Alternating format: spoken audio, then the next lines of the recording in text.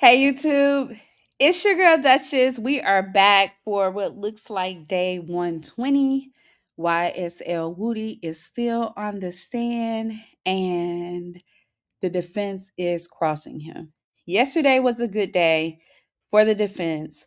They made Brian Steele made a lot of headway in shredding the state's case, especially when it comes down to what happened with Donovan Thomas. So, without further ado, we get started a little later over here so we can get past all the lunch breaks and all of that. I am your midday small room to keep up with this YSL trial. And without further ado, we are going to start the stream. Let's go.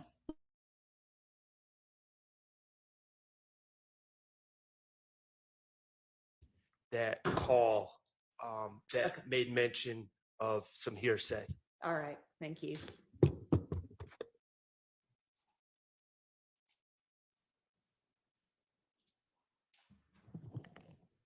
All right, well, it's a few minutes early for the jury, so we'll just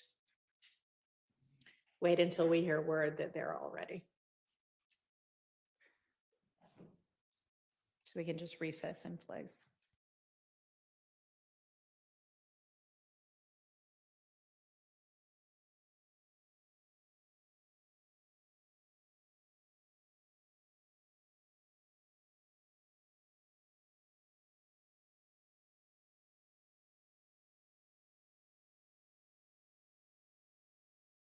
Your Honor, I just want to see if the court would give me time to do a proffer with Mr. Copeland. I want to, obviously, I want to, but I will, whether I want to or not, but I will follow your order about the ex parte June 10th conversation in Judge Glanville's chambers.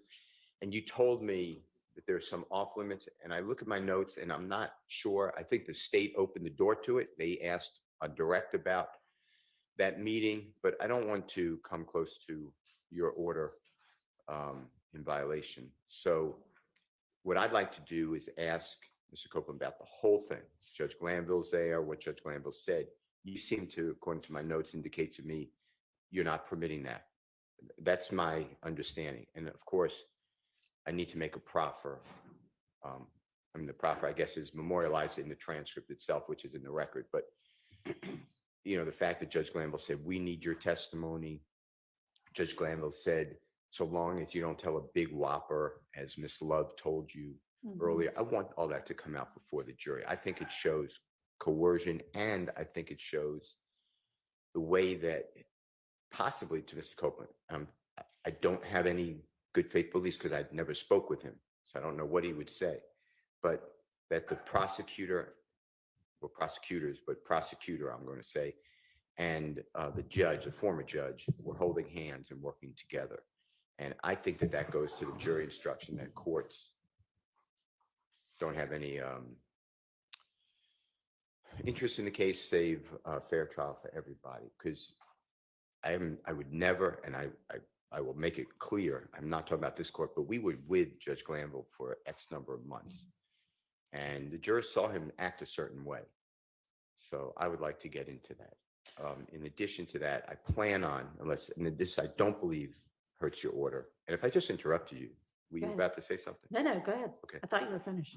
I plan on going into the fact that Mr. Copeland did say, it's on the transcript, everything, I did all these crimes. That's not a quote, but it's somewhere in that transcript, and I could get the quote. I'd like to get into that and ask him what he meant by that. You could ask him that. Okay. I'd like to ask him about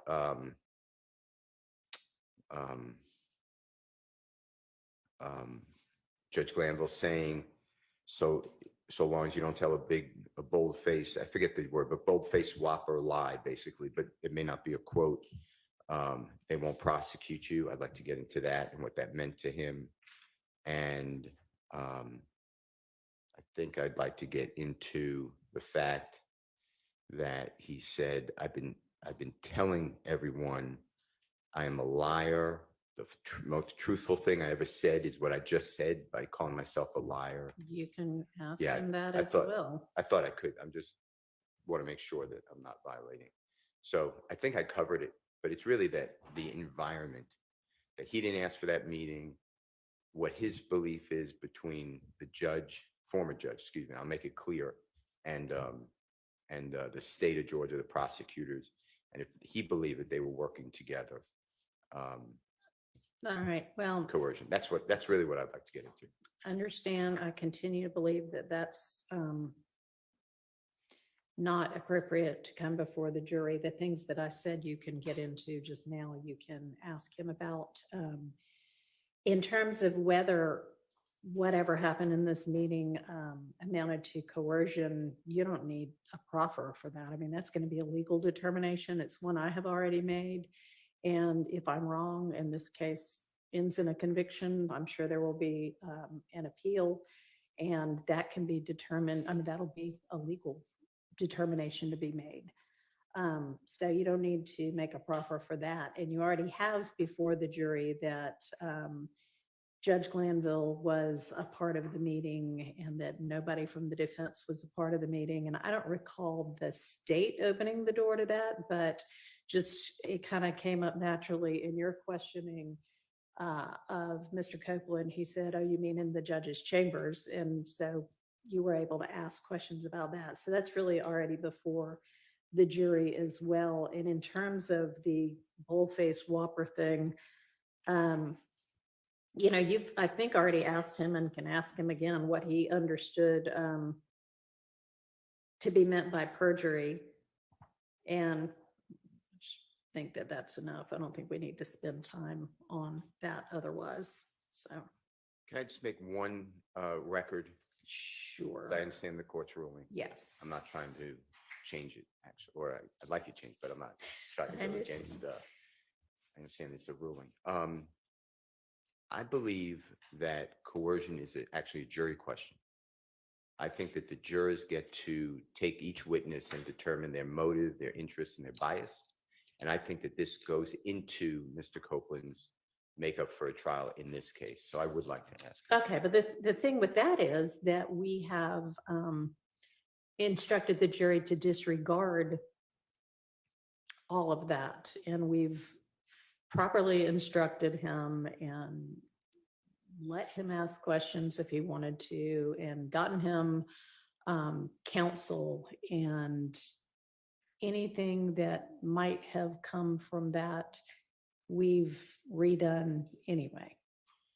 To a certain extent, but doesn't it carry the witness? When I say the witness, Mr. Copeland, I mean, he's the one that the jurors are judging credibility. The state is saying, it's interesting, witness, because the state is saying he's a truthful man, basically in 2015. He's untruthful in 2024. I am saying I am diametrically opposed.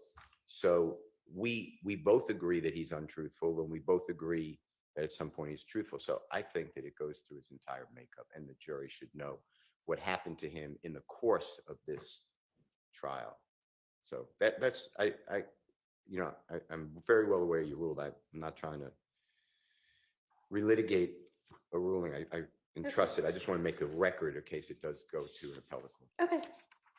Thank you. No, thank you. Oh, Yes. I have one more thing. So I looked for cases. Yes. I do have some cases that even during trial, it could be a prior inconsistent statement. But you said, and I'm talking about the Right. he's an innocent man, June 27, 2024 posting by Mr. Copeland. So we're clear. And I'll submit it with the court's permission. If you don't let it in, just for the record, just so the appellate court can see, as Mr. Williams or JW 236A. It's already on the thumb drive as 236. Yeah, it's on there.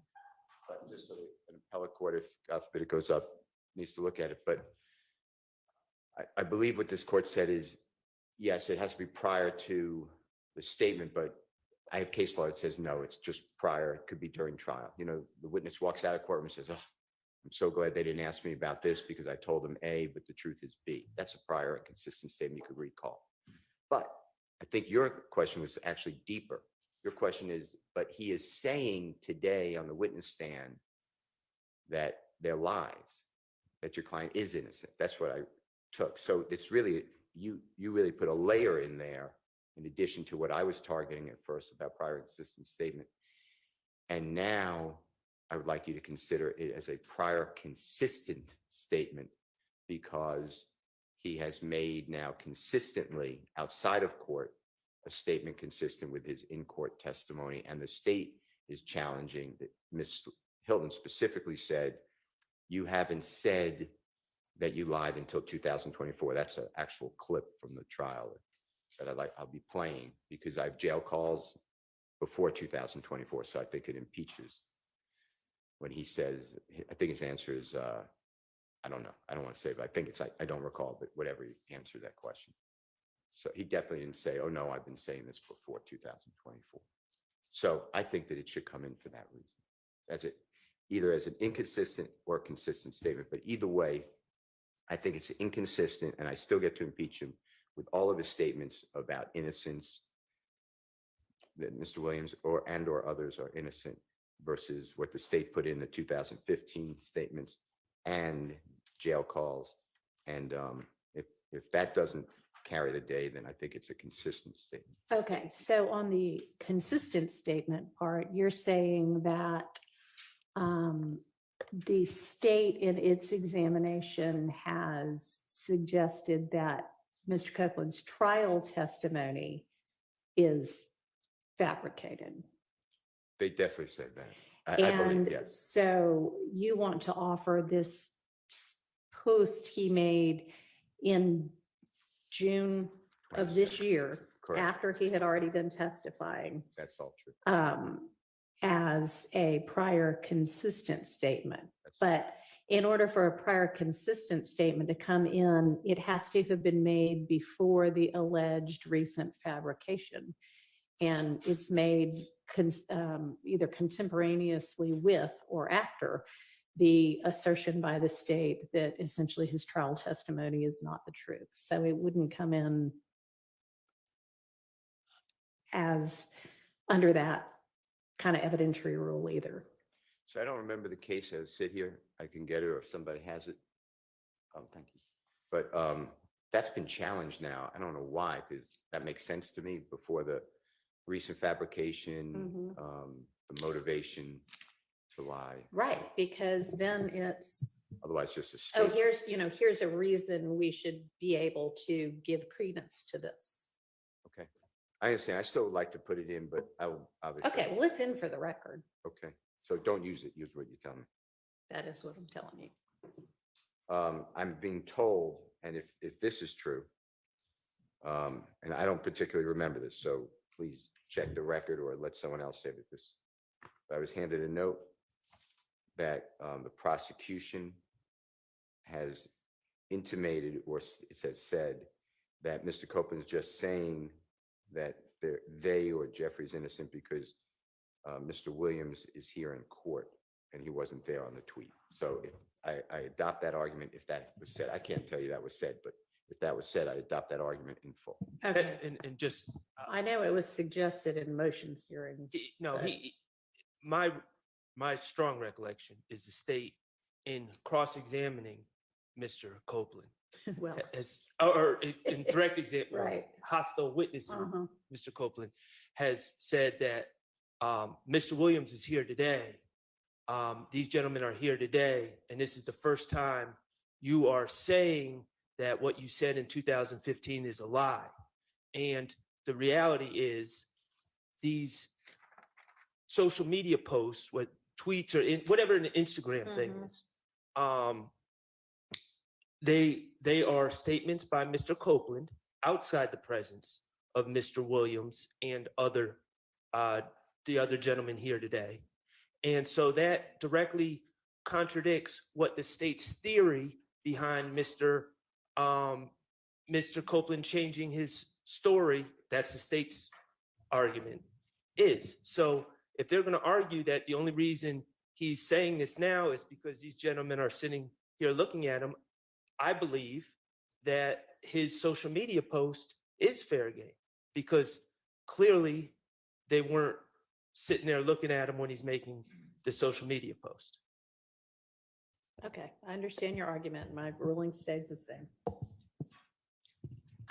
Jury's ready. Okay, let's get Mr. Copeland, please, and then we'll get the jurors.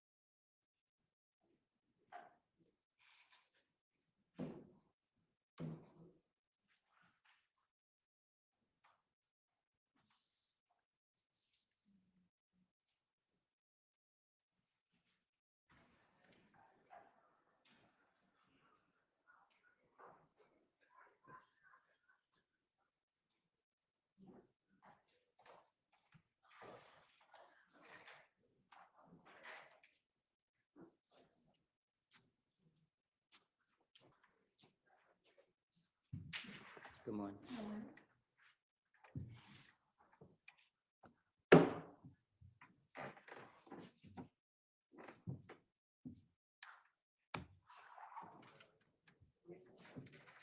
right, for the jury.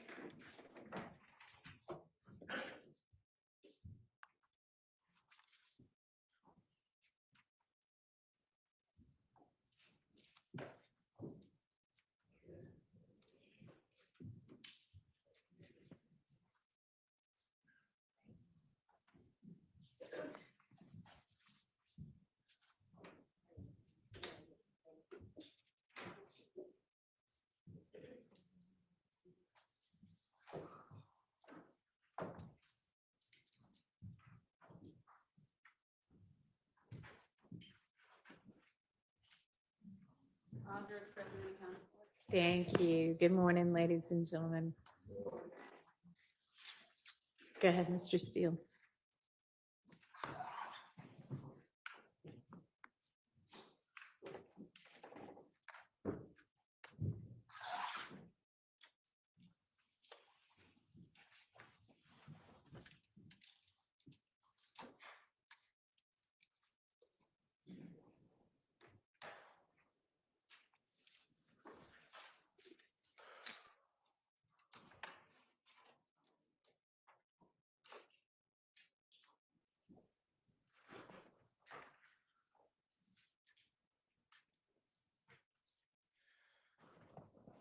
On, if you remember, on August 12th of this year, today would be the 28th. So talking about 2 weeks ago plus, Prosecutor Hylton said to you that, and it's only now in 2024 that you are saying that everything you said in 2015 is a lie. Is that correct? Do you remember that question by any chance? Yes. I would like to introduce through you some jail calls. Did you have time with your lawyer? Don't tell anyone what you discussed with your lawyer. That's privilege. But did you have time to listen to jail calls that I gave your lawyer a couple of days ago? We listened to him yesterday. Okay. And on those jail calls, is that your voice? Yes. And are you speaking with people that you know, significant others, Yes. family members, friends? Is anything different about any of those jail calls? Like, did anyone amend it, change it? You know what I mean? Like, to your knowledge, or does it sound like the conversation that you remember or had? It was me talking on the phone. Okay. And during year 2022 and 2023, do you remember being housed? By housed, I mean you were in custody and put in the Fayette County Jail. Is that your memory? Yes. Okay. And the Fayette County Jail recorded calls that you made on the jail call like they do in pretty much every prison and jail? Yes. All right. Your Honor, I would like to move for admission Mr. Williams' exhibit number 250, And Your Honor, A is cumulative, so it's going to be 250B as in Barry, C as in Colette, D as in David, and E as in Aaron. And this is the same thumb drive I give to honorable court. The parties stayed in October, and Mr. Copeland's lawyer. All right, and these are from 2022, all of them? They're from, and I'll announce the date and time, Your Honor, but Okay. December 2022 through February 2023. There's Okay. four different calls. They're admitted. Okay, thank you.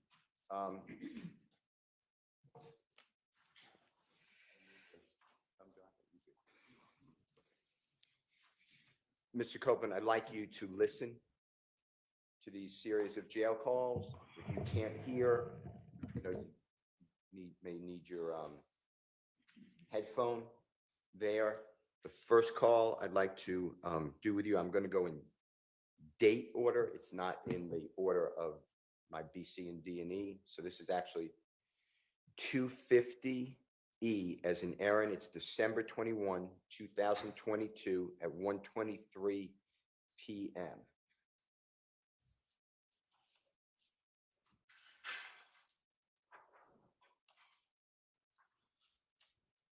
And if you listen to it, I'm going to then ask you some questions.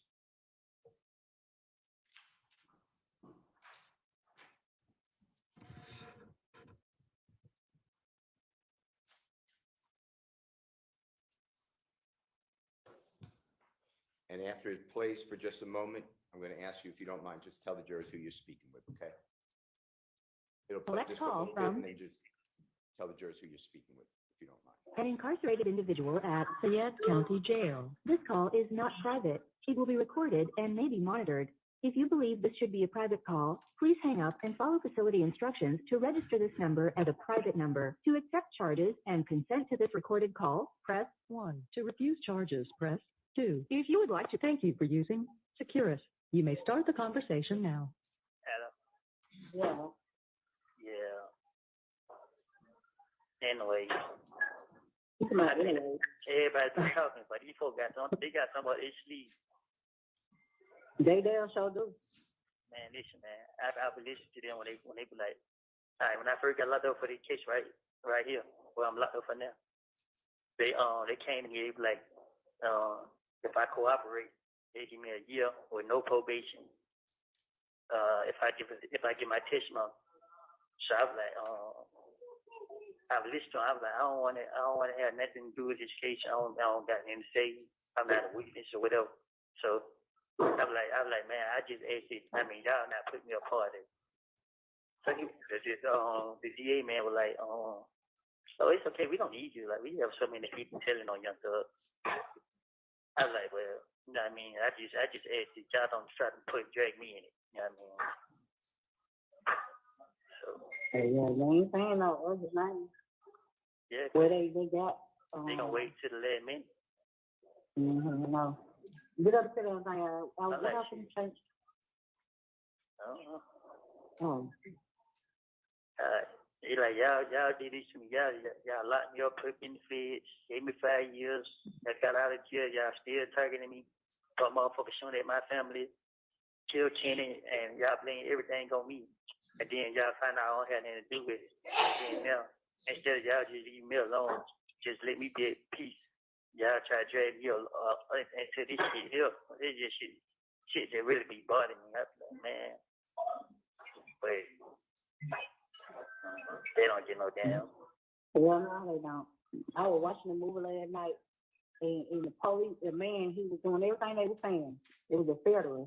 And he was like, they don't give no fuck about me. They just want to complete their case. Because when they got his ass in there and he did what they told him to do, he called her and he was like, done. She didn't even get him out there. He had to kill the damn guard to get out. Watch it, you know what? These motherfuckers last night they tried to come out here and try to add me that shit, right? I told him, I said, let me tell you. The lady said one thing. She said, first she's like, if something happened to me, she's gonna do everything in her power to investigate. I was like, damn, you already got it in That's your all mind. she's gonna do. Yeah. I said, you already got it in your mind something gonna happen to me. So, but I said it to myself. I said, let me tell y'all something. I I said, y'all dragging me in this, trying to make me a part. Or make it seem like, oh, I'm cooperating. My whole thing, I'm trying to prove my innocence. Y'all trying to pin a murder charge on me. Listen, I ain't got nothing to do with no murder. Everybody saying I did it. I ain't got nothing to do with it. I lied on do it because, I found out that he I can't say that. I can't say that on the phone, but, it's some shit happened between me and him back then. And just so happened I got locked up the next day. You feel me? Mm. You remember Mary's son? Who? Mary's son. Aunt Mary? Yeah, the one who. Oh yeah, I heard. Hey, I would have said all day before. oh shit. Trez told me about that. Nah, I wasn't talking about that, but I was using this situation to describe what I was to say, but you said too much. Well, shit, my bad. But Trez told me about it already. Cause it do me. Nah, I wasn't talking about that.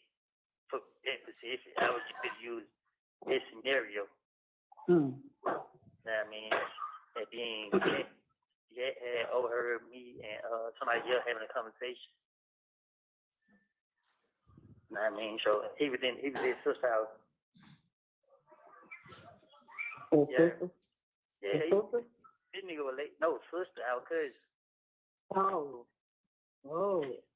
This nigga was laid up in her bed, and I was in the living room. I was in the living room telling nigga. I was telling my partner, like, man, look, man, these fuck niggas goddamn this and then third. I'm telling him what's going on. Like, these fuck niggas playing on me. You feel me? Mm-hmm.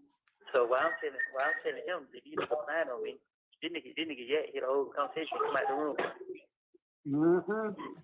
So when I see him, my mouth dropped. I'm like, what? You feel me? Like, so he heard the whole conversation. I'm just like, shit, fuck it. I already know you could go back and let them niggas know what's down. Mm-hmm. He tried to tell me that what I was talking about, I was wrong. I ain't know what I was talking about. I'm like, yeah, I do know what I'm talking about. I ain't stupid. That shit crazy. As a mother, I said that shit crazy as hell. Y'all just put that up on my feet. Then after that, then what's his name went to kind of post me on his Instagram page and try to tell me to come back around. Man, I ain't come back around y'all niggas. I know what y'all got saying. Come on, man. Y'all niggas crazy here thinking I'm stupid. You're right. But if you bullshit where he was telling somebody else like, man, some. He was saying that because it's some gloves are saying. Stop trying to get your ass in. No, I hear you. I can't stand them motherfuckers. Now that's why I don't get. When I be listening, you started. Monday you got my son in the oven. I'm telling you, I'm listening. Cause he was telling somebody else something. I really be trying to get the rundown without saying. I mean, too much, but. I ain't down, I'm listening. Okay.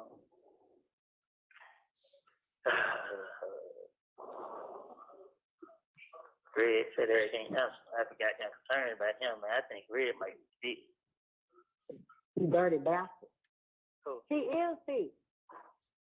But I don't think he's like passing sick. And then how did his grandma feel? You ain't never asked him about that. Call him back. I think he's doing okay. You know he told you he'd be free. He said when he'd be free, he'd be getting out. Hold on, let me call him back. Give me some syrup. Hold on.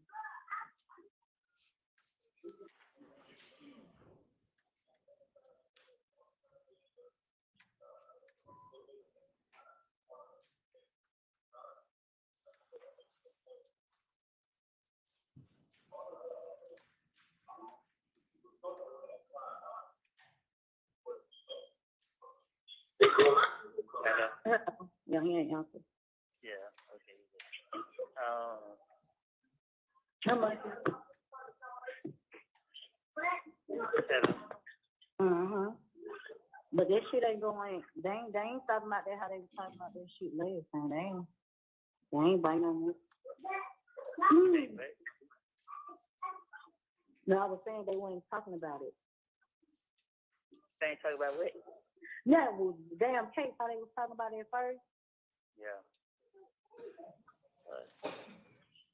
Yeah. He said he don't serve is what he is. For great. Mm-hmm. Yeah. Okay.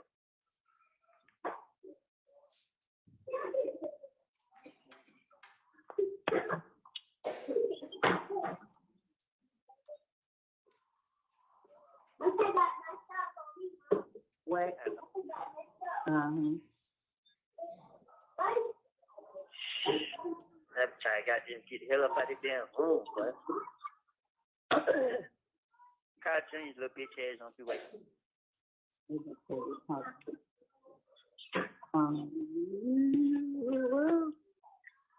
I need to give me Kent number so I can tell Kent send me some goddamn money. Hold on. Hold on.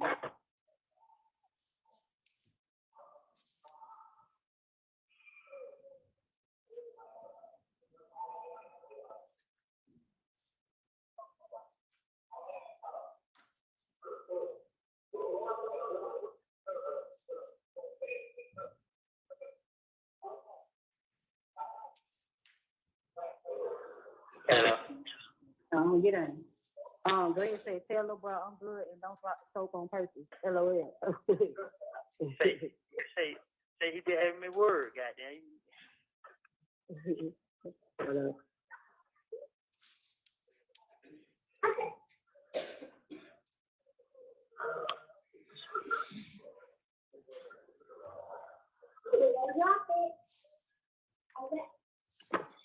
He'll be good as long as he done lost that weight he's supposed to lose. As long as he takes your medicine, keep that shit up. Ain't no telling why he lost that weight. That nigga got, you know.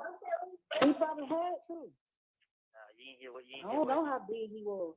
You ain't hear what how he was talking to us last night. I told him, you got to listen to a person. A person try to cover the truth, but you listen how he said, you'll hear it more to it.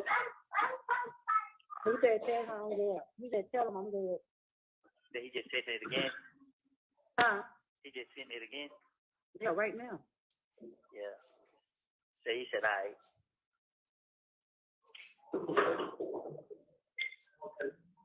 I said, and I love him forever with his bitch ass, LOL. Yeah.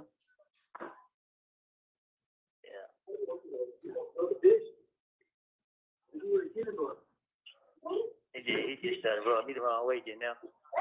You so stupid. I ain't no sorry with you. It's kept. These folks got y'all motherfuckers thinking, that I'm working the other one. Shit. Boy.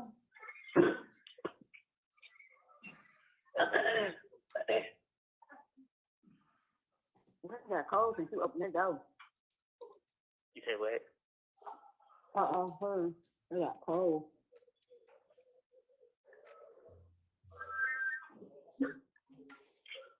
Hello? Mm-hmm. Yeah, man. She's a stank ass. She might be hot.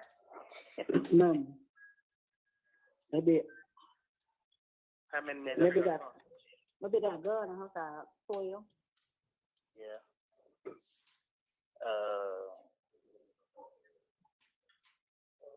We got that point out. Good girl.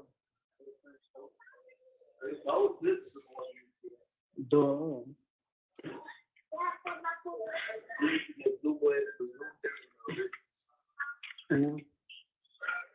Hello? How do you watch this?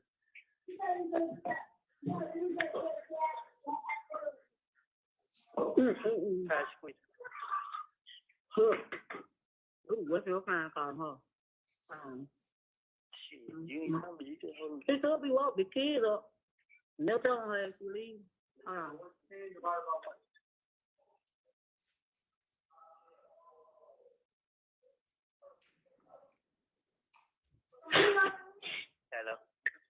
She got her phone on Do Not Disturb. I got a sister.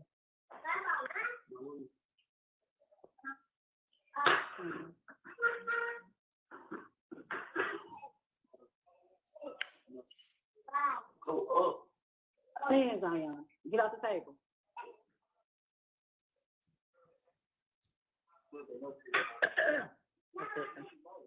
You say what? I got it. Yeah. Renee never ain't come, right? Who? Renee or Becky? Yeah. Becky did call back yesterday. My bad. What She she say? she gonna share when she get the money. It could be one day a week. Yeah. Oh, why did you say? Didn't you say they said something about Cornelia Zach? Who? Cornelia Zach. Yeah, I think they did say that name. They said so many goddamn names. I'm saying they said that he a witness. Did they say Condari Zachary was a witness? Yeah. They did. Mhm. Yeah. That nigga out. He out. Yeah, they let Diva Cleveland. That who? Let Diva Cleveland. Oh. That's what I'm saying. Like, shit. You motherfucker they be pick and choose who they gonna let out. Mm-hmm. Hell. They let them tell. So they say they trying to make it seem like they got a case by still keeping you locked up and shit. They making it seem like, oh, we still got their main witness. They don't know. They ain't got shit. Shit, they do. That's it. These people not stupid. They won't be going out of the way.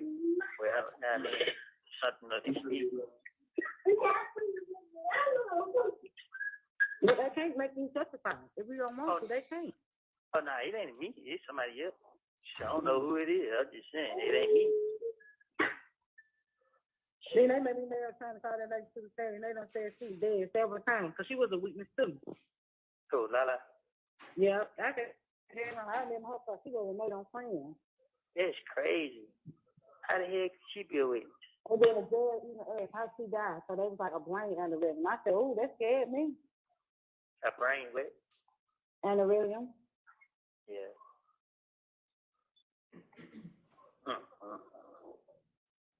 How the hell could Lala be a witness? Who the hell do she know? When they walked to the whenever they were walking somewhere, they said she was somebody's wife, but we know that's a lie. I think Duck is her son, right? Yeah. Yeah. I was like, that's not even her husband, that's her son. I knew that for a fact, so he was going crazy when she passed. And but they was like, when they came to question her again, they said she don't know nothing about nothing. She don't know what they talking about. So I was like, that was funny. But they couldn't bring her to the stand because she passed. Yeah. So the judge had to ask how she passed and write it down. Oh, yeah. These motherfuckers so good, I need 2 more in the oven. Sit down. You don't play with hot stuff. Uh-huh.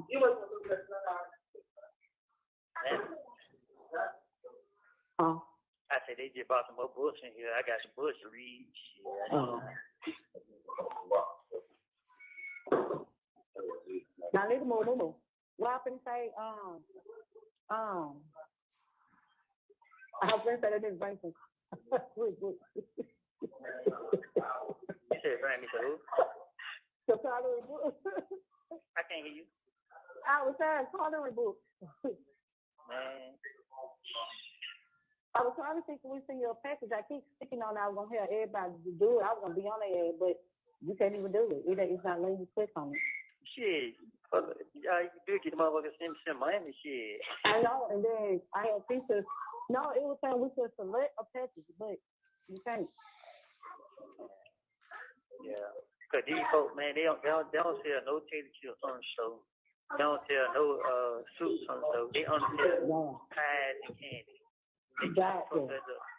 Trying to make y'all some damn diabetes. But see, me, one pack cookie, it might take me 2-3 days to eat one pack cookie. That's me. I got to want the cookies when I want them. Once I put me some on the earth. Hello.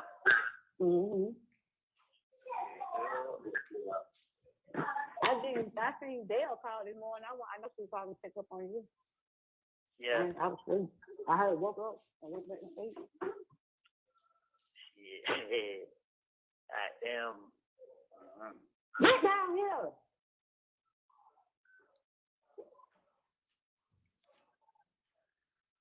You What? had Woody? She called early. Yeah, she called like 10 something. Yeah. Yeah, I already done broke the TV. Sit down. You have 1 minute left. Hello. Uh-huh. Yeah, but shit, I don't know. I ain't got shit to talk about. She your ass. Why you worried about that shit? Stop worrying. Nah, I ain't worried. I just thinking like shit. Anybody else sit down phone? Shit. Oh, What? You bitch don't want to talk to me or something? Yeah. no, I don't say that shit crazy. I don't know what's going on. I don't make no sense of it. Yeah. So I said, shit, me either. Yeah, I don't get no fuck. You know what I mean? Exactly. At the end of the day, I ain't letting it to me. It's just shit. I know you started talking to me when you got shit to talk about. You know, I understand you want to call your whole system. Your ass and me saying, nigga, know what you How the hell I be knowing what you be saying? I can go in and out. Because if you out, you definitely wouldn't tell me no since I was what you all right. Don't. Right. I'll be called back. All right. Thank you. The caller has hung up. Thank you for using Securus. Good. Mr. Copeland, would you mind telling the jury, the person you're speaking with, who that is in relation to you? My sister. Okay. And did you hear, and I'm going to ask the court, I'm going to replay it, but did you hear their December 21, 2022, during this conversation with your sister that you mentioned that you lied on Thug? Did you hear that in there? Yes. Can you play Mr. Kokomo at 3:21?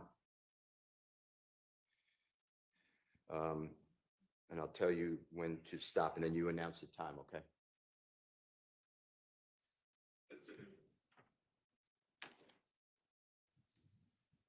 I ain't got nothing to do with no murder. Everybody, and I did it. I ain't got nothing to do with it. I lied on Thug because, you know what I mean, I found out that he I can't say that. I can't say that on the phone, but, you know what I mean? It's some shit happened between me and him back then. And just so happened I got locked up the next day.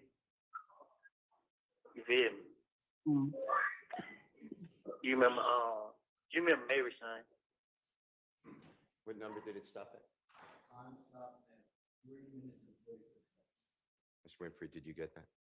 3 minutes and 46 seconds. 3 minutes and 43 seconds. 3 minutes and 46 seconds. You were right. Mr. Copeland, were you arrested in April, if you remember, April 2015 by law enforcement? What year? 2015. 2015? Yes, sir. I don't know. Do you remember the song Halftime that the jurors have heard about? Yes. That being released. I'm not saying created, but released in and around April 2015. It was released when I was in jail. Okay.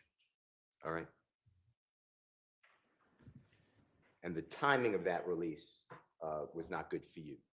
The police used the lyrics of Mr. Williams as against you, that Woody would, whatever the words are, punch someone in the noggin or shoot someone in the noggin, whatever the words are, right?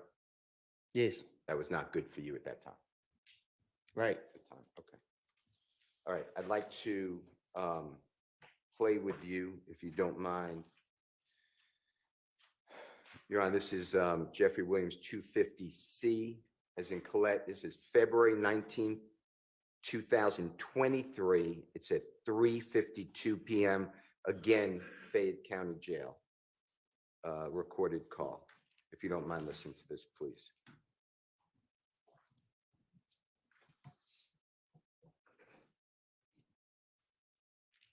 Hello, this is a prepaid collect call from an incarcerated individual. Fayette County Jail. This call is not private. It will be recorded and may be monitored. If you believe this should be a private call, please hang up and follow facility instructions to register this number as a private number to accept charges, and thank you for using Securus. You may start the conversation now. Hello. Yeah. Yeah, I'm trying to tell you, the phone, you know the damn phone gonna hang up. No, I thought you hung up. Nah, Push that thing back up on the door. Hello. what been going on? The same shit. Yeah. Oh, shit. Anybody call? Baby called, that girl called, and I said, these hoes don't want no information. Girl, called about your business. And what she say? She talking about, hold on, she text at 3 o'clock in the morning again. She got one more time to text at 3 o'clock, I'm bust her ass. She's like, can you tell him to call me? I don't have money on my phone, but if y'all do tell him to call me, you are the other sister. Thank you. Yeah. But he said,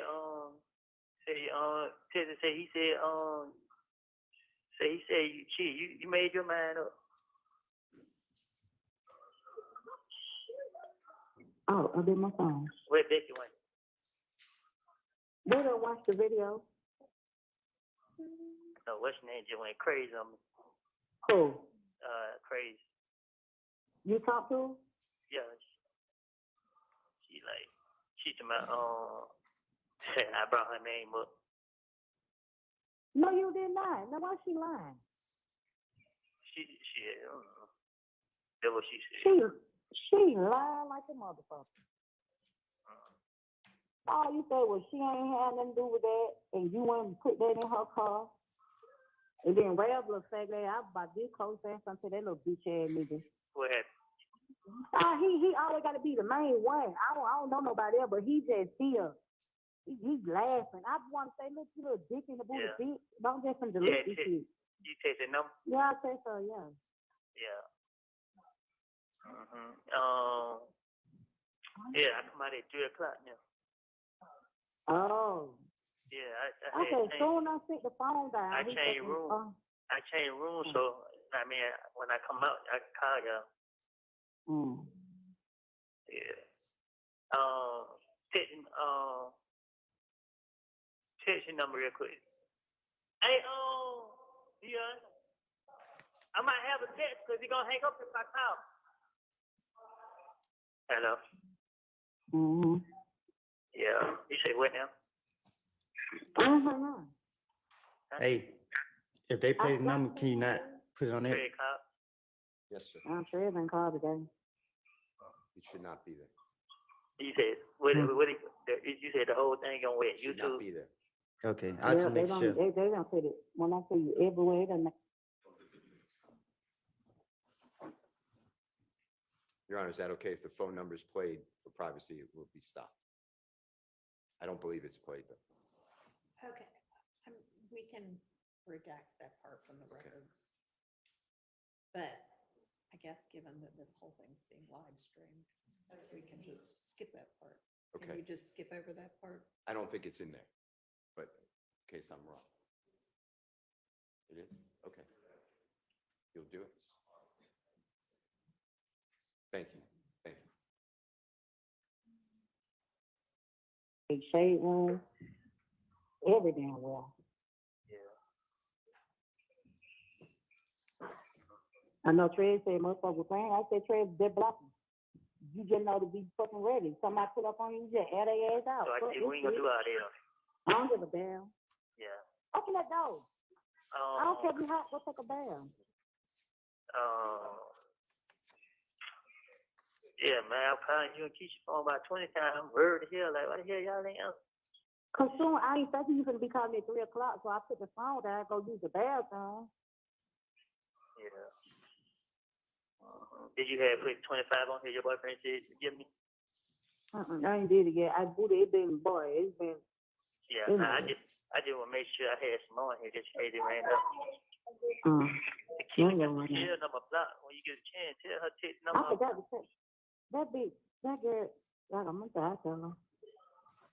What happened? She don't know if she's coming or going. Huh? I said she don't know if she's coming or going. Oh, excuse me. Yeah. Yeah. You should have told her 650 number start in case you had no damn 3 in the morning.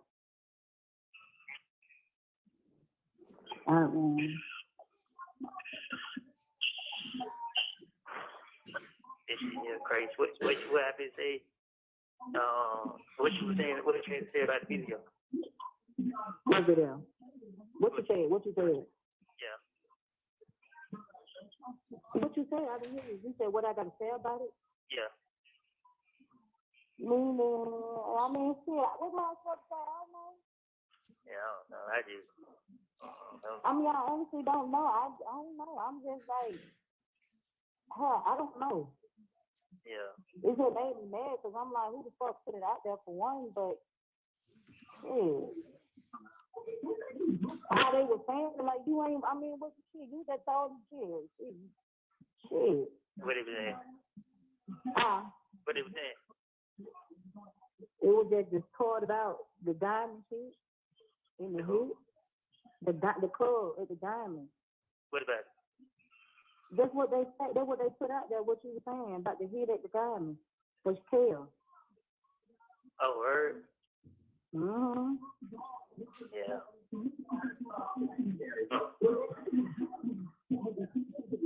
Yeah.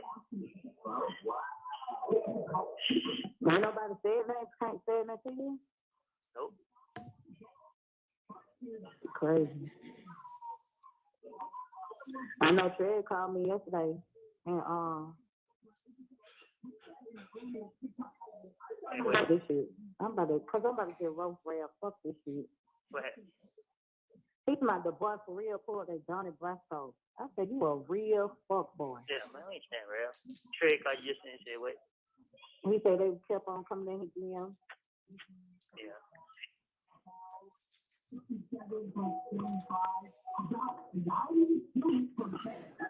man. This shit here, boy, I ain't gonna lie to you. This shit got me so fucked up. I be depressed as hell, Lee. No, fuck that shit. I know, now I just called y'all phone. Y'all ain't answer, so I like, they were. Ain't nobody expect you to call at 3, and you know, this is time Keisha go to work.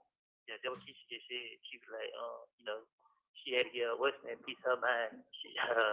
She gave crazy, like, she's like, man, she told why she's on the phone, like, man, fuck hell, like, that man.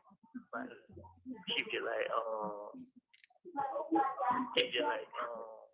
she gonna put some money on my foot and give you some money to put on the phone. I like, shit, I hate. I like, man, they put all the money on the phone. Like, at the end of the day, shit, y'all motherfuckers ain't answer shit. My motherfucker goddamn, I said, I'll rip to my Keisha, because I know she be saying my call. Yeah, I don't know what the fuck she on. Yeah, I can't call Keisha because Keisha got the what's her name blocked. I try to call Deshaun, she ain't got the money on the phone. I try to call Trey. She answered? Nah, you know, I'm calling them for them to pay for the call. But they ain't answered. Oh. What I supposed to been doing? Huh? What I supposed to been doing? You ain't tell, I don't know. Huh? I don't know. They number you said that? Because they ain't go be. They ain't go to? Why is it cold? Huh? You gotta cook the sauce. Hello? Yeah. You say you ain't go to? I say it went through, she ain't said that.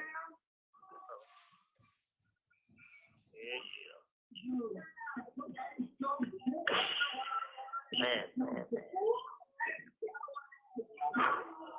It ain't one thing, it's another one. That's why you gotta keep that faith, keep praying. Fuck with these motherfuckers saying it is what it is. So fuck them.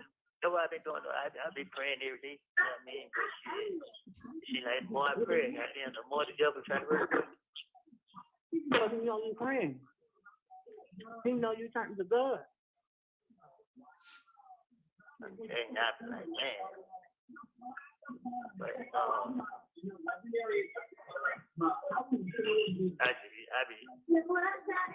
have said, when you get a chance, call Keisha, tell her ugly ass, she got the jail number blocked. And I was going to tell you to got, put her number on here and tell her she don't need to be sipping no other jail call. Wait, this one. Tequila. Yeah. Because when you and Keisha don't answer the phone, I don't have nobody else no more here to call. I'm gonna put her number back on there. Don't put her number back on here. Until she take it out. Yeah, she take it out. Try to put I just try to call Sweet Collect too. I thought he was gonna answer. It take it so long for him to pick up. I thought Shaquita number on there, so it shouldn't be collect. Man, we don't even answer. Like she just quiet all the way through. So I be like, I don't be knowing. Yeah. I'm trying to see if she if they deliver, she ain't saying anything. Why people say them motherfuckers like what the little girls that you be calling? They said all that on there, and she really mad because the lady said, "Why you want to be with their son?" And he was like, "Because she got 3 children." So she was like, "So you don't need to be with the other girl. She ain't for you." That's why she really mad. Oh yeah. Go get up. All you worrying about is the money. You just come to come and get the money. Money. Cool. The girl. What girl? Crazy. You said what now? That's all she worried about, come and get the money. What are they paying the jail call? No. They played everything that was in the thing. They played it's not even 3 hours long. That was a lie. It should like 20 minutes long. And half the time you just in there. It wasn't 3 hours long, it was like 20 minutes. What did it say about the money? No, she was saying all she wanted was the money. That was her main concern. Aaliyah money about the money. And you didn't really say her name. You just said that was your girl. And then they asked you when you was somewhere, you was like, I was at a girl house somewhere. Yeah. Oh, it's not before I got locked up. I was at your house. Yeah. And they was like, where's your address? He was like, we ain't together no more. She went through my phone. Then the other officer was like, shit, my girl goes to my phone. I'm be homeless too. Oh, shit. Yeah. I'm not saying shit. The motherfucker out there to myself. Let me tell you something. I went through the same thing. It was different. I'm talking about my situation. It was like the more I prayed, the more the shit was coming at me. I got on my knees and cried to God. Once I got on my knees and prayed and I cried, got all that off my chest, I was relieved. And then things started turning around for me. Man, for real, like the way this shit going, like, man. She said, tell him that when I asked him to tell me what was going on, he had every chance to. I shouldn't have to learn about shit from other people when I talk to him down there every day. But he want to be, bitch, fuck you, hoe. Fuck you talking about, bitch. Keep reading. What? Keep reading. I read what she said. Oh. She said, tell him that when I asked him to tell me what was going on, he had every chance to. I shouldn't have to learn about shit from other people when I talk to him down there every day. But if he want to be like that, then cool. Say shit, I ain't been no way. Shit, say, call it real quick. I ain't got time for this shit.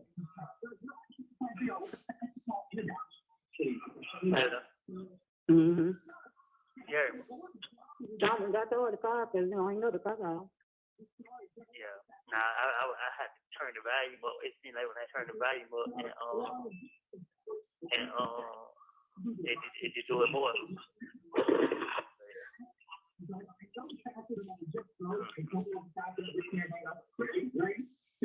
That motherfucker that got issues. Bitch. I'm not having nowhere. What the hell you be going out there for? Because I don't want no ready to say something to me. Bitch, I'm ready for your faggot ass. Oh, you see him? And I'm ready for baby. Hell yeah, and his ass in the state. I said, fuck, boy, I'm sick of your pussy ass. He said, nigga, I ain't scared of none of y'all motherfuckers. Man, you ain't got it. I'm just tired of rap. You don't know. Like, shut your faggot ass up. Bitch, he dressed you in fed your thirsty, dry ass, crystal lip, bitch. Baby, y'all come for it. I'm with it. Man, hell no. Because you ain't gonna make it worse. You know what I mean? It's what these people want. They putting this shit out there for people to see it out, but hello? Yeah. Yeah. You know what I mean? They want people to react to this shit. You know what I mean? Because it's crazy. All the people they done locked up, they ain't putting nobody else interview out. I knew what we had. Baby girl, she's gonna look for a lawyer, and I am too, because like everybody said, there was a lawsuit. Y'all gonna put my life in danger? Like, come on, no, hell no. How the fuck is it legal? Y'all gotta make it make sense. The defense attorney. Well, they talking about, it's not very sick. The big thing very sick. I said, y'all come, what is it? You know, they want to say that dog come up here. Hold on, I'm merging in. Merging in. Yeah.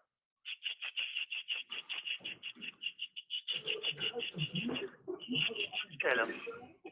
You talking about what? What you talking about me? Bro, you sitting here goddamn going off on me like it's my fault and shit. Like, come on, bro. Because when I be asking you stuff, I be asking you for a reason. I shouldn't have to find out stuff from other people.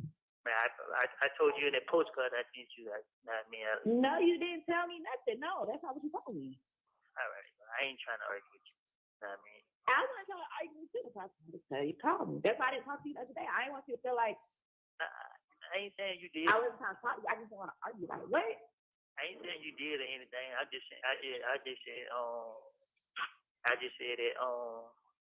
I ain't mad at you. Know what I mean? I can't shit, you ain't did nothing to me. Shit, I blame myself, thinking I got all the sense. Nah, this year backfired on me. Hello? Mm-hmm. Yeah. I see people doing this shit intentionally. It still ain't gonna make me touch, bro.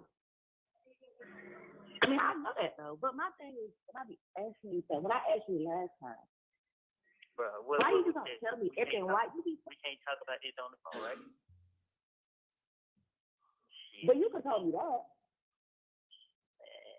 To be honest with you, I didn't even know nothing about it. You know what I mean? Like, to be honest with you, I ask people what the hell, like they got to tell me what the video say because I don't even remember what the How video you said. don't know? You said it. And that's why. I know what you say. Because I just told you, man, when I got locked up, man, I was trying to say whatever got them to get these people to let me go. And shit, that's why I said backfired on. At the end of the day, shit, they know it ain't nothing but some bullshit. That's why they putting it out there like that. Know what I mean? Shit. I guess. You say what? I guess. Shit. I just trying to get you to like. I don't really care about it. That don't have nothing to do with me. I don't care about that. But I don't want to have to hear shit from other people or see shit from other people or be blindsided when I'll be on the phone all the time. So why you just don't be telling me stuff? If I knew anything about it, I wouldn't. How you don't know it? What? What you talking about? The video? I'm just talking about in general. Like, Yeah. Well, after the first time it happened, right? And I was like, I don't know if it's too much going on. That's too much. In that moment, you should have been like, okay, I understand that. Also, X, Y, and Z can happen. X, Y, and Z can happen. This can happen. That can happen. They could do this. They could do this. Listen. What I told you, what me and you talked about was we can't talk about this on the phone. That's what me and you talked about. So what I told you was, what I told you was, I said that these people been coming to me, trying everything to get me to say, okay, I know that. Well, okay, I know that though. But you could say certain stuff though. Yeah, I ain't gonna lie to you. I've been explaining to everybody. I've been explaining to everybody all morning. Like, I keep myself on the air. Like, you know what I mean? Like, for real. Like, it's all bullshit. But I can't blame nobody. Like, that shit, it got me so frustrated that these people trying everything, but I don't care. It still ain't gonna make me testify. You know what I mean?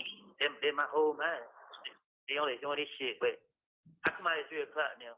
I gotta go in right now. Okay. The caller has hung up.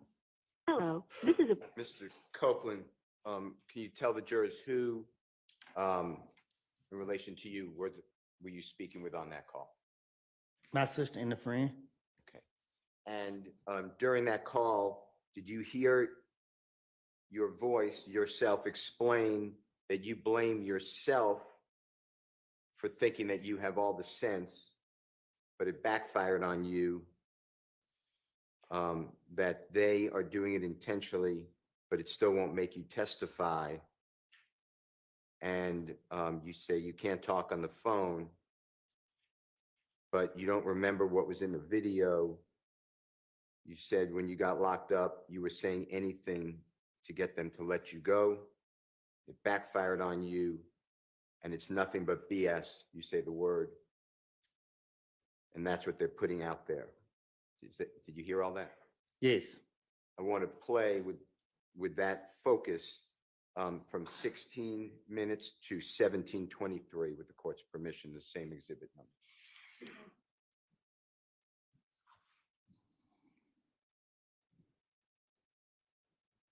Dang, I just said that, shit, I ain't mad at you. Know what I mean? I can't, shit, you ain't did nothing to me. Shit, I blame myself, thinking I got all the sense. Nah, this shit backfired on me. Hello? Mm-hmm. Yeah, these people doing this shit intentionally. It still ain't gonna make me testify. I mean, I know that though, but my thing is, when I be asking you, so when I asked you last time, Bro, why you just don't tell me everything? Why you be? We can't talk about this on the phone, right? But you could tell me that. To be honest with you, I didn't even know nothing about it. You know what I mean? Like, to be honest with you, I just ask people what the hell. Like, they got to tell me what the video say because I don't even remember what the How video you said. not know you said it? And How that's you why. know what you said? Because I just told you, man, when I got locked up, man, I was just trying to say whatever got them to get these people to let me go. And shit, that's why I said backfired on me. At the end of the day, shit, they know it ain't nothing but some bullshit. That's why they putting it out there like this. Nah, I mean, shit. Mr. Copeland, I'd also like to ask you whether you heard on this same exhibit recording that you said that that they, and you can explain who they is to the jurors if you don't mind, are coming at you to get you to say some stuff, and you explain that you say that you've been explaining to people all morning that you've kicked yourself in the backside or ASS, and you say that it's all BS and you can't blame anybody. Did you hear that? Yes. Okay, I'd like to play 1825 to the end. Your Honor. If Ms. Combs said he heard it, I don't know why we're replaying, so I have an objection to replaying it, if he said he heard it. It is so hard for the jurors, in my opinion. Well, you just read what you said was said and he affirmed it, so we don't need to hear it again. All right. Mr. Copeland, this is going to be Mr. Williams or JW 250B. So I'm going backwards, but B as in Barry, and this is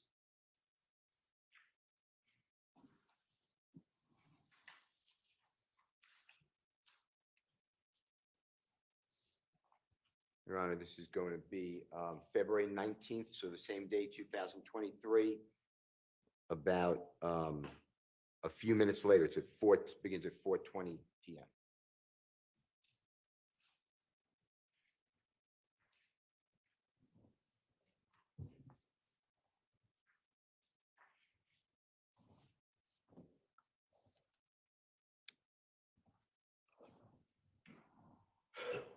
Hello, this is a prepaid collect call from an incarcerated individual at Fayette County Jail. This call is not private. It will be recorded and may be monitored. If you believe this should be a private call, please hang up and follow facility instructions to register this number as a private number. To accept charges and consent to this recorded call, press 1. Thank you for using Securus. You may start the conversation now. Hello. They won't let you call back again? Yeah, I called back. Yeah, that's why I'm gonna call back again. I told her that. I said it must won't let him call back. Yeah, tell her to call me. I don't know what the hell. Zion.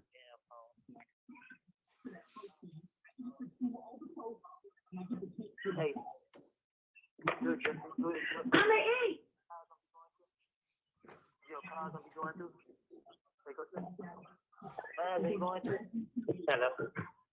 Mm-hmm. That's straight. Anyway. I wonder why I told y'all they don't hit my phone. Y'all don't hit my mobile phone. Oh shit. I ain't man, I don't even know nothing about this video. Yeah. Oh, hold on, y'all. Put it over I there. don't know nothing about the video. What you mean? Like the interview. Put it right there. What you mean you don't know nothing about it? Like shit. I just was like shit when you shit y'all telling me, yeah. Like y'all gotta refresh my memory. Oh, hold on. She's on that woman.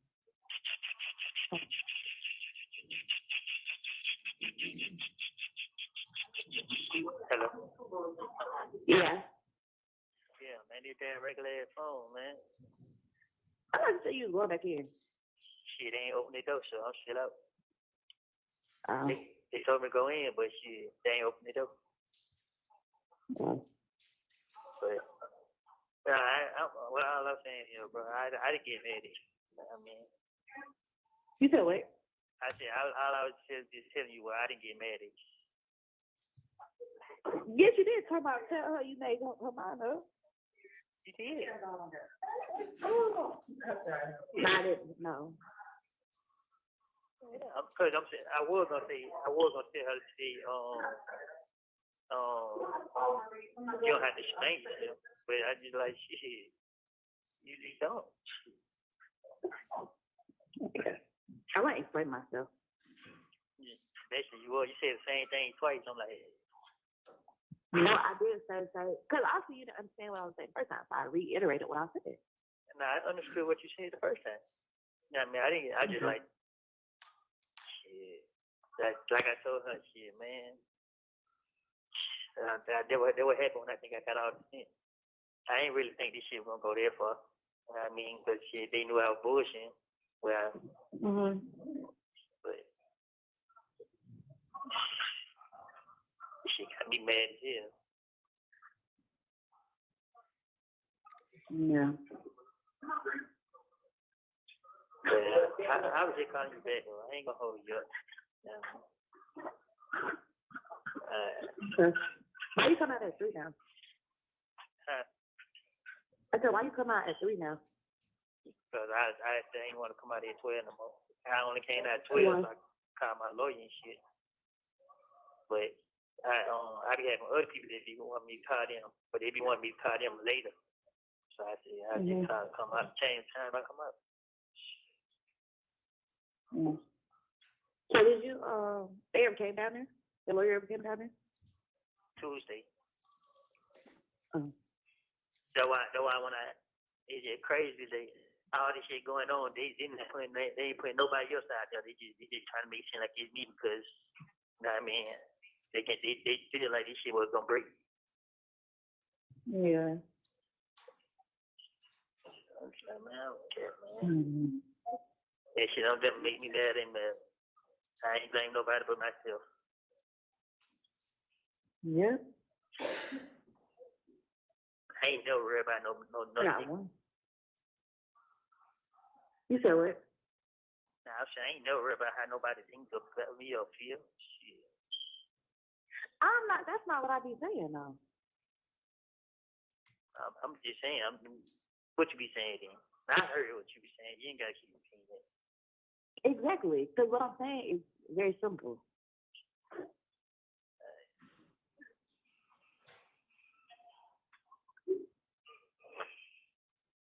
I don't know what you be making me say.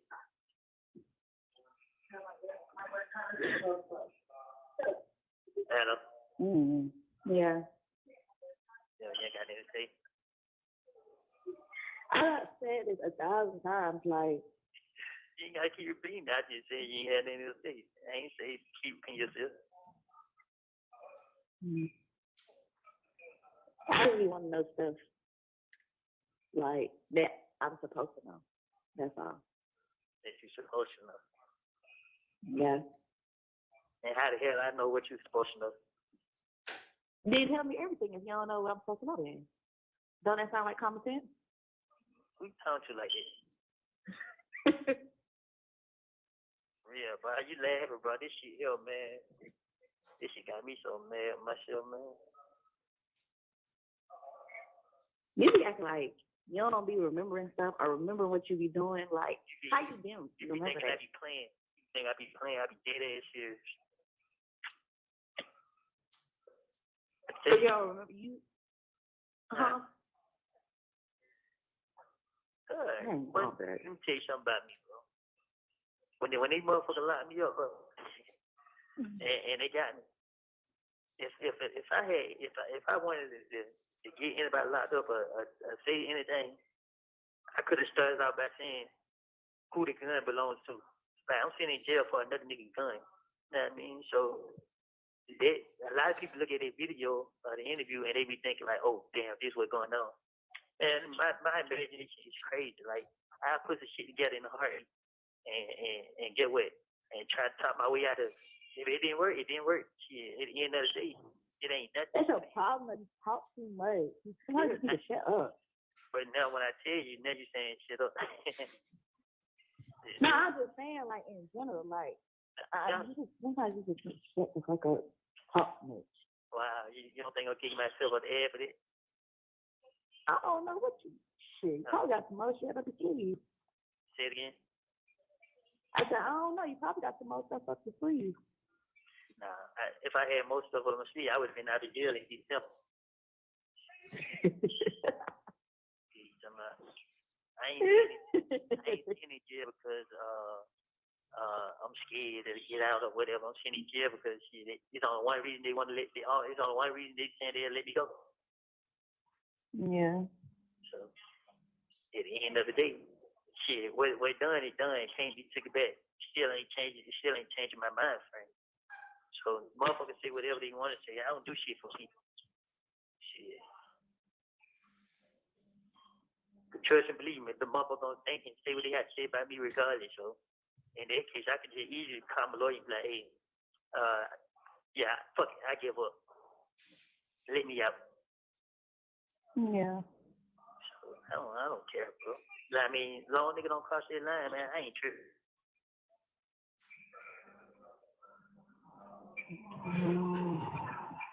Thank you. Guess. Hello? Crazy girl. Yeah. Tell me about it. She's not funny. I'm not laughing, bro. I'm just. It's not funny. Trust, I know it. You ain't gotta tell me it ain't you. Yeah, I could just be sitting somewhere minding my business. Baby, I could be minding my business. I'm like, huh? They said what? Nobody Go look at this. What? Nobody know you be talking to me, so what you talking about? I'm saying I could be sitting somewhere minding my business and sitting somewhere like doing something. And I can overhear a conversation. I'm like, huh? What they said? Then I gotta go look this shit up for myself to see what's going on. Guess what? If I don't call nobody on the phone, I don't even know. If I called my sister, she told me, I'm like, what? Yeah, I called somebody else and he was telling me, I'm like, wow. I mean, like, shit. These people desperate, you know what I mean? Like I like to tell him is just pay attention to shit. Look at what they doing. Everybody who went to court and agreed to say whatever they said, they ain't putting none of their interviews out. They ain't putting none of their statements out. They ain't putting nobody out there but me. Because they trying to make this shit to seem like me and him. When they came up here and see me, they try to talk to me, Jody. Oh, we want to know about, hey man, listen, I just want to know why I ain't going to court, why I ain't getting out. I don't know nothing about nobody. Just I made all this shit up, trying to finish my way out of jail, and I ain't do nothing, make it hard on myself. And you know, the motherfucker did. They ended the interview and left because it ain't what they wanted to hear. Yeah. So I just like, all right, I go through this shit, you know what I mean? Shit in life, you know what I mean? But before I sit there and be the reason of what somebody else down for, this ain't me.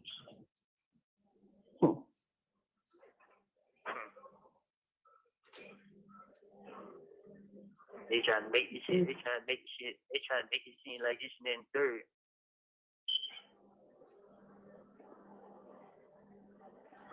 You're not making no. You didn't make it no better. I did it. I didn't even for real, bro. I didn't even, man. It's just not like I said. I thought I had all the sense. Thought these kids, but they'll believe what I say and let me go. Mm-hmm. This shit didn't work.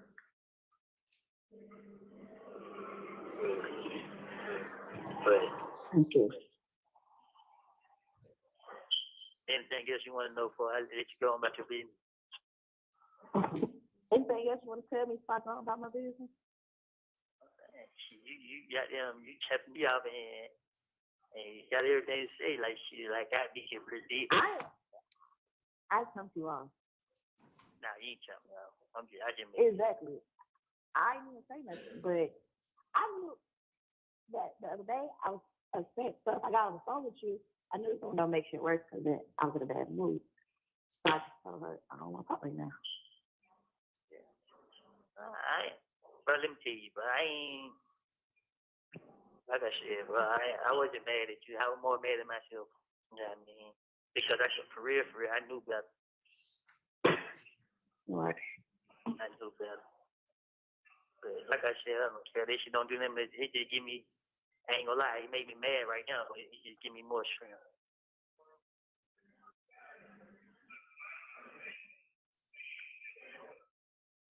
Mm-mm-mm.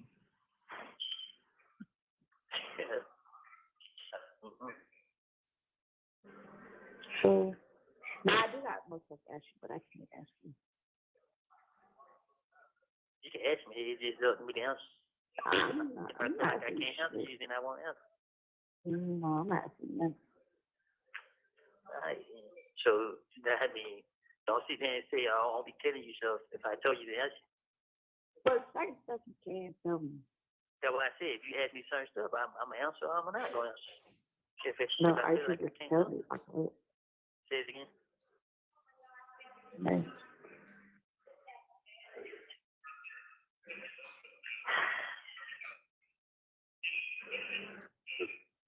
It's crazy. But then, I just said it's crazy. I know one. Whatever going on, going happen in court, there's gonna be some people ain't expecting. I mean, this shit ain't gonna have nothing to do with me. What? Shit. They just got there. They just trying to keep their attention on me.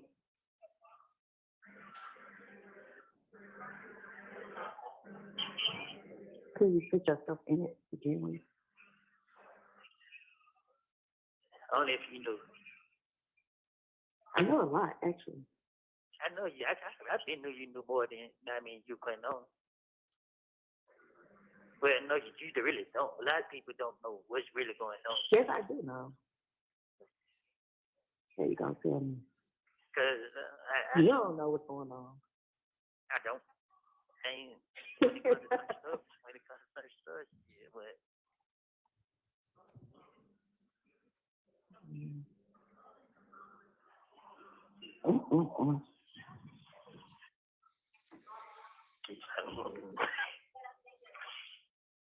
You be stressing me out.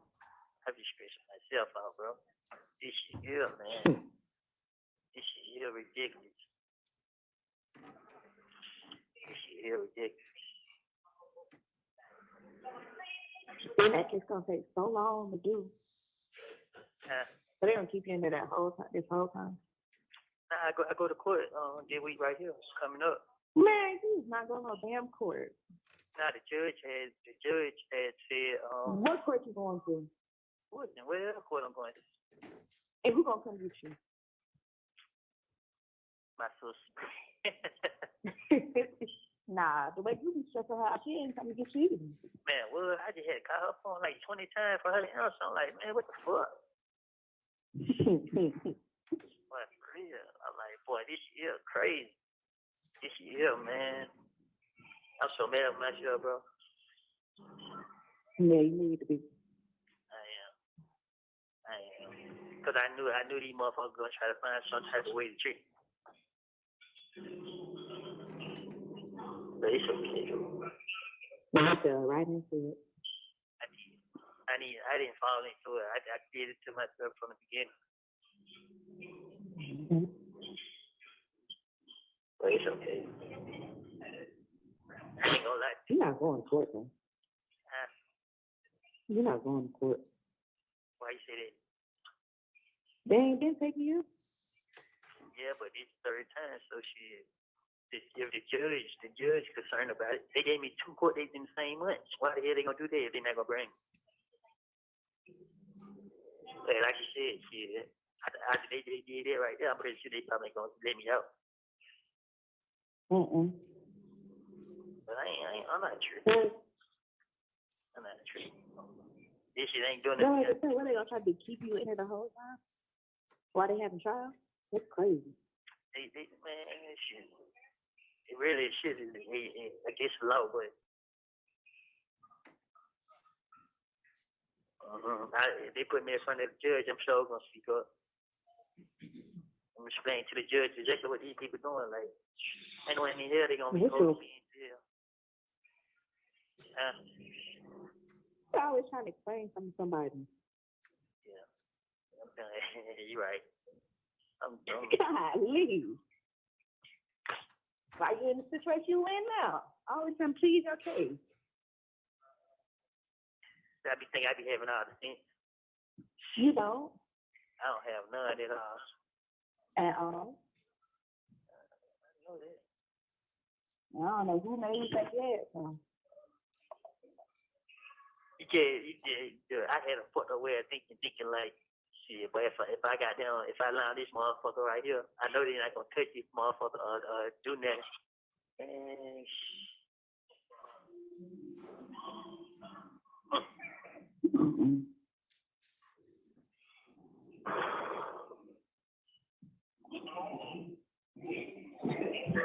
oh, hell no.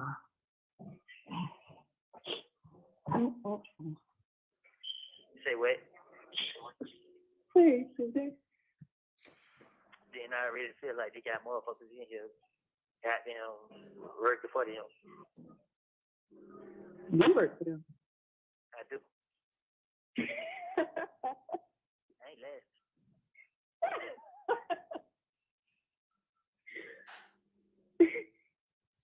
You have 1 minute left. Oh my God. I can't laugh now. Nah, cause you really made me goddamn, you know what I mean? I made you wait. Nah, I just like shit. It is what it is, bro. You know what I mean? I ain't gonna let you keep goddamn, I don't work nobody. Let you motherfuckers get me. Nah, I just say I ain't letting these motherfuckers get to me. But I ain't gonna keep holding you up, bro. You know what I mean? I ain't trying to hear that shit you talking about. You trying to get inside you. I was just joking. I know you ain't. You be saying laughing at shit. All right. I was just joking. Yeah, all right then. Well, kid, I'm just like, Okay, good. The caller has hung up. Mr. Copeland and Jeffrey Williams 250B as in Barry. Did you hear, and it's at the 4:10 mark starting, you said that you didn't think that this SHI, I'm just not saying the word blank, was going to go that far, and that they, meaning the prosecution, the police, knew that you were BSing. Did you hear you say that? Yes.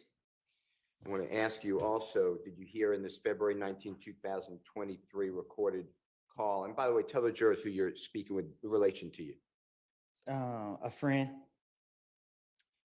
Did you hear you discuss and you say that this is crazy? You tried to talk your way out of it. It didn't work. Your friend says that that's the problem, is that you talk too much and that you need to be quiet. She says it a different term. And you say that doesn't your friend realize that you're kicking yourself in the backside or ASS for that? Did you hear that? Yes, and that you're sitting in jail. There's only one reason that they will let you out, meaning the police and the prosecutors. Is that who you're referring to? yes, And you said what's done is done. You can't take it back. Did you hear you say something to that effect? yes, Okay. Did you hear on this recorded call that you said that they didn't put anybody else out there but you? They are trying to make it seem like it's you and Thug. You said that when they came to see you, they asked about it. You just wanted to know why you weren't going to court. You don't know anything about anybody else. You said you told the police and the prosecutors you made all of this SHI blank up to try to finesse your way out of jail. Did you hear something to that effect? yes. And who is the person, when you said when they came to see you, who are you referring to? Them two right there. And when you say them two, the two prosecutors sitting at the front table before the Honorable Judge Whitaker, Yes. Ms. Hylton, Huh? Ms. Hylton? And Ms. Love. Okay. And did you tell them back in 2023 that what you said previously was to finesse your way out of jail and it's untrue? Yes, Did you make that clear? yes, Did they come visit you at the Fayette County Jail? yes, Did you hear on this recording, you then said that they ended the interview and left because you weren't doing what they wanted to hear? Did you hear that? yes, And you're talking same as two prosecutors that sit before the jury every day? yes, Did you hear yourself say that you thought that they would believe what you said back in 2015 and let you go, but it didn't work? Did you hear something to that effect? yes. Who is the they? Who are you, when you say, I thought that they would believe what I said and let you go? Who are you referring to? The police, Okay. the gang unit. And the jurors know who they are, but the same people that's been on the videos, Yes, and Detective Thorpe, I assume, if I'm wrong, just yes, say. Okay, and Agent Cunningham. yes, Did you hear, and this is at 17:50 start time on the same Jeffrey Williams 250B as in Barry? Did you hear you say that you have effed up, you have an effed up way of thinking? You think that you have all the sense, but you don't have any. Your friend agrees. You say you had an effed up way of thinking. You thought that if you lied on that MF, I'm not saying the word, but MF, they wouldn't touch him or do anything. Do you remember hearing that? yes. Who is the MF you're referring to? If you lied on the MF, who are you pointing at? Thug. Thug. Okay. And you made that clear to these prosecutors and the police. Yes,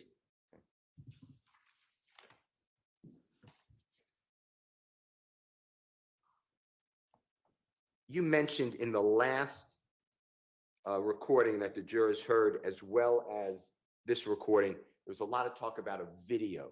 Do you know what I'm referring to? There's a lot of talk Yes. about the video getting attention. Do you know what I'm referring to? yes. Tell the jurors what you are referring to on your calls that we just heard. Interrogation footage, video. And was it one of the ones that we saw or the jurors saw in this courtroom before the Honorable Judge Whitaker? Yes, And when you say, when you're talking and your friend is saying, you know, people are talking about it, you heard all those conversations, right? On the Yes. recording? Do you know who put that video on the internet during this, before this trial started? I don't know who did it. Do you have a belief who did it? Yes, And who are you referring to who did that? Objection, relevant to who he believes. Goes to his state of And mind. speculation. Goes to the state of mind on the conversations that he's referring to, puts it in context. I'll allow it. Who did you believe put out the videos on the internet of your interrogation, or the video? the state. And by the state, the same people you've been referring to?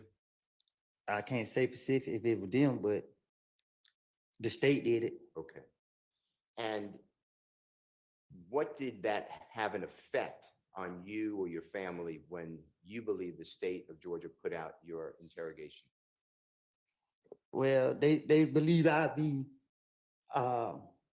if everybody say I'm a snitch, you know, this and then third, they believe that I'd be like, okay, and just do what they want me to do. And is that, there's a mention in the last recording that your friend was saying, or your sister, we're getting a lawyer, they put us in harm's way. Was that a lawyer for what? To go out to the state, For putting that video out? yes. To see who put it up. Okay. I'd like to go to, Would this be a good time for a break? sure. Okay, let's take a bathroom break. For how long? How long? 10 minutes.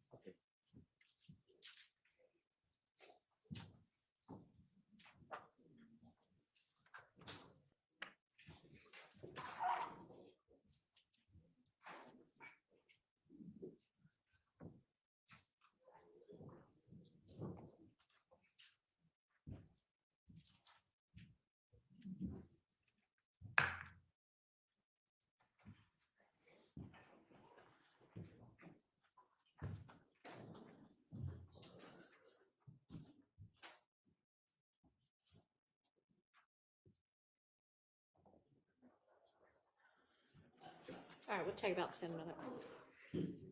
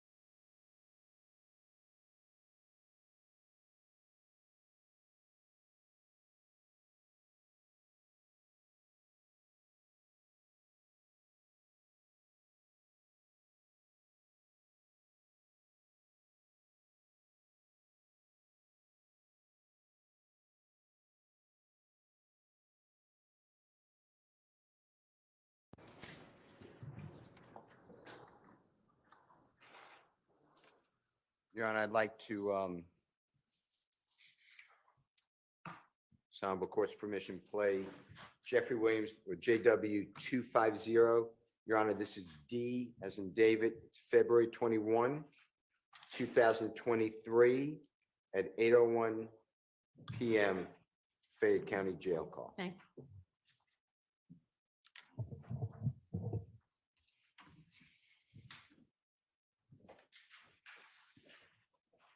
Hello, this is a prepaid collect call from an incarcerated individual at Fayette County Jail. This call is not private. It will be recorded and may be monitored. If you believe this should be a private call, please hang up and follow facility instructions to register this number as a private number. To accept charges and consent to the thank you for using Securus. You may start the conversation now. Hello, Yeah. my boy didn't call. Yeah, he was calling you, was on the phone with Trey. Call him real quick. I'm sure he can call now. Huh? I told him he can call now. Yeah. Now I don't feel like going to see no damn serious. But I I ain't know gonna I'm lie. finna fall asleep. my head just started hurting bad as hell. Shit just made me feel better though. I be feeling like I be got. Because you worry about what the street say for the street. Ain't lie. We're gonna fuck with you because of you. Everybody else fuck them. Fuck that hoe. It's a court situation, man. You know what I mean? Like, it's just like. Let me tell you something. God gonna let you out in the right time. Hold on, he calling. You just gotta trust that shit and believe it. Have faith. When you pray about everything. Click them in, why can't Cry that shit out to God. Yeah, you can say that while you click them in, crazy girl. Yeah, you can. Hello. I'm saying before y'all start talking. You rude, that's why I can't stand talking to you. But I'm done. I'll tell you to click them in and say that when you click them in. I did. Shut up. Yo. I was telling her to finish saying what she was saying. When she kicked you in, she taking over being rude. What's up, man? No shit, what's going on, boy? Man, these folks doing, they trying everything in their power. They try to goddamn break a nigga, man.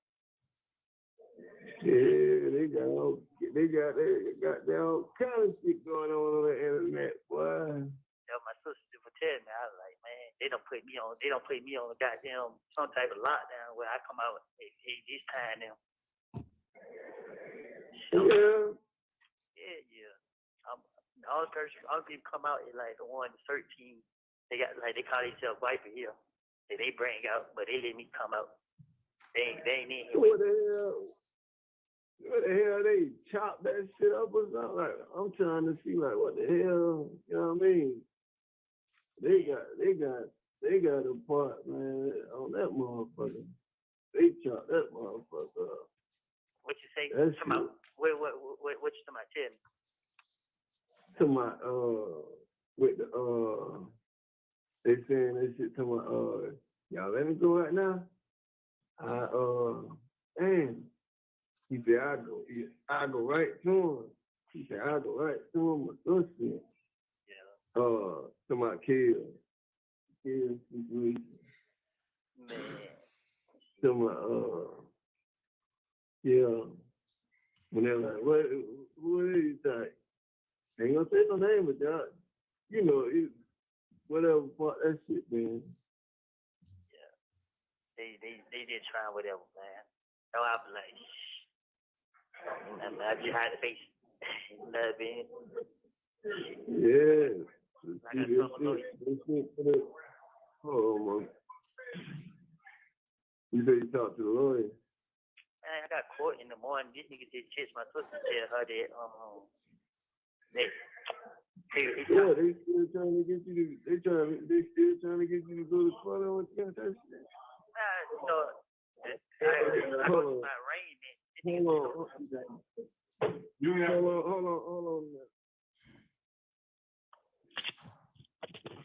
ain't gonna take about that. My people that came into the office. Yeah. People came into my office. Yeah. Yeah, bro. Well, he said I'm going to court to not just this shit. Yeah. So what? I'm saying, like, what the charge? They still doing the old charge? They still got this stuff how driver with suspended license and reckless driving. So I'm like, yeah. Damn, man, you been talking about you didn't tell me the whole time you're gonna try to ask for a bond, but now you tell my sister that we gonna enter not guilty plea in the morning. But they gonna do it on Zoom. He said he went to the judge to make sure that they come get me to bring me to court. And then he held later and but like we gonna have court on Zoom. So, yeah, but the way that shit looking, boy, they ain't even worried about them charges. They trying to get you. They trying to get you. At the end of the day, them charges, they're just a goddamn, them old charges, that shit just a goddamn, what you call that shit, like a, 15 months, no bond. Yeah, that's what I'm saying. They, but you know what, it's like they gonna keep putting them charges up just to hold you and hope you know what I mean? Cause the way they doing that shit, bro, the way they put the shit out there like that shit ain't, you know what I mean? It's like they got an agenda, bro. Like, they saying to themselves, okay, motherfucker, you talking about you ain't gonna talk, this is what we got to do. oh, you ain't gonna call. That's what we gonna keep putting this shit out there to make you feel like, you know what I mean? To make everybody like they just do it. They just shit. They going crazy with that shit, bro. Yeah, I told her Yeah. there was their ammunition. I'm like, shit, you know what I mean? Like, I ain't tripping. Shit. Yeah. Like, man, you know, shit get goddamn crazy. I keep trying to contact his lawyer, and I'm telling him, like, look, you say you gonna come see me today. You ain't come see me today. You know what I mean? Then he just playing too many games, and now they gonna put me on these damn ass lockdown. And I ain't even gonna be able to get in touch with this nigga. Like, I ain't gonna be able to talk to him unless he comes to the phone after 7 o'clock. So, like, Yeah. So, like, man, and my sister did you call? I had to tell her to goddamn let you know, goddamn, I be out there anytime 'cause I know you be at work. So, Yeah. I ain't know if you can answer. Yeah. Cause I hit up and I was like, hey, you know, I always want to know how you doing. And I especially when I be seeing shit, I be feeling like, damn, I ain't want him to be on this in this stress and shit like that. You feel me? Man, stress ain't the word. I'm like, man, I know, it made me man. angry. Like, Huh? I said she just made me angry. Yeah. Man, that shit, they got that shit. They got that shit. And then they just play like 2 minutes, 3 minutes of that shit. You feel me? Like I don't want to lose, bro. That shit on. Yeah, but that shit's so crazy. Motherfuckers all jump on. I don't even know how the fuck they even find them pictures on my page. They all under that motherfucker going crazy. I ain't even commented back on their head. Like, oh, you was his mentor. So you ain't told him such. I'm like, I just seen this shit today. They must have did that a couple of days ago or something. I'm like, how the fuck these folks found my shit? What the hell? I don't even, who the hell is y'all? Man, crazy thing about Bill, but she, I know they mad because, I mean, they feel like, like, you know how you got a dog, that motherfucker see his tail, that motherfucker be shaking his tail. Yeah. They feel like they what I did. I made them chase their tail. So now they trying to show a motherfucker like, oh, okay, you wanna play a game with it? Cause listen, bro, they came to me when I first got locked up. They offered me 1 year in jail, no probation, no papers, no nothing. I turned this shit down. I turned them down every time they came to me. I turned them down. Tell my lawyer, no, turn them down. Now my lawyer said him. He finally tell them, look, they cannot contact me at all. And we don't want to talk to them, do no negotiating with them or nothing. Now all of a sudden this shit just pop up. Yeah. The other number you were saying, the other supposed to come holler at you? Yeah. Here, they ain't never come? Nah, I told my lawyer, like, when this shit, I told him, like, oh, man, I don't want to talk to nobody. You know what I mean? Like, yeah, at the end of the day. They're like everybody trying to trap you right now. Yeah, I just like, at the end of the day, I don't want to talk to nobody. I'm not going to put myself in a worse situation. I'm just going to face these charges I'm locked up for and just, you know what I mean, deal with it, whatever comes. If they drag me to court, I got my Fifth Amendment rights. I'm going to take the Fifth, and then I'm going to go from there. You know what I mean? I don't want to talk to nobody. Yeah. I mean, I was trying to think about you. I was trying to think of all kind of shit myself. I ain't even gonna lie. Yeah, I be so paranoid. Shit, I just like, man, I don't know what is what, who's who. Like, yeah. Everything There's about it. Motherfucker fail to realize that if you look at anything that was said, ain't nothing that was said, motherfucker was charged. So if motherfucker, to it, you see, I was saying anything, but the main thing I kept saying was, they let me go then. Yeah. I was out of there. But I mean, he wasn't up for that. See, and the public, just people don't know all that though. Like people that's close to you in your circle or something, they know. But far as the public, world, Like they don't know that. All they know is what they see. They don't even know. They don't know what's going on. All they know is what they hear from the media, what they see, and what they hear in court. For real, for real. So they, they just take everything and run with it. Exactly, like everybody on this shit. Yeah, everybody there, all the niggas on tour, please, and point the finger. Ain't nobody focused on none of it. They only focus on me. Like, man, look at this. Yeah. And it's because of how they putting that shit out there like that. Like they putting pieces of the video out there, and they chop and get just the worst part of that motherfucker. Yeah. Like, come on right now, y'all let me go. Y'all catch them in the act. I leave y'all there, and y'all catch them, y'all follow, and y'all rest them in. Like, y'all mean they put that part on that motherfucker. Yeah. You feel me? Like it just. They try. But remember, I used to always tell you, bro, that's the only thing that gotta be. Because remember, I like, boy, if anything ever happens, you got a right to that discovery. That's the only thing I was always feeling, man. Man, listen, my whole thing here. I feel shit. I just like. Well, at the end of the day, I feel like I'm more, I feel like fuck him regardless. It ain't my, him, fuck him. You feel me? It ain't about him kind of at the end of the day shit. It's like, it's like what they putting you through right now. You feel me? Yeah. I ain't feeling sorry for him, not about him. I'm feeling sorry for you, you feel me? Yeah. Like, shit, at the end of the day, shit. Yeah, my whole thing, fuck them. I feel that way too. I don't care nothing about them, but my thing is with these people, they doing this to me intentionally. So by them doing this to me intentionally, I'm like, okay, y'all gonna drag me, then okay, I'm gonna get drugged because I should allow myself to be put in this situation. Yeah. So I just like, this shit get hard. I get crazy as hell.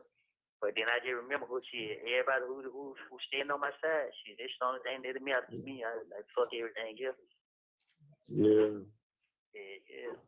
I know the whole thing, like I be laughing to myself, but I be mad with myself too. Like I know better, you know what I mean? But it's crazy because motherfuckers don't pay attention. Shit. If I wanted to tell, I could have easily said if I had anything to tell about. Shit, just like I'm still up on another nigga charges. I could have started. I could have started out right there. Shit. Yeah. So I just.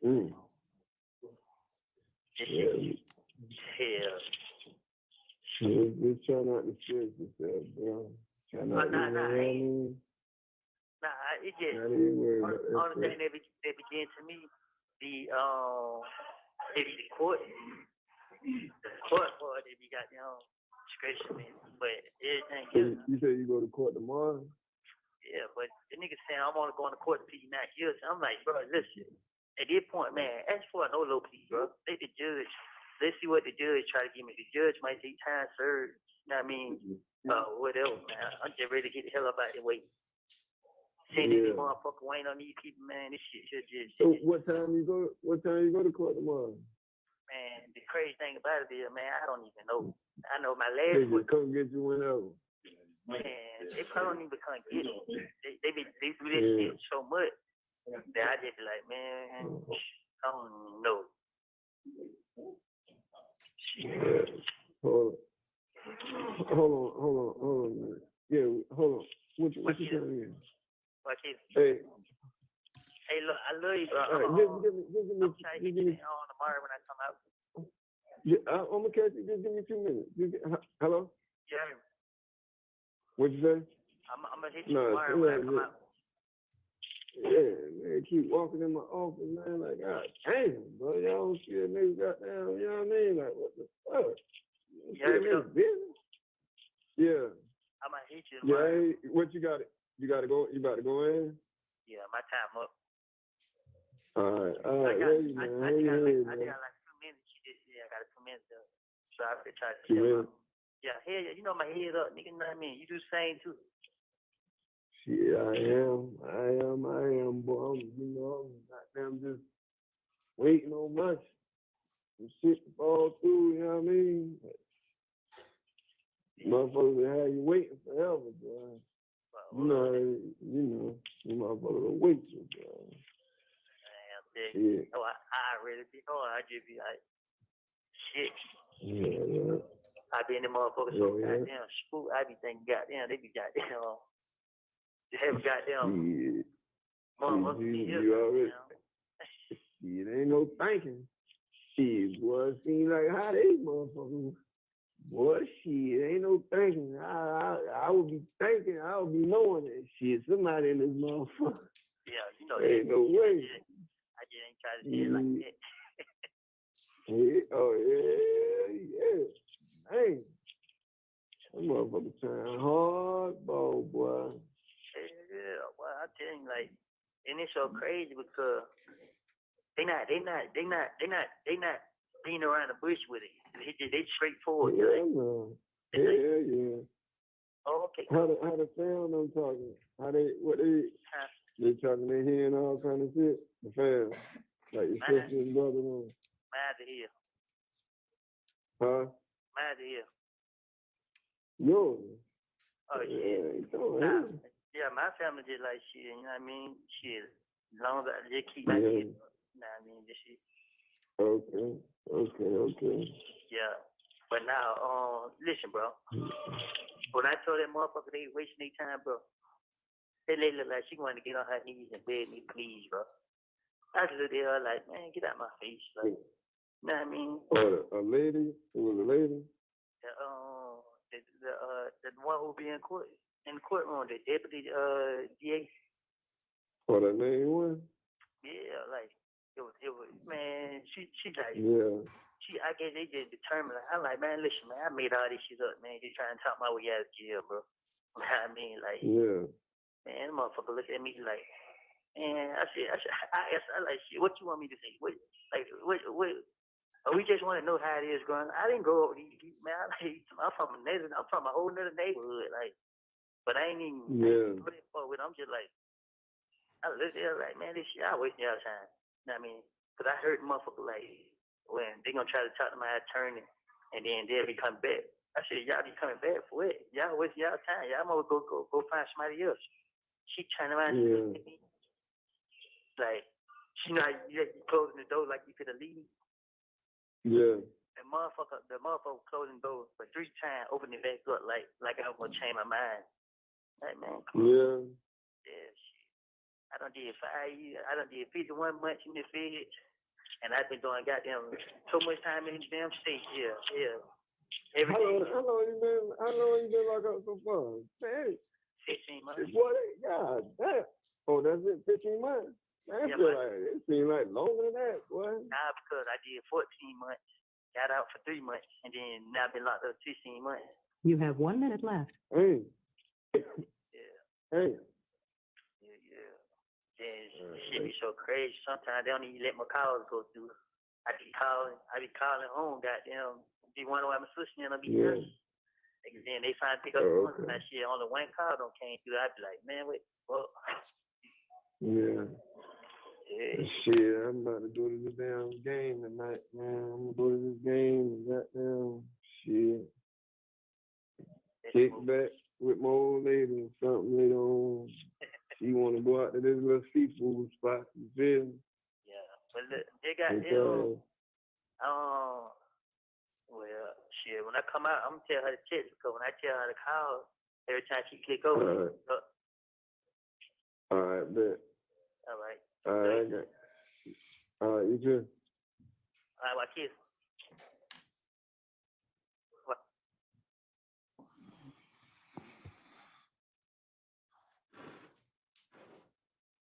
Mr. Copeland, can you tell the jurors, just orient them, what relation was the people that we heard besides your voice on the recording?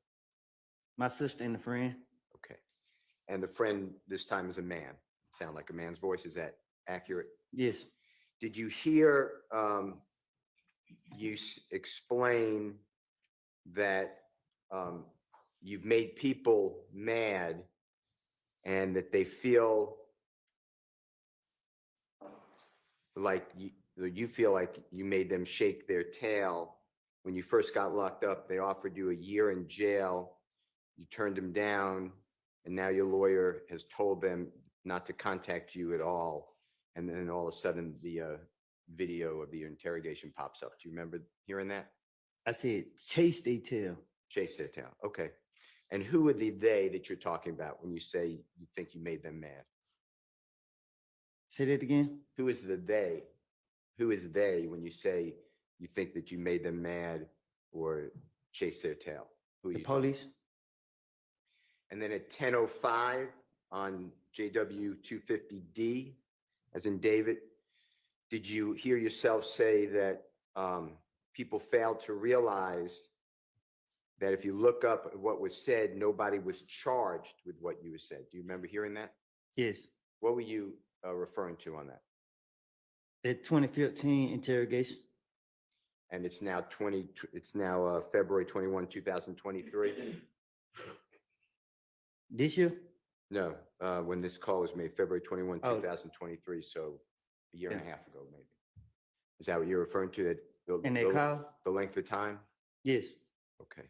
And then do you remember hearing the same statement at the 10:05 that you would say anything? Your main thing was you were saying thug and was trying to let you go, trying to get them to let you go. And you said that if you would let go, you were out of there, but they weren't going for it. Do you remember hearing that? Yes. Do you remember a little later, you said that it is crazy that people don't pay attention. If you wanted to tell, you could have easily told if you had something to tell. You remember hearing that? Yes. Do you remember hearing at 17:20 that you explained that you told them people that they're wasting their time, and the lady acted like she wanted to get on her knees and beg and plead? You said you told them to get out of your face, and then the man asked which lady. Do you remember that? Miss Love. And then you said on the recording, the deputy DA. That's who you just pointed to. Miss Love. And you said you told them, Miss Love, that you made it all up trying to talk your way out of jail. Is that what you said on the recording? Miss Love. You told her that Yes. back in February 21 of 2023 and before that. When she came see me at Fayetteville jail. And then she wouldn't leave, and you said, what does she want you to say? Do you remember saying that? Huh? You asked her, meaning District Attorney Love, what does she want you to say? Remember hearing that? Yes. And then you said that they asked about how it was growing up, and you said, I didn't grow up with them. You're from a whole different neighborhood. Did you hear that? Yes. And you told Deputy District Attorney Love that she and the others are wasting their time. Yes. Who else was with Miss Love? Miss Hylton and the big guy, the big investigator. I can't think of his name right now. Long. Investigator Long with the District Attorney's Office? Yeah, I think that might be his name. Okay. But the big police, DA, whatever he is. Okay. And you told Miss Love, Miss Hylton, and who you believe is investigator or police officer Long to go find someone else that they're wasting their time. Did you hear that on the recording? Yes. And that did happen? Yes. And you said that the door, that she opened the door 3 times like you were going to change your mind. Who are you referring to? Miss Love. And when you say open the door, just tell the jurors, like, what kind of room are you in? A little small room. Were you allowed to go in and out of the room on your own? I was in jail. So who was going in and out of the room like 3 times, opening the door? Who you- Nah, she wasn't going in and out. They were leaving. I was complaining about my court. Every time I had to go to court, they weren't coming to get me to take me to court. So they kept holding me in jail, and I would miss my court, and they give me another court date, another month, like a month away. So she would ask me who my lawyer was, that she was gonna reach out to my lawyer and try to get them to get me in court. So if they were to help me get in court, would I cooperate?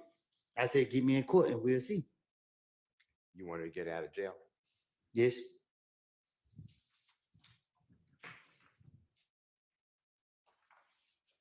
Did you ever hide the fact from the district attorney's office or the police, once you were in federal custody, that everything you said was just to get out of jail? It was not true, it was a lie? I don't understand it. Okay. Once, I think you said, and tell me if I'm wrong, I think you said, once June 10th, 2015, the interrogation that we've watched with the jurors, Mhm. after that date, Yes. you go over to federal custody at Lovejoy Yes. Detention Center. You get charged with murder of Donovan Thomas in October 2015. Yes. You then go before Judge Totenberg, federal Judge Totenberg in Yes. the Northern District, Georgia, receive 60 months in custody.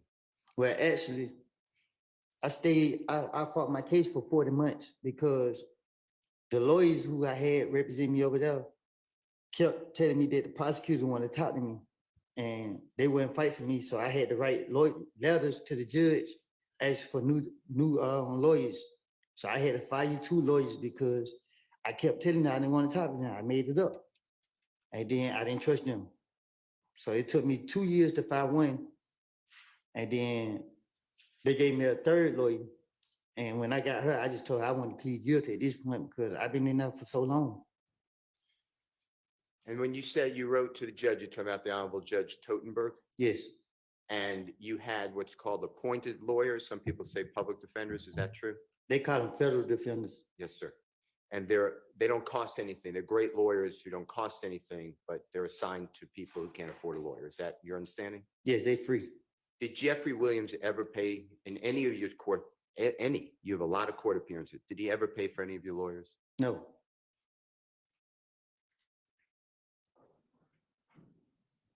With regards to that time that you were going through Judge Totenberg to get the 3rd lawyer for 40 months and then you pled guilty to 60 months, which is 5 years, right?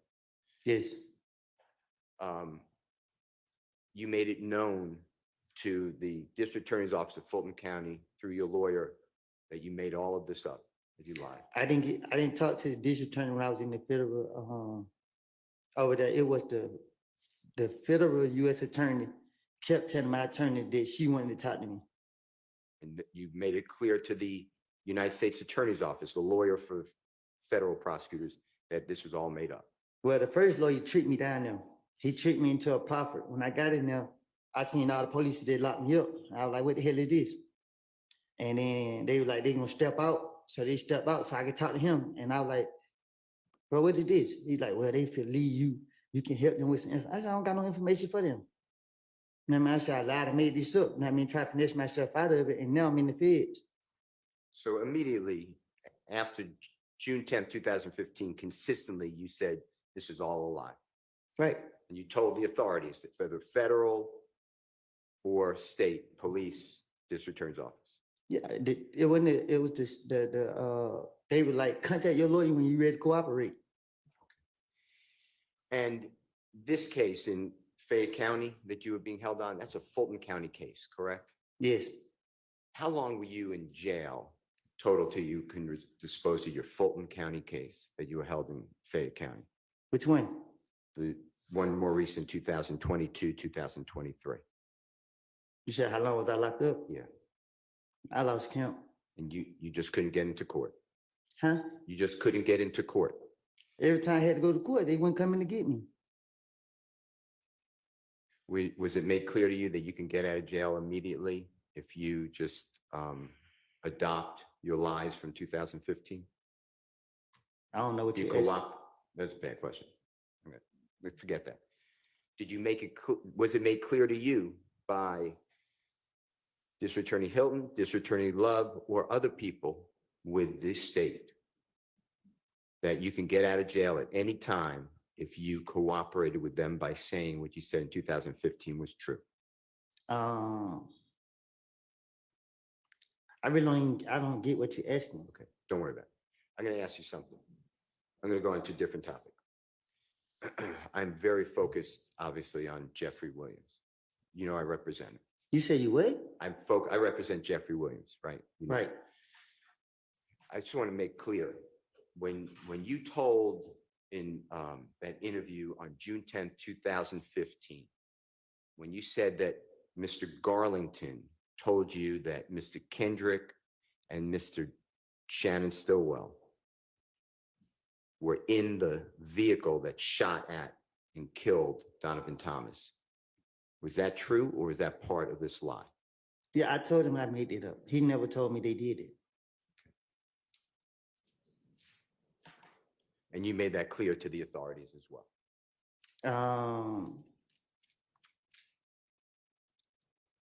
I can't recall if I told them that, but I can't forward to tell them I made it up. Okay. All right. I'd like to go through a jail call that the state played for you. Ms. Hylton played for you earlier this week. It's, Your Honor, it's already in evidence. It's State's Exhibit number 295Y. And specifically, Your Honor, starts at 128. And just to orient the jurors, this should be the 13th day of June of 2015. So 13th day of June, 2015. And I believe you said that you're on the phone, and there's other people on the phone too, but Jeffrey's sister, you identified her, or she'd been identified as Max. And then Jeffrey in the background, maybe his voice on the phone, is on the call. I'd like to just play that short snippet, okay?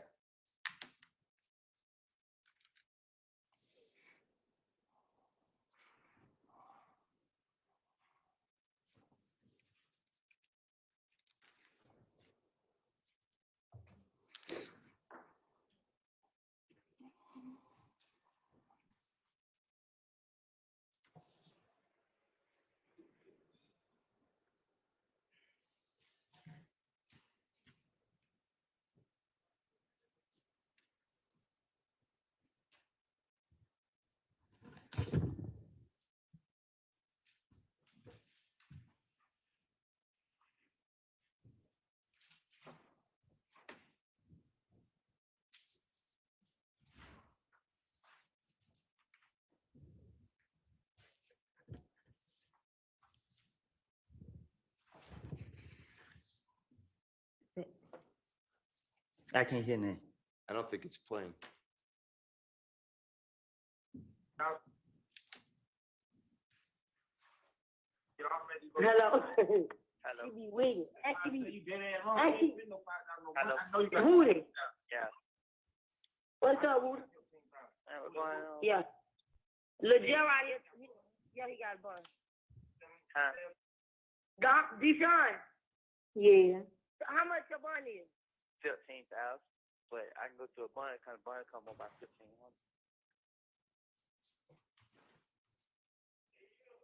You found the bun company? I'm on lockdown, so they don't let me out one time a day. But my brother now did. Deshaun when he hang up, click on call his brother, and I'm meet his brother so he can get his money. If your brother go, no, I'm saying call your brother gonna sign it. Yeah, Deshaun, where you at? I'm at home. You don't got no ride? I can get your brother, Brian. Meet me on University. On University where?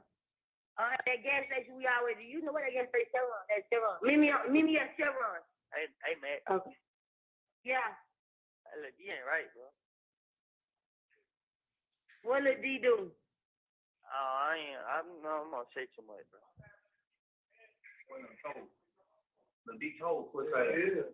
You talking about rock through the D? Yeah. I told you. He told on Roscoe too. You think I'm fucking playing, bro? He told on Roscoe. He told on Roscoe just cause Roscoe ain't no fucking blood. And he don't give a fuck. Roscoe ain't free. Hey, D trying to come up and come meet you so you can get their money.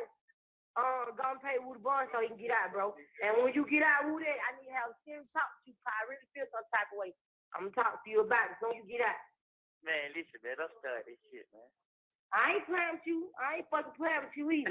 God's fucking birthday on the way. Fuck wrong with you. Yeah. I appreciate it. Tell you, bro, I love him too, bro. He hear you. You gotta get this motherfucking mind together. He said you gotta get your mind together, bro, cause you been tripping. Man, how, bro? I been left out there alone, bro. I ain't have nobody, bro. I just felt like nigga left me out there. I ain't did shit. You ain't left out there alone. You just want to be out there in the trenches and bro, we ain't fucked up no more. You ain't gotta be hanging out there in Cannonville. Shit, I had no choice. That way gonna get you time, Cannonville. Out there in them apartments. I keep telling you that. Were you able to hear that? Yes. Okay. And that was, if you recognize the voice, that's the voice of Jeffrey's sister. You know her, I believe, is Max. Is that fair to say? Yes. And she said that she asked about a bond, and you had a $15,000 bond through a bonding company, Yes.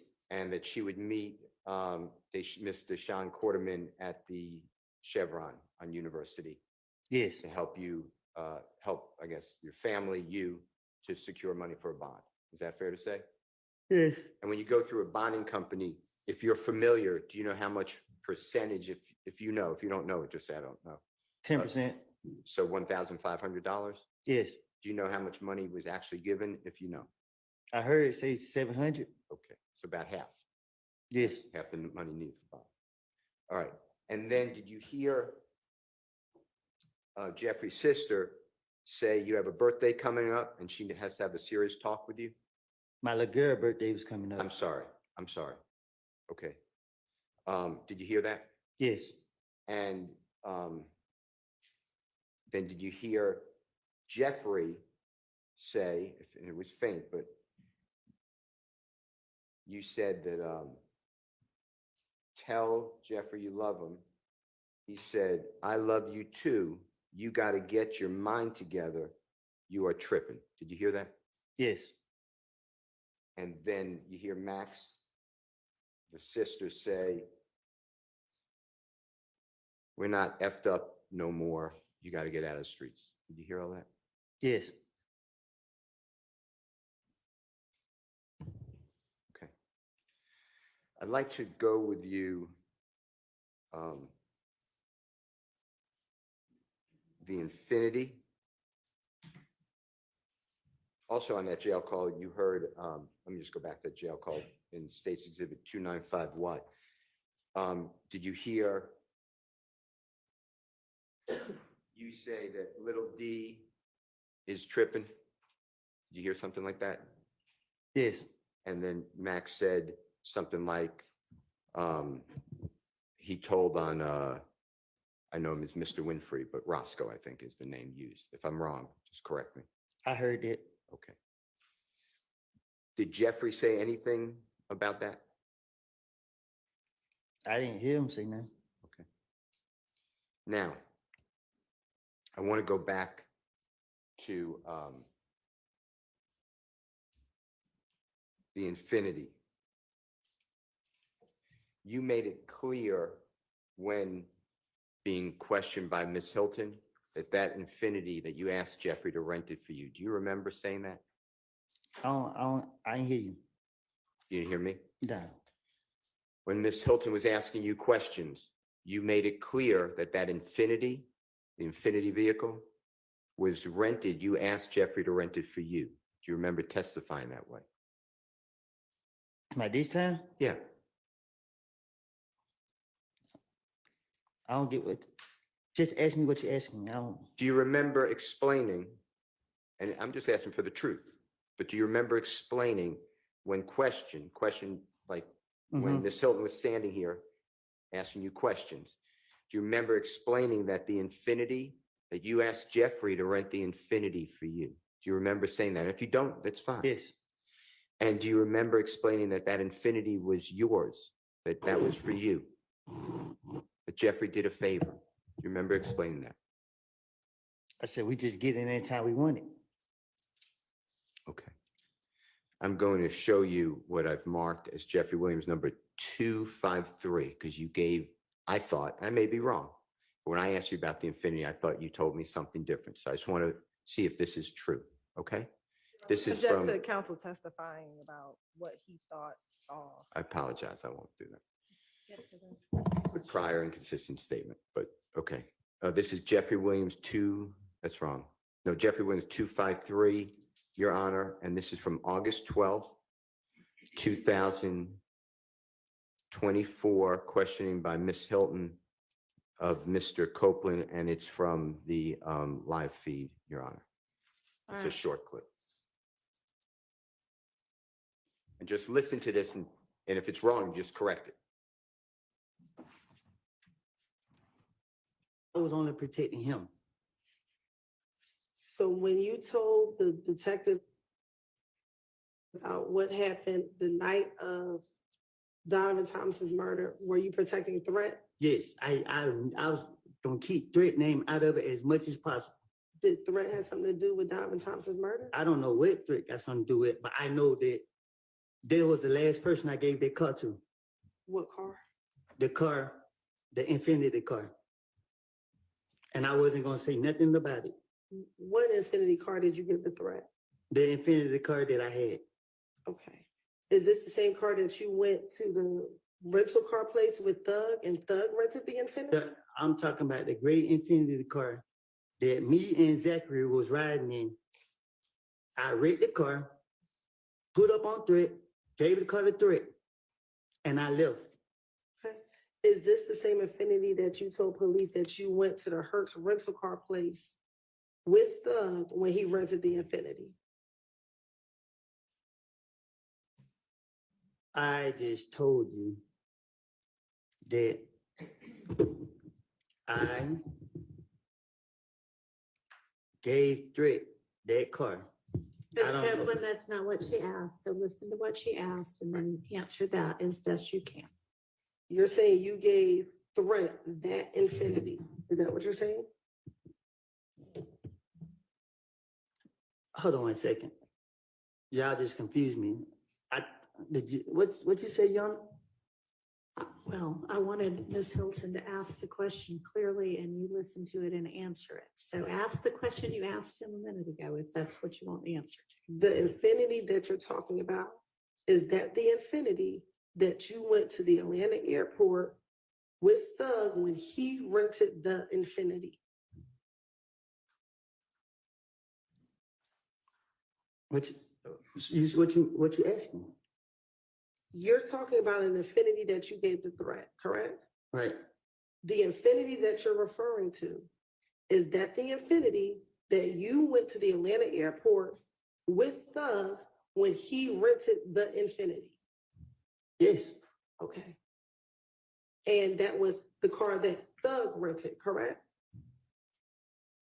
I asked him to rent me a car, and I read the car, and I gave the car to threat. When did you give the car to threat? The same night I read it. The night before that happened. For what happened? The same night it happened. I can't remember. I gave the car to threat and I left. Where did you give the car to threat at?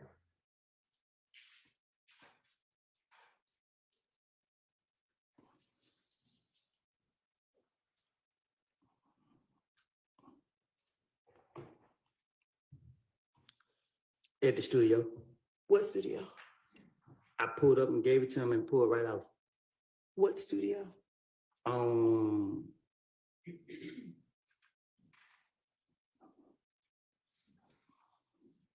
It was by Northside Drive, Marietta. It was one of them streets. Was there anyone else at the studio when you gave the car? I didn't go in the studio. I pulled up. I was pulling up, and I seen threat. I gave threat the car, jumped out of the car. It got in my Call my brother to come get me. And was this the date Donovan Thomas died? Was this a few days before? In relation to when Donovan Thomas died, when did you get threat this vehicle? I gave Threat that car. He I read the car, gave it a Threat. So when you wrecked the car, why would you give Threat a wrecked vehicle? So I could, what you mean?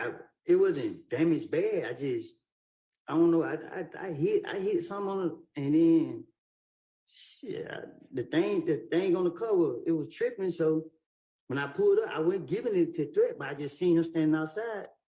And I was like, he like, what you about to do? I'm like, just get these key real quick. I'll be right back. Gave Threat the car, and I dipped. I don't know if it was late. So when I woke up the next day, I came outside, and this when I heard what happened. Okay. Your Honor, it stopped at 451, I believe. On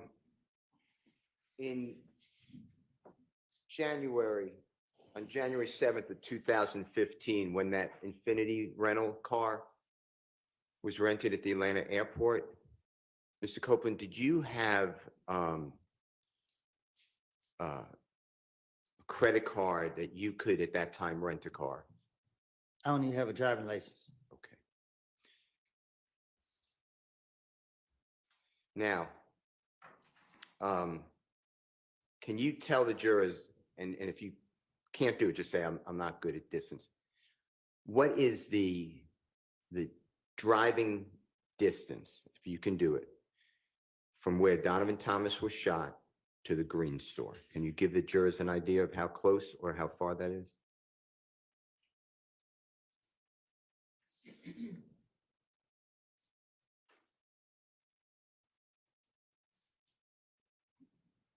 $5 minutes. Okay.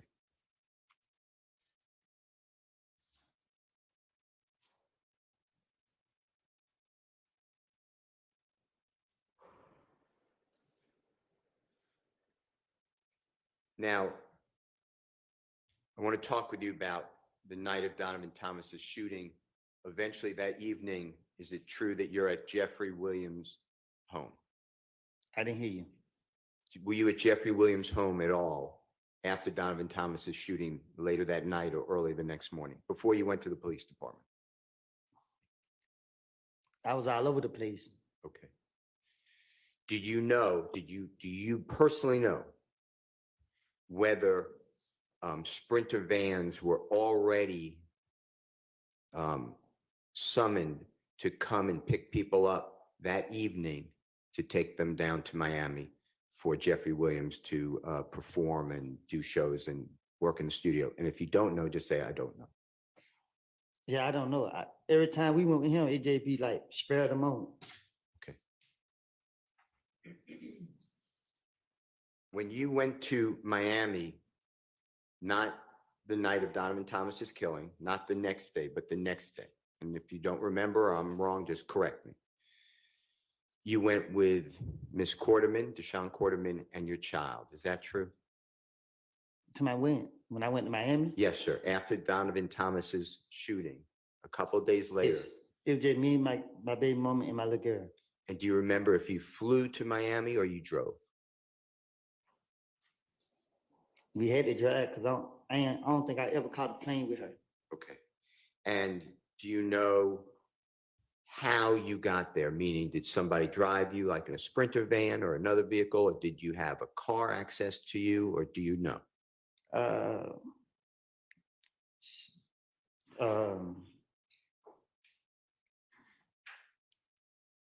I can't remember how we drove down there, but I know we drove down there. I don't know if it was a Sprinter, a van. I can't remember how I got down there. Okay. And is it true that immediately after Donovan Thomas was, God forbid, killed, that your family, you and your family's homes and persons were being shot at? What do you mean? You left the Atlanta, Georgia area for safety. Is that true? Yes. Okay.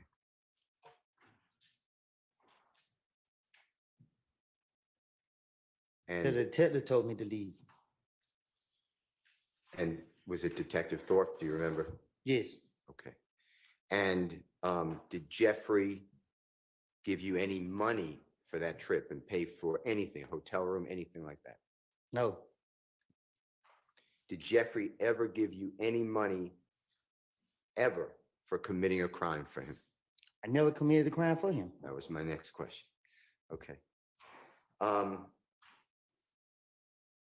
You had a lot of contact, it appears, what the jurors heard with Detective Gaither, Detective Thorpe.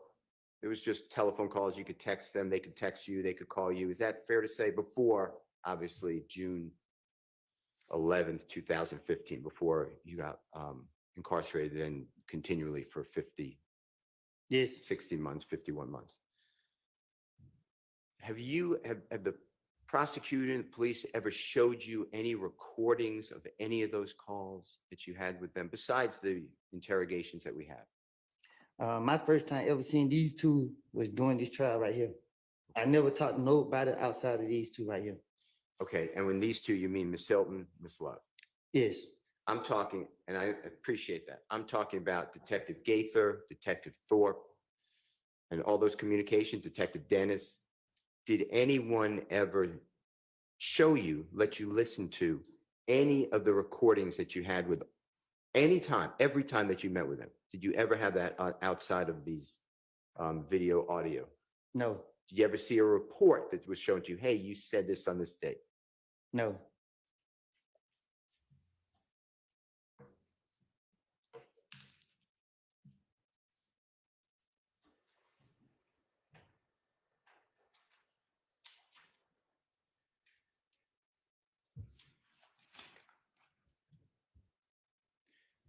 Your Honor, may I have just a minute? Yeah.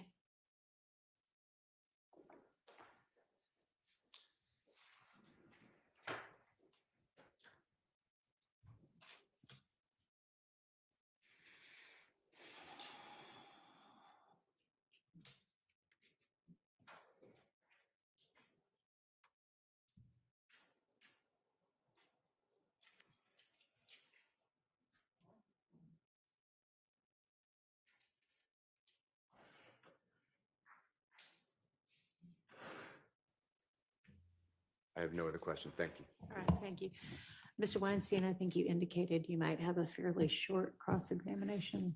Go ahead. All right, go ahead.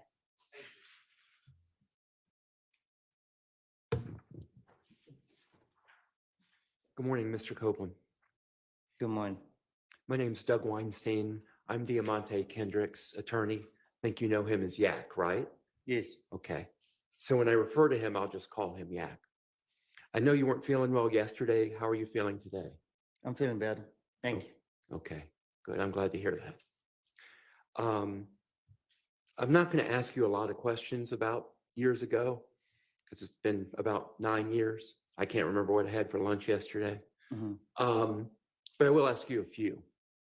So let's talk about 9 years ago. You've stated repeatedly that you would tell the police anything to stay at a jail, right? Yes. You said yesterday, tell me if you remember this. You said yesterday, quote, Rice Street is not prisoner jail. I don't know what that place is. It's the worst place in the world. Do you remember saying that? It is. Why do you say that? Because it's the worst place in the world. Okay. That I don't been to. Okay. So let's talk about finessing the police. Okay. I think you've heard the word, I'm just going to say it once. You've heard the word bullshit a bunch the past couple of days. Right. So we'll just say BS. Is that basically what you were telling the police, BS? Yes. So you're a bullshit artist. You're a BS artist at As the you can time. see. I'm sorry. I said, as you can see. Okay. Or at least you were several years ago, correct? And I told them that. Okay. And you would stay at a jail to help yourself because you didn't want to be in there, correct? Right. And you wanted to stay at a jail to help your family, your girlfriend, your daughter, correct? To protect them. To protect them. Yes. Okay. And again, you'd say anything to stay out of jail so you could protect them.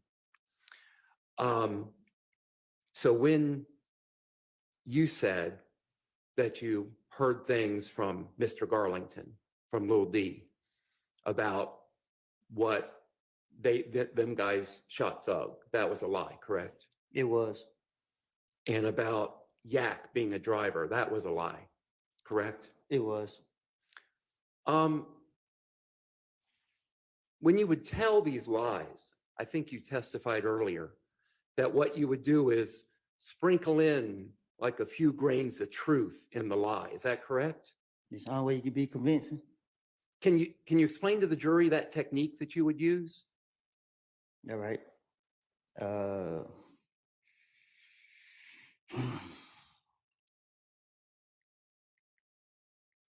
You hear stuff, you know what's true, and you know what's not true.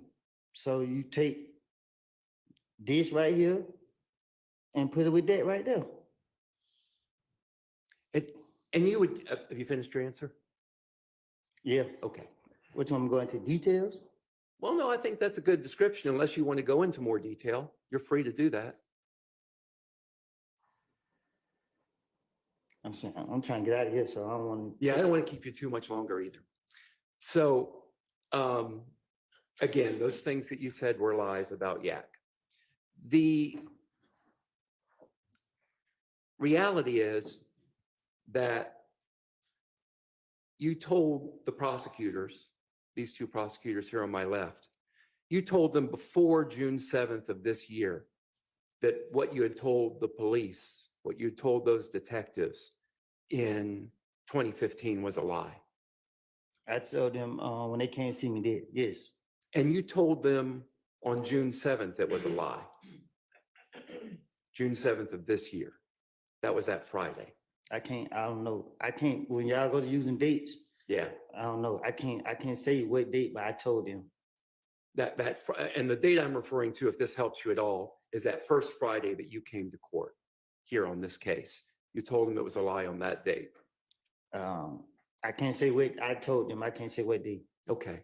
And after they sent you away to jail for the weekend and you came back on that Monday, you told them it was a lie, that you had lied back in 2015 as well, correct? I don't understand it. Okay. Well, I'll take that question back. All right. I don't want to confuse you. All right. Okay. I recall earlier in your testimony, you said something to the effect, and these aren't your exact words, but you said, my hand to God, you're telling the truth now. What you said back in 2015 was a lie. Do you remember saying that? And I still am saying it. That what you're saying on the stand today is the truth. Yes. I was watching an interview you gave. Tell me if you remember giving an interview. It was published to YouTube on the 9th of August this month with DJ University. Do you remember the interview you gave to DJ University? In Chicago? I don't know where he was based. I was sitting on the sofa? Yes, you were. Yes. Okay. And you told DJ University about coming to God lately. Do you recall that conversation you had with him? Yes. Would you relate that conversation to the jury, please? Objection on relevance. It goes to his credibility today on the stand, Your Honor. Just ask, instead of the conversation, just ask him whatever you want to ask. Okay. You told DJ University that when this indictment came out in this case in 2022, May of 2022, and then August of 2022, and your name was not on that indictment, that you realized that God was at work in your life. Do you remember that? And what did you mean by God was at work in your life now?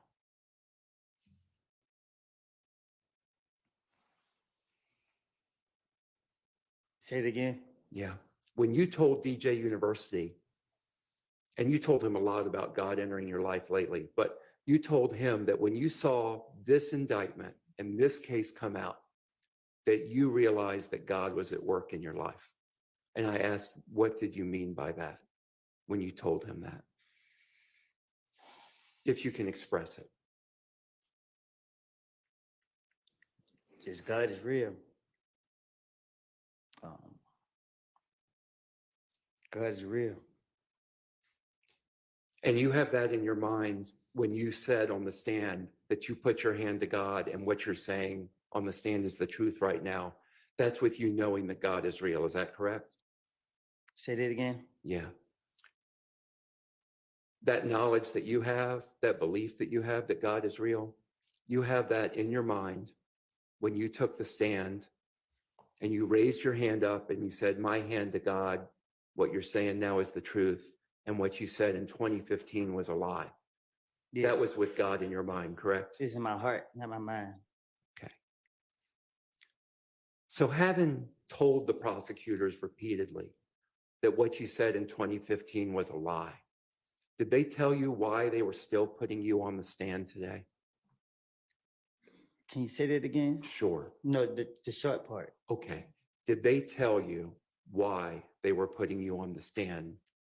Okay. Despite you having told them that what you said in 2015 was a lie. I don't know why they put me on the stand.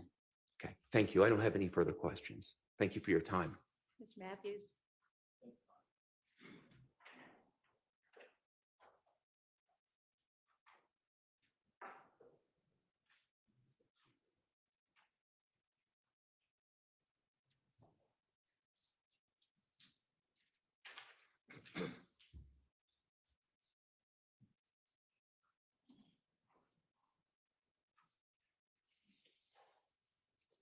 Good morning, Mr. Copeland.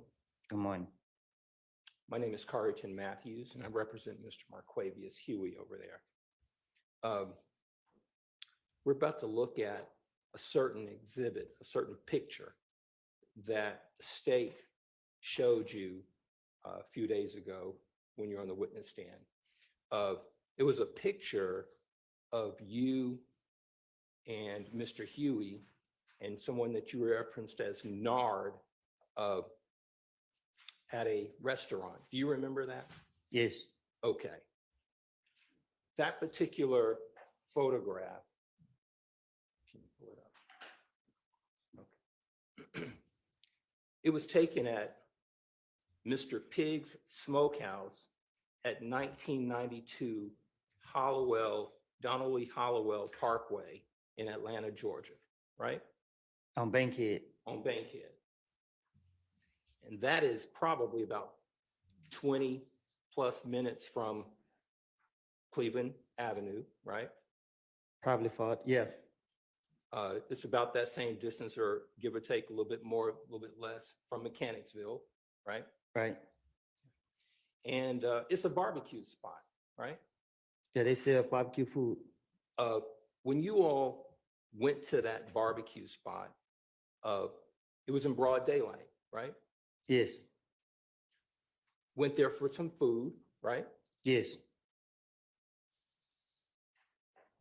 I'm going to show you this photograph and I want to talk about it. State is going to pull it up. Now, you've not known Mr. Huey that very long, correct? Probably a couple months. Okay.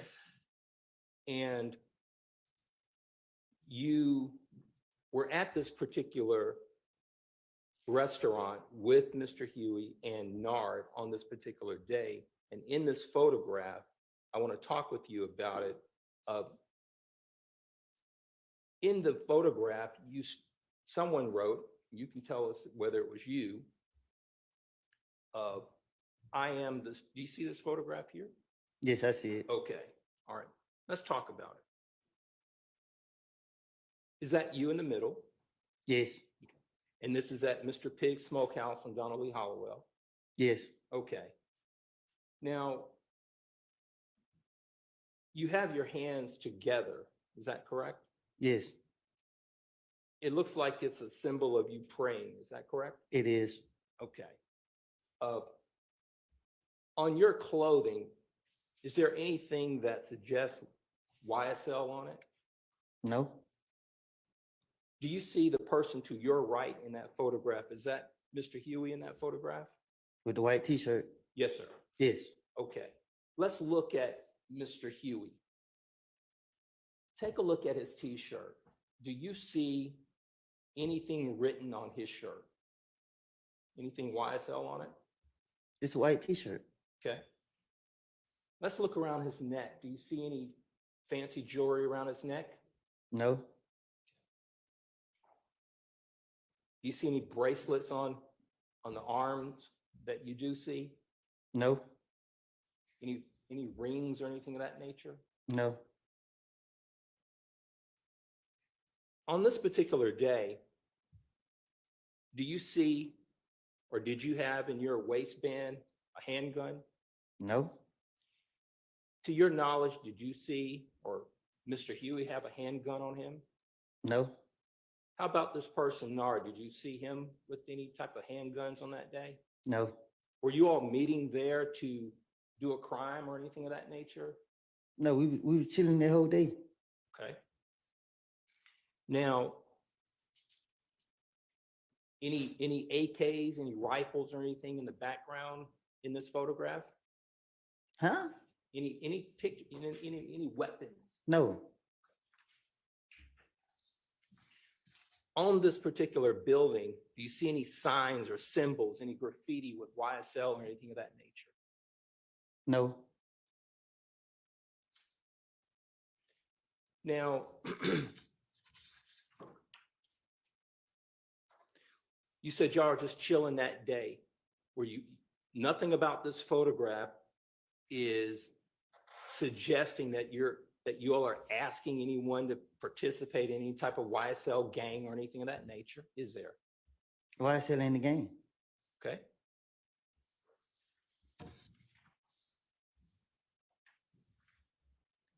And I see on this particular photograph, it says, "I am the streets," out now on all platforms. Tell this jury what is "I am the streets." The title of my music. Okay. So, and is this 725 Woody, that was your Instagram moniker at that time? But it was ran by my management team. Got you. And was this particular picture, was it kind of celebrating the release of your music? I think I was in. I don't know when this picture was posted, but I remember taking it. But there ain't no caption that I put on there. Okay. And tell the jury, when you had your hands together like that, what were you representing, or what was the message you were sending with your hands together like that? Peace.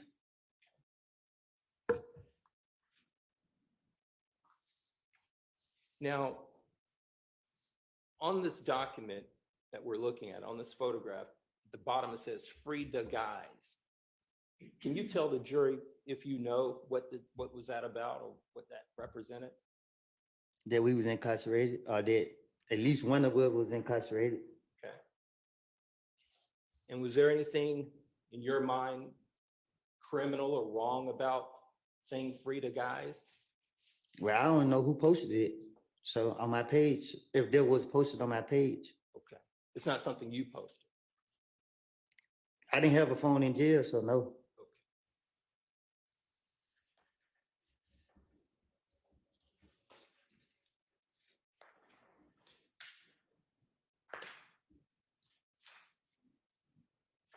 And to the best of your knowledge, on this particular day that you all met, sounds like I'm hearing you to say is that y'all aren't doing anything but chilling. Right. Nothing more, nothing less. That's all we do. Not meeting up to commit any crimes. Never. I was doing the music, focus on the music. That was it. The clothing that you're wearing there, I notice here these particular jeans, and there's red on the jeans there. Is that the way those jeans are made? Yes. Does it represent anything to do with any type of gang or anything of that nature? No, that's how I bought them. It's a broken heart. A broken heart. On my pants lid, yeah. Gotcha. I actually still got the pants. Okay. And is it fair to say that you guys are relatively neatly dressed, urban gear? I thought I was. Kind of fresh, right? That's what I thought. Okay.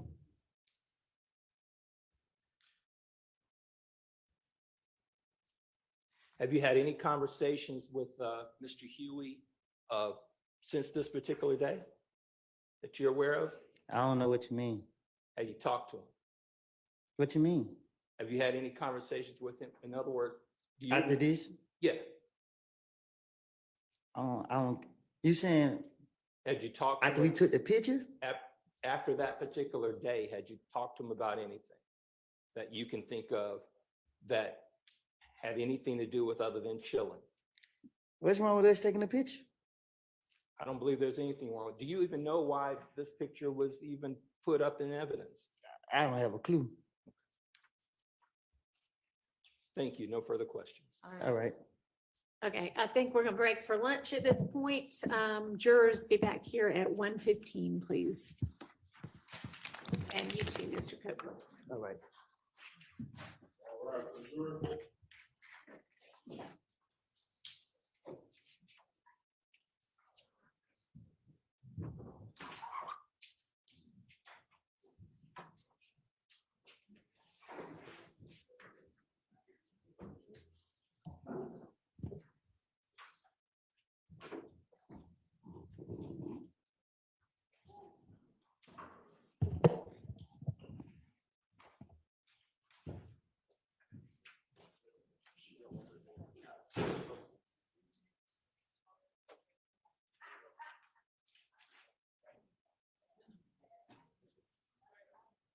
All right, y'all can have a seat. About your position on the juror. Your Honor, in regards to, and on behalf of Mr. Williams, we've had a chance to consider everything that's been presented to the court in regards to this juror, and we've spoken with other counsel. We're not of one accord, and so I'll let everyone speak for themselves. All right. But on behalf of Mr. Williams, we would oppose the juror being removed from this jury. We would ask that she remain. We do not think that there's been enough put forward to substantiate her being removed. Okay. And that's our position. Well, we're not removing her, we would be letting her go. Well, it's, But, that's what I okay. mean. All right. Mr. Kendrick is not opposed to the court letting this juror go. Okay.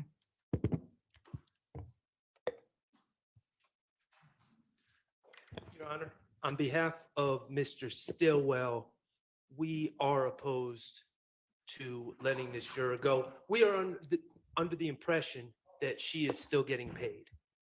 I am also under that impression Okay. currently. So we are opposed to letting the juror go. My impression is that she might have had some, I don't know what was going on, something between her and her current employer. But I mean, all I know is what y'all know, so. I couldn't hear what you said without. Okay, well, y'all gonna have to work that out between yourselves. Mr. Ryan would like to wardar the witness or the juror to ensure she wouldn't hold it against us if we were to keep her. Okay.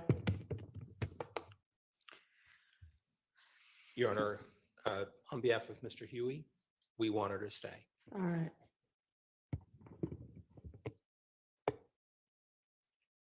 Your Honor, on behalf of Mr. Nichols, we are not opposed to letting the juror go. All right, thank you.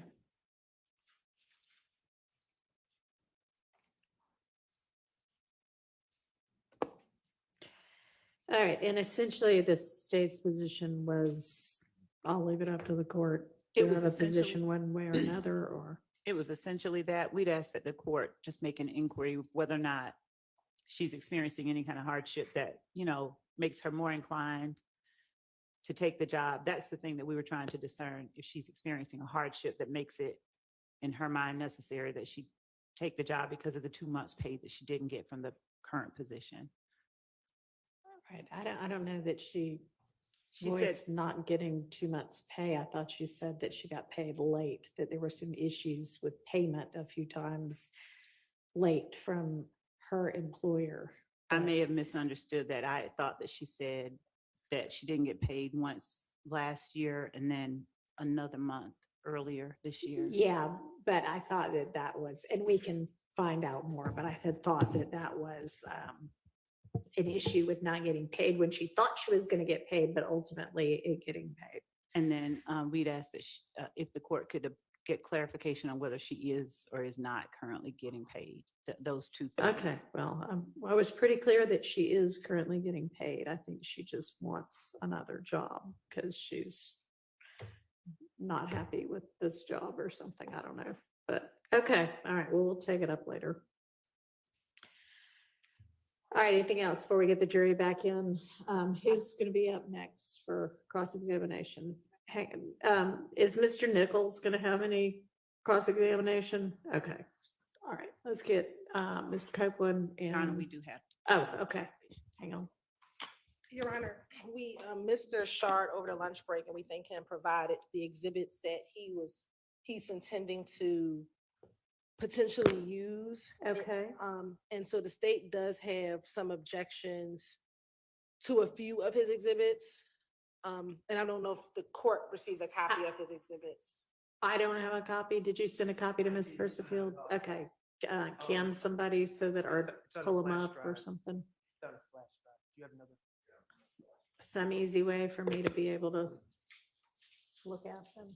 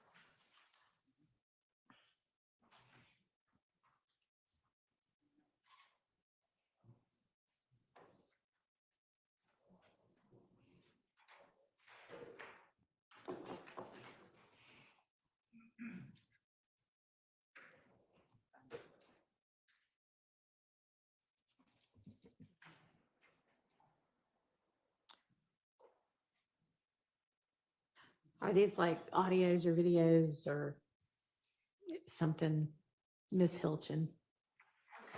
What is it that you're objecting to? One of the exhibits was the same exhibit that Mr. Steele attempted to exhibit, which was the Instagram post with the innocent man Instagram post. And so that was included. Now, I adopt all of Mr. Steele's arguments for admission, Uh-huh. but based on the court's ruling, I was not intending on introducing them. The next two exhibits are, I think it's DS-27A, which is a warrant for false report of a crime. Mr. Copeland was never convicted. Matter of fact, I think that case was actually dismissed. And so I'm not sure the relevancy of the warrant that. Is this a different warrant than he was presented with before? Yeah, this is That was different for from the murder murder, warrant. okay. Yes. Your Honor, I can hand up to the court my copy. Okay. And there's two warrants actually, one for false report of a crime and then one for false statements, both which were dismissed by the state.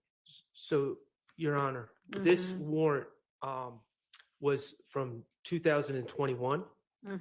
It was pending in the DA's office until earlier this year. It's been pending while this trial is going on.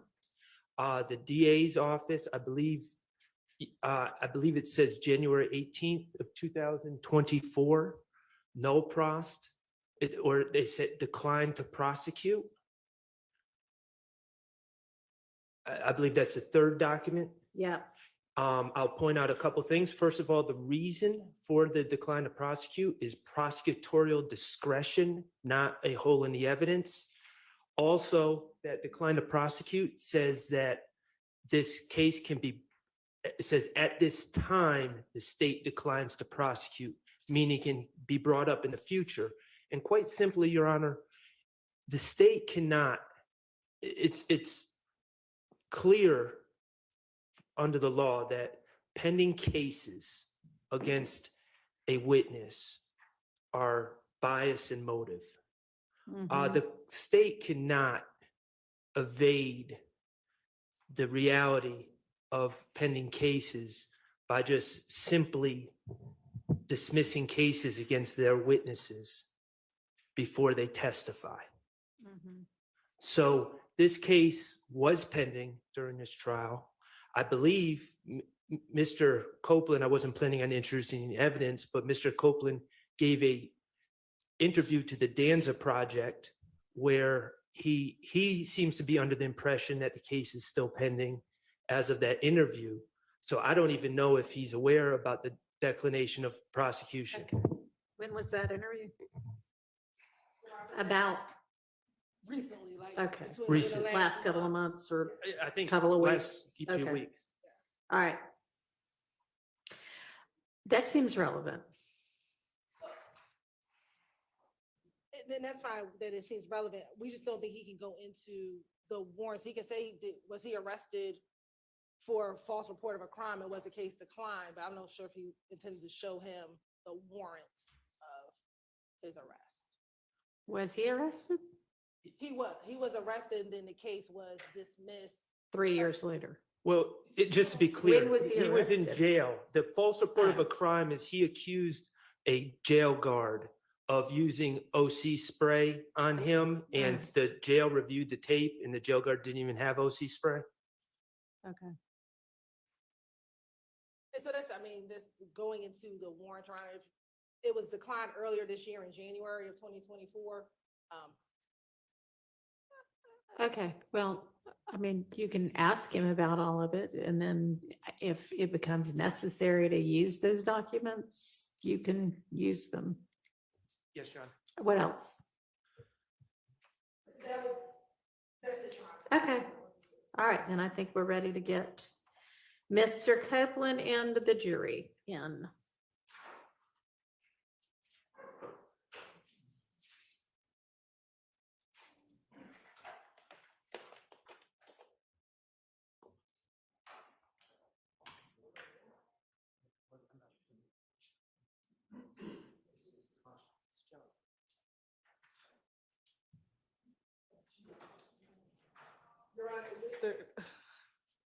We just had one other thing Mr. Schardt just brought to our attention that he intends on introducing. And I didn't know. Do we need to ask Mr. Copeland to step Yes. aside? And sorry, we thought we were ready for you, but we're not quite. Just hang very close. I'm gonna have y'all come back from lunch 15 minutes earlier than the jury so that we can do these kind of things. All right, yes. Your Honor, it appears that Mr. Schardt intends on showing him as a demonstrative of jail outfit. And I don't know the relevance of Why? showing him the jail outfit. Because a theme in this case has been the Fulton County Blues. In particular, on June 10th, 2015. He the- came in wearing that, right? Well, I'm talking about 2015. Oh, 15. Okay. 2015, he's June on- 10th, June 10th. Okay. He's on video. Yeah. All right, there's a lot of June 10ths. He's on video, and he's not wearing a jail outfit because they haven't brought him to the jail yet. Okay. Part of the reality of Rice Street, and I'm not asking this to go back with the jury, it's just a demonstrative. Part of the reality of Rice Street is you wear the outfit, you lose your individuality, your identity, you're thrown in the Fulton County. No, that is nice and dramatic, but no, that we don't need to do that. May I use a picture? No. Okay. Okay, let's get Mr. Copeland.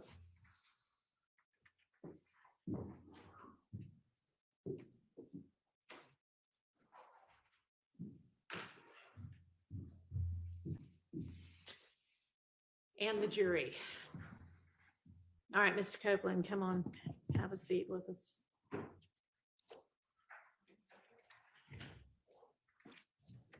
Well, I guess stand up for the jury.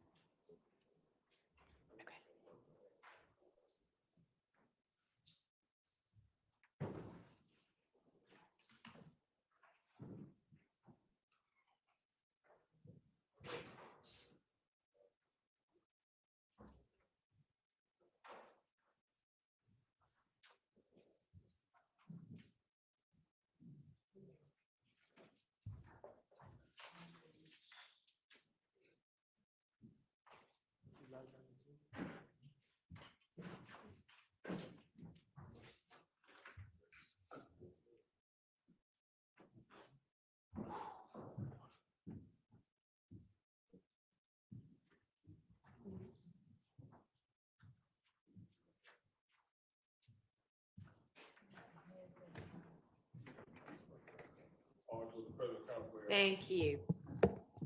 Hope y'all had a pleasant lunch. We good? Yes. All right. All right, Mr. Schardt, you can proceed with your cross. Thank you, Your Honor. May it please the court. Good afternoon, everyone. Good afternoon, Mr. Copeland. Good afternoon. Hey, Mr. Copeland, we have never met before. Isn't that correct? No, Okay. We've seen each other in the hallway over. no, we last- never met before. Yeah, we never met. My name is Max Schardt, and I'm the attorney that represents Shannon Stillwell, okay? All right. All right. And I know you've been asked a lot of questions, and I'm going to try not to repeat questions that you've been already asked. I'm going to do my best. All right. All right, great. You do not want to be here today. At all. Okay. And the reason you don't want to be here today is not because you're scared, correct? You know that. Okay. It is because what you said in 2015 was lies. You said it again? What you said in 2015 were lies. Right. Okay. And specifically, when you said that Demekion Garlington told you something at that McDonald's about Mr. Stillwell, that was a lie. Right. You lied to get out of trouble. Right. You lied as part of your finesse to the police. Right. You've testified that if the police mentioned anyone, you were going to come up with a story about them to get yourself out of trouble. As y'all seen. And the police mentioned Jeffrey Williams. Right. They called him a big fish. Right. And you lied on Jeffrey Williams. Right. Okay. Mr. Copeland, I'm going to ask you, do you still have that listening device? Huh? Do you still have the listening device? What's that? The Earbuds. Oh, they right here. Yes. Okay. I'm going to play a clip for you, okay? Mr. Kokomo, could you play what has been marked DS230?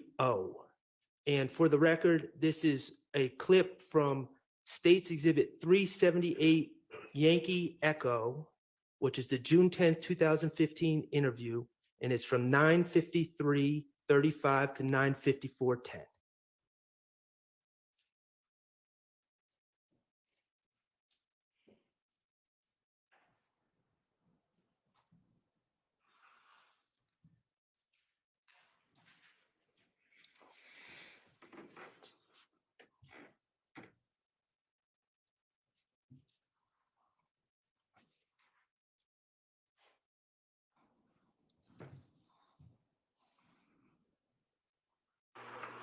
How long you been doing Shannon?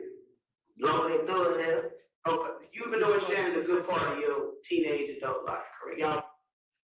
Mr. Copeland, is it not playing on your? It just popped up. Okay, could you start it all over again for Mr. Copeland?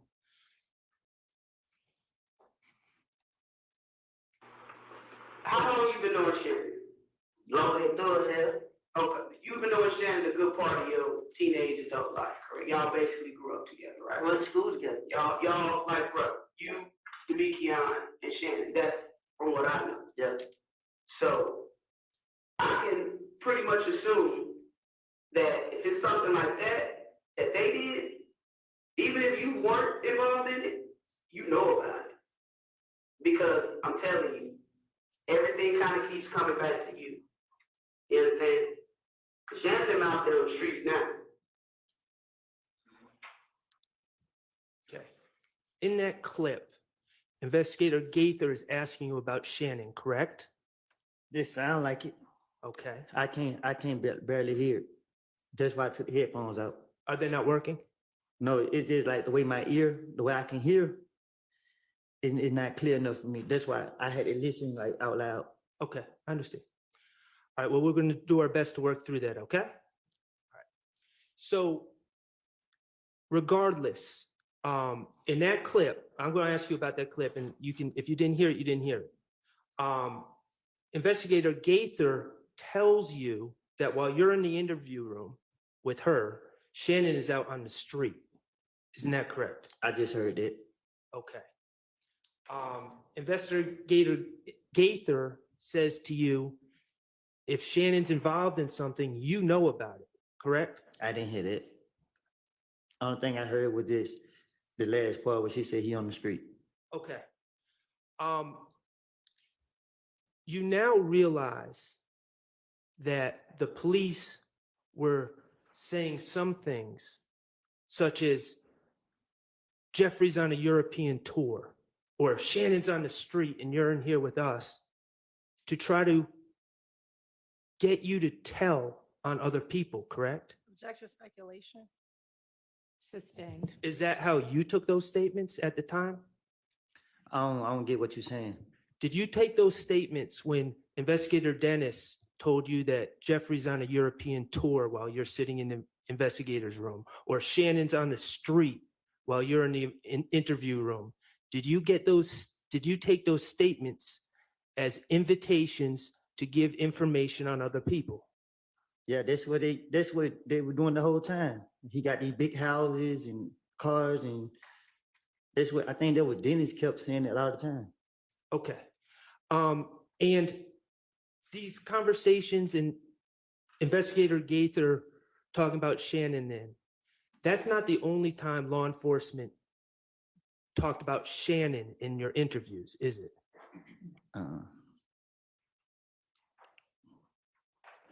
They would talk about Shannon a lot. Yeah, right. And let me ask you this. These interviews that we have, are those the only time you talk to the investigators about this case? No. Okay. You would have phone conversations with investigators, right? Yes. Phone conversations with Investigator Gaither that aren't recorded? What you mean? Did you record the phone conversations? Mm-mm. Have you ever heard a recording of the phone conversations? No. Okay. So as far as you know, phone conversations with Investigator Gaither, you had those, right? Yes. And as far as you know, they're not recorded.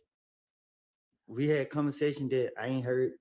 How many conversations would you say you had with Investigator Gaither from January 1st, phone conversations from January 1st to we'll say talked a lot. June 10th?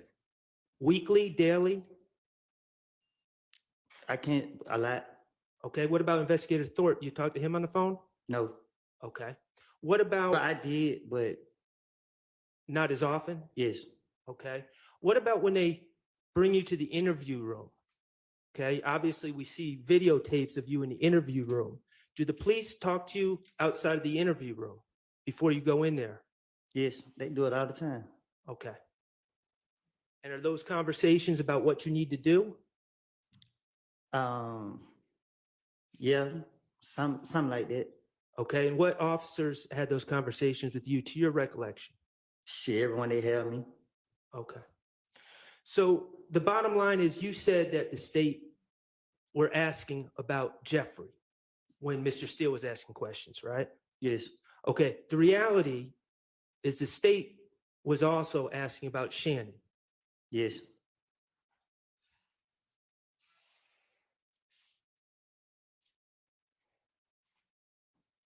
And the reality is you didn't only lie on Jeffrey, but you also lied on Shannon. Yes. And you also lied on Mr. Kendrick, correct? Yes.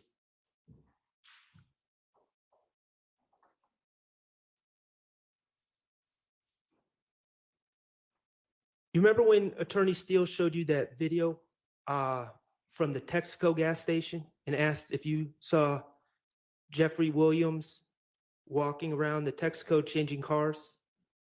Yes. Okay. I'm not going to play that video again. Thank God.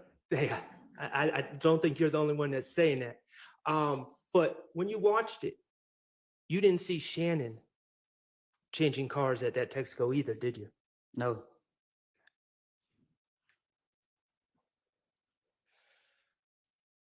Regarding these lies you told in 2015, you have repeatedly told the state that they were lies, correct? I have told everybody who listened to me. Okay. I want to ask you about you mentioned it briefly with Mr. Steele. Remember that on June 10th of this year, we're talking about this year now. Remember when you were in the judge's chambers? I'm listening. Do you remember that? Yes. Okay. And just so we're clear, you didn't request to speak to the judge or the prosecutors, did you? I had no clue where I was going. Okay. And you had been in jail the weekend before. Yes. And guards brought you to the judge's chambers. Took me straight in there. Okay. And when you were brought to the chambers, Miss Hylton was there, correct? Yes. Okay. And the SWAT team. And security, whatever they were. You saying the SWAT team. I was not there. No, I didn't see you. Okay. Mr. Stillwell wasn't there. Who? My client, Mr. Stillwell. Shannon. No. Okay. And none of the other defense attorneys were there. No. Okay.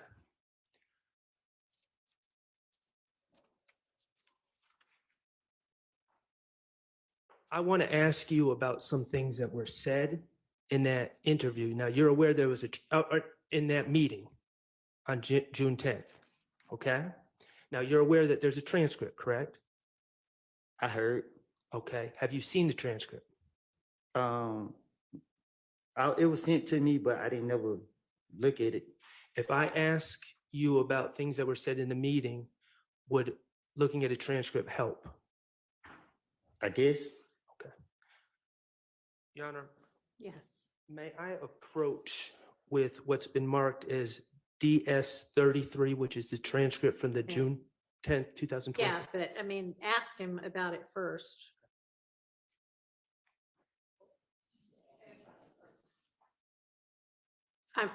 Ask him about it, Oh, and okay. then if he needs to see it, then Okay. you can give it. Okay. You can hand it to him, but Thank you. Don't look at this unless you need to, okay? All right. there you go.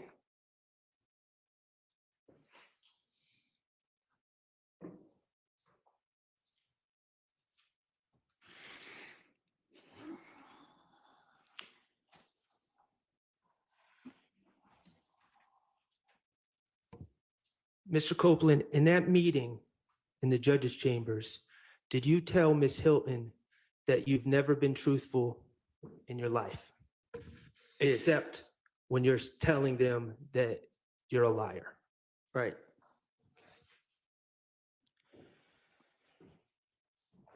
In that meeting, did you tell Ms. Hylton that, I won't get the quote.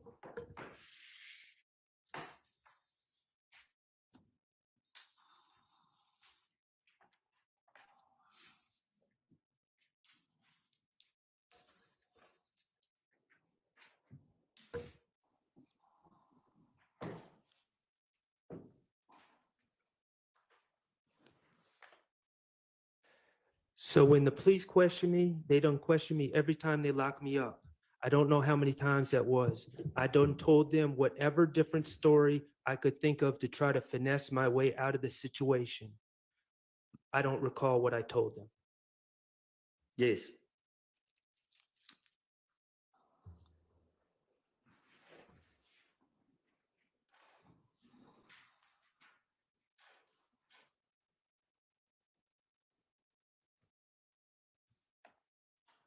Did Ms. Hylton tell you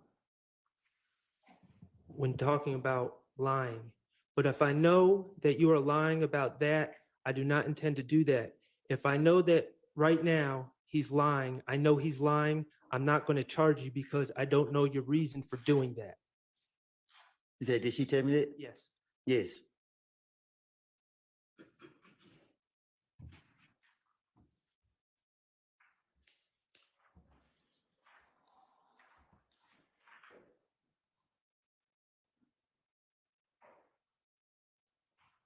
You were offered immunity by the state, correct?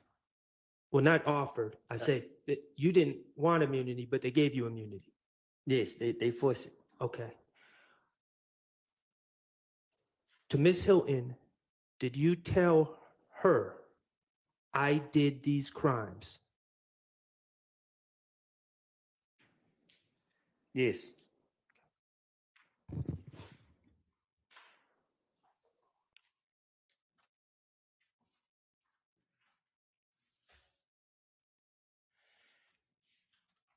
And they have insisted that you testify, correct? Yes. They have told you it's okay if you say, I don't recall when asked about your prior statements, correct? Huh? They told you you can say, well, let me back up. In preparation, the state's met with you several times in June of 2024, right? I don't know what you're asking me. Okay. Take yourself back to June 2024, okay? That was before What year this year? This is 24, so a couple of months ago is what he means. a couple Okay. months ago, right? Before you testified at all. You remember the week before you testified? Mm-hmm. Okay. You remember when the state and Ms. Hylton and maybe some other people started coming to find you in the community? Yes. Okay. You had a lawyer at the time, right? Yes. His name was John Melnick? Yes. Okay. Jonathan Melnick. To your understanding, did the state, when they were trying to find you in the community, did they reach out to your attorney or did they go behind your attorney to talk to you? Objection, Your Honor, relevance. So To your understanding? on the relevance, I mean, we've kind of been through all of this. Can I, Try a different question. was Mr. Melnick there for those meetings with Ms. Hylton in the community? No. They took you to the courthouse one day before you were to testify, correct? No. 2 days. 2 days before you were to testify. And was Mr. Melnick there for those meetings? No. And you told the state that what you said in 2015 was lies. I told Ms. Hilton.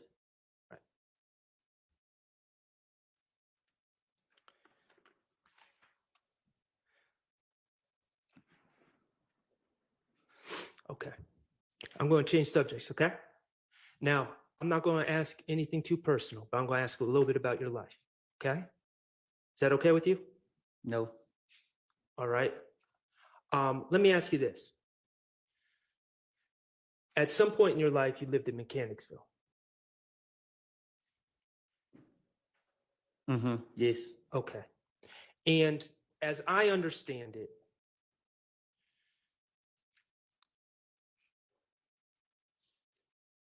your life hasn't always been easy.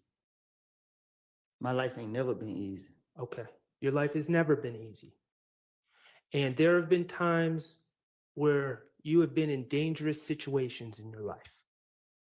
Is that fair to say? Yes. Okay. I want to ask you about some ways that you avoid dangerous situations. Okay. When you are approaching a stoplight, a red light, do you stop at the red lights? Objection, Your Honor, relevance. It's very relevant. I assume he's going to get to it. Do you stop at the red lights? Hell no. Okay, you said hell no. Yeah. Okay. Why don't you stop at red lights? Because I want to live. Okay. And when you say because you want to live, what are you afraid of at red lights? What is your concern? Somebody putting up on the side of my car. Someone pulling up on the side of the car and shooting you, correct? Yes. Okay. And so when you pull up to red lights, you might stop briefly, but then you... I'm not stopping at all. Okay, so you just keep going. Right through it. Okay. I appreciate you telling us that information. And is that during the day and night? There's no any red light. Okay. If the police right there, I turn off. And you've actually told the police this in a prior interview in 2021. You told them that you don't stop at red lights, correct? You told Investigator Flores that. Probably did. Okay, what about tinted windows? Do you prefer to drive cars with tinted windows? This Garrett, this must. That's a must. Why is that a must? So people won't know I'm in that car. Why don't you want people to know you're in that car? Cause they like to shoot at cars. Okay, so is that a form of self-preservation? Riding around in cars with tinted windows only? You better. Okay. And let me ask you this, with the red lights, are you the only one that does this, or are there other people in your in Mechanicsville or in other areas that do that as well, to your knowledge? Speculation irrelevant. Well, he said to your knowledge, I think. I'm To your gonna allow knowledge. it. Most of the people I know run lights. Run lights. Okay. What about the tinted windows? Even my sister and them got tinted windows. Okay.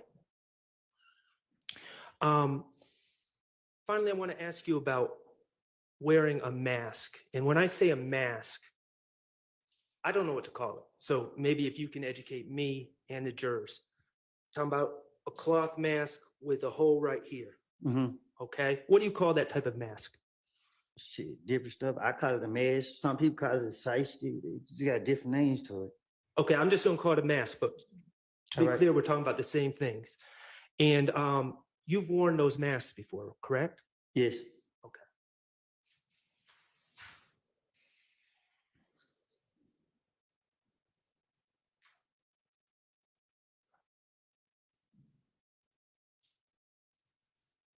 Your Honor, may I approach? You may.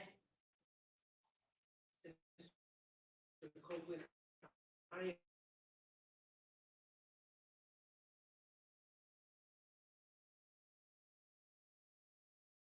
in DS-29B.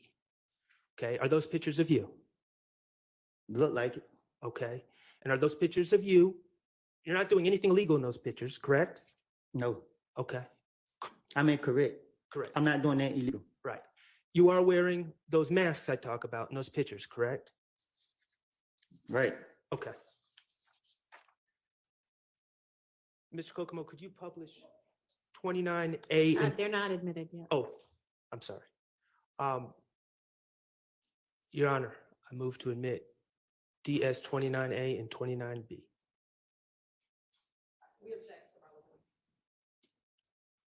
I assume this is going to be kind of the same lines of testimony. They're admitted over objection. Mr. Kokomo, could you just publish one of them, 29A?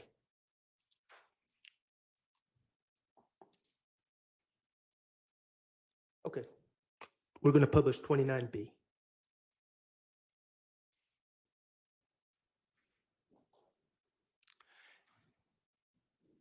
Okay, now, Mr. Copeland, on your screen, that's the type of mask we're talking about, and I just want the jurors to be able to know what we're talking about. Okay. What are those masks made of? What you mean? Like what material? I ain't make it. Are they made of cloth? I don't know. Okay. Are you the only person to wear those masks? No, everybody wearing them. Everyone wears those masks. What year did you start notice everyone wearing those masks? When COVID came. About 2020? When COVID would cause us to wear the mask. Okay. And are they? Okay. It became more like a fashion thing. That's what I was about to ask you. It became more of a fashion thing. Right. Okay. And where can you buy those masks? Shit. Anywhere. Gas stations sell those masks? Yeah. Okay. Corner stores sell those masks? Beauty supply store, all that. Okay. They're not rare. Huh? They're not rare. They're not weird? Rare. They're not Unusual. unusual. They're common. Right. Those masks are common. Mhm. They come in all different colors, Yes. all different sizes. Yes. All right. Just because you're running a red light, does that mean you're committing a crime? Other than a driving infraction? It depends on, yeah, I guess. I don't know. Well, you do it to preserve yourself, correct? To avoid being shot. Right. Okay, avoiding being shot is not committing a crime, is it? You're just protecting yourself. Okay. When you're riding around tinted windows. You ride around with tinted windows to the grocery store and other places you go about on your everyday life, correct? Right. Can I say objection on this point? I just don't know if this is a relevant line of questioning. I'm asking Well, because it's it relevant. is cumulative. Okay, well, I have one more question. Okay. When you're wearing that mask, you just wear that mask in your everyday life, when you're going to the store, when you're going to run errands, doing whatever, correct? Right. All right, thank you. Okay. Mr. Copeland, you said that Rice Street is the worst place in the world. Yes. You have said that you'd rather die than go to Rice Street. Yes. Okay. You talked about your stay in Rice Street in, I guess it would be February 21st of 2015, when they arrested you on that probation warrant, and you stayed there for several weeks, correct? Yes. Do you remember exactly how long you stayed there? Yes. How long? 3 weeks. 3 weeks, okay. So that would have been February 21st to the middle of March of 2015. Yes. Okay. And in that, first of all, in Rice Street in general, there's dorms, right? Not where they put me at. Well, I'm just talking about in general right now. I'm going to get to where they put you at in a Yes. second. There's dorms, and then within the dorms there's cells. Yes. Okay, and the cells, how big are the cells? 18 and some ones, 16s and other ones. Talking about feet? You said cells? Yes. Like rooms? Yeah. How big are the rooms? Yeah. 18 rooms and some, 16 and some. The individual rooms are small, correct? Yes. Okay. And everything is made of either concrete or metal, correct? Yes. All right. Most of the time you have a cellmate. All the time. Okay. No privacy. Correct. Showers in common areas. Correct. Toilets. You don't get a special room to use the bathroom. Right. Okay. It's filthy. You talked about feces. All the time. When you on the ground, on the walls, things like that. Yes. Okay. Standing water in the showers. Who? Standing water. We call it nut juice. What do you call it? Nut juice. Okay. All right, Mr. Schardt, let's get on. We're painting the picture. Let's get on with what you want to ask. Okay. The filth in Rice Street. To avoid that filth, you would be willing to tell lies, correct? Correct. All right. Let's talk about the danger of Rice Street.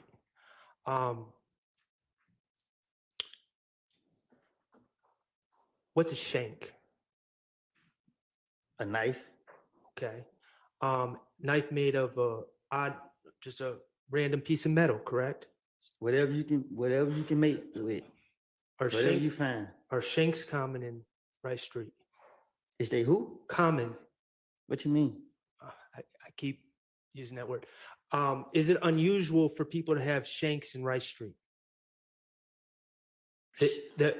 When I say people, I'm talking about the inmates. You saying, do they have them? Yes. Yes. You better have one. Okay. And is it a concern of yours that someone that doesn't like you would have a shank in Rice Street? Yes. Okay. You know jail, you know Rice Street to be a particularly dangerous place, correct? Yes. And it's a particularly dangerous place for you, correct? Yes. You would lie to avoid the dangers of Rice Street, correct? Yes. I want to talk about the isolation. Okay. In February of 2015, you were arrested, and let's be clear, you feel it was a bogus probation warrant, correct? It was. Right. You were on probation and they accused you of not completing your community service. And I didn't even have community service to do. And even if you did, you never heard of anyone getting locked up for failing to do community service on probation. I even called my probation officer and she said she didn't do it. Right. I understand. And so when they locked you up in February of 2015, they put you in isolation, correct? That's what you want to call it. Well, you said, I think the way you described it was the medical unit. There was sick people, it was disgusting, people were talking to themselves. Yes, people were doing worse stuff than that, eating their stuff. Okay.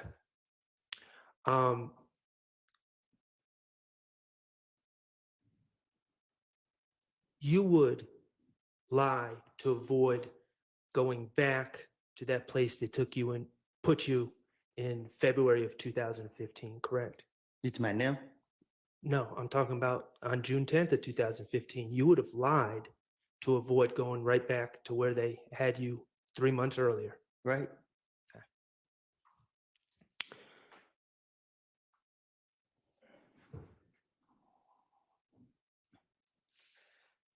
Mr. Kokomo, could you play DS23Q, which is States 378 Yankee Echo, June 10th, 2015 at 4:16:13 to 4:16:36.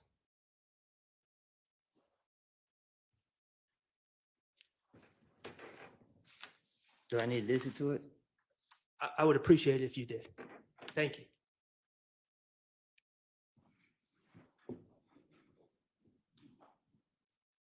Man, I really be digging in jail anyway. I'm just saying. What I'm saying is, man, I do whatever it takes. Whatever, man. I hate jail. I promise you God, man. Because you can't, you want to be out. I'm gonna take these niggas guns and bring to y'all myself. I would set them up myself. I would do whatever it takes. I will, man. I will. Ms. Copeland, that was you and Investigator Dennis on June 10th, 2015, correct? Yes. Okay. And you told Investigator Dennis that you'd rather be dead than be sent back to jail. Still will. Okay. And you said you will do anything to stay out of jail. That's what he said. And do anything includes lying on others, correct? Yes. All right. Mr. Copeland, we're going to change the subject a little bit. I want to talk to you about some of these statements you made to the police, okay? In 2015. All right. And let me just ask you, you said, I don't recall a lot when the police, when the Ms. Hylton asked you about things that you said in your statements in 2015, right? Yes. Okay, and that was 9 years ago? About? I guess. Okay. In these meetings that the DA's office or Ms. Hylton or whomever had with you in June of 2024, prior to you testifying, did anyone offer to play those statements to you to remind you of what you said? No. Did anyone give you a transcript of what you said in those statements so you could review them before testifying? No. They just told you, if you don't remember, just say, I don't recall, correct? Yes. The reality is they just wanted to play those statements. That's why they wanted you here today, correct? Objection or speculation. Sustained. Okay. Let's talk about January 11th, 2015, okay? That was in the early morning hours of January 11th, 2015, right? What? You met with Detective Thorpe. In Oh, the yes. Early morning hours of January 11th, 2015. Okay. And you've stated you went to that meeting, you went voluntarily to clear your name, correct? Yes. Okay. And you met with Detective Thorpe at the police headquarters, correct? Yes.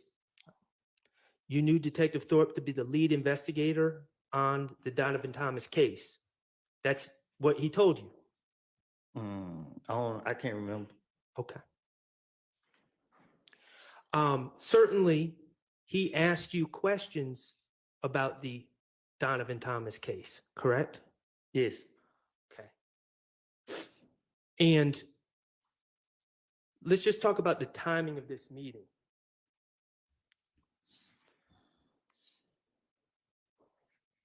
If, and I know we're saying it did not happen, I want to be clear on that. If Demekion had told you something at the McDonald's, right? Now listen. This meeting with Detective Thorpe would have been hours after Demekion made that statement, correct? It would have been the same night, just after midnight. But he never told me that. I understand. I understand he never told you that, but I'm saying if he did. Are you saying that? The meeting was mere hours after. It would have been. Right, it would have been. Okay. And Detective Thorpe asked you about the Donovan Thomas shooting, correct? That's what his purpose of calling me down now. And you showed up, and you went through your movements that day, correct? Yeah. Your movements from January 10th, 2015. I think I did. He asked me where I been. That's what you asked me? Right. And you went into details about everything that happened that day, correct? I guess. Okay. That meeting on January 11th, 2015, you never claimed that Demekion Garlington told you that Shannon Stillwell, Diamante Kendricks, Duwop, and Nard killed Donovan Thomas, did you? You never told him that on January 11, 2015. No, I didn't. Okay. And the reason you didn't tell him that is because you hadn't made up that lie yet, correct? Right. Let's talk about January 28th, 2015. That was your second recorded statement. And I understand what you've testified to. There may have been phone calls and all sorts of other communications in between there with police. But January 28th, 2015 was your second recorded statement. Okay. You met with Investigator Dennis, Investigator Gaither, and Detective Thorpe on January 28th, 2015, correct? I don't know the date, but yes. Okay. And they certainly asked you about the Donovan Thomas shooting, correct? I don't remember what they asked me. Okay, well, I'm going to play a clip, but you would agree that January 28th, 2015 would have been 18 days after, if Demekion Garlington had told you that information, it would have been 18 days later, this statement. I guess. I don't keep up with time. Okay, 28 minus 10 is 18. So 18 days between January 10th, 2015 and January 28th, 2015. You with me? All right. All right, cool. Mr. Kokomo, could you play DS20A, which is states 378 Yankee Beta from 7/22/37 to 7/24/40. Yeah, what do you think, killed that? Okay. You're prime suspect, but move yourself out there. Okay, did you hear Investigator Dennis ask you, who do you think killed Nut? Yes. Okay, go ahead.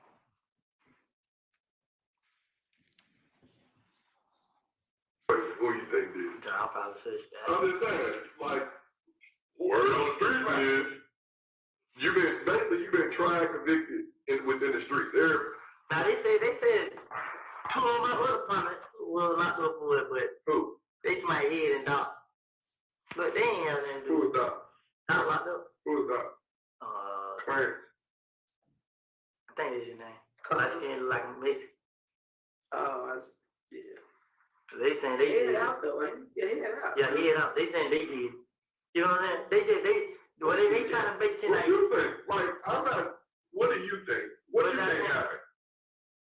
Okay, right there, you said to Investigator Dennis, when asked who you think killed Nut, you're saying They're saying, meaning the streets, right?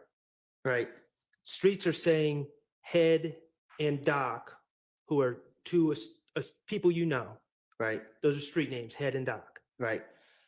Streets are saying they did it, but you don't believe that. Right. Okay. Like real shit. I think it got something to do with them. I think they did something. They got another beef somewhere else. Cause I been hearing stories like Nut's supposed to ran off on somebody with some. You know what I'm saying? But it When you said, I think it had something to do with them, you were referring to If Gang, correct? Yes. Okay. And I paused in the middle. I probably shouldn't have, but you started talking about the rumor was Nut ran off with something. That's what I said. Okay. And something would be narcotics. Yes. Okay. it's on the coast. I'm reason I'm here because I'm with Doug and Birdman, and they come back to them. So they're Nuts supposed to ran off on somebody with some, and some jury. I don't know if they didn't say what it was. It's like he's supposed to ran off on them or something, and Rich Homie Corn supposed to gave him $50,000 to meet a new plug. Like Rich Homie Corn told him this out of his mouth. Yeah. Then Rich Homie Corn like he got $25,000 to have Tate killed. It's like from the picture you just showed me. Nah, Tate who just got shot the other night. Oh, in the car over there. Okay. He had 25. Okay. So you continued to say that the rumor was that Nut, or I should say Donovan Thomas, you said Nut, ran off on someone, and that something would have been narcotics. That's what I said. Right. Nowhere in that answer did you say, well, Demekion Garlington told me that Shannon and Mr. Kendricks and Doo-Wop and Nard killed Nut. I did say that. You didn't say that on January 28th. I didn't say that. Correct. I'm going to ask you to listen to what's been marked as DS20B, which is that same interview from 7:50:56 to 7:52:50.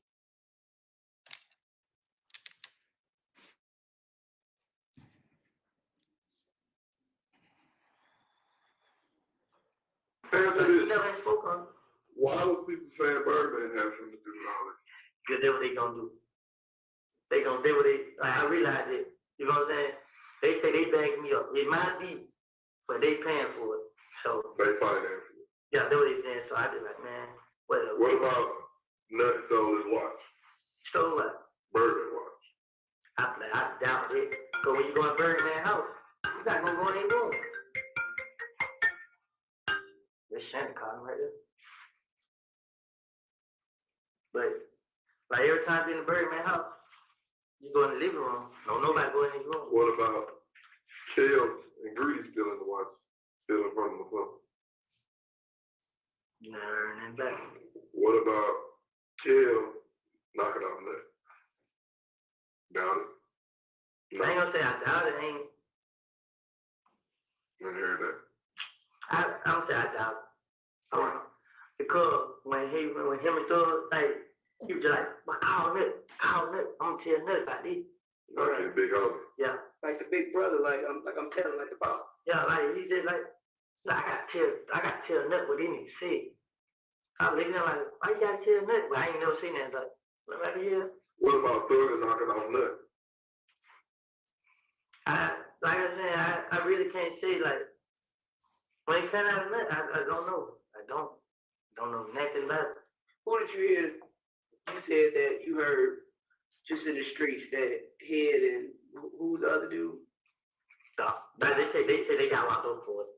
Head got locked up with the gun. They killed Nut and all this shit. Yeah.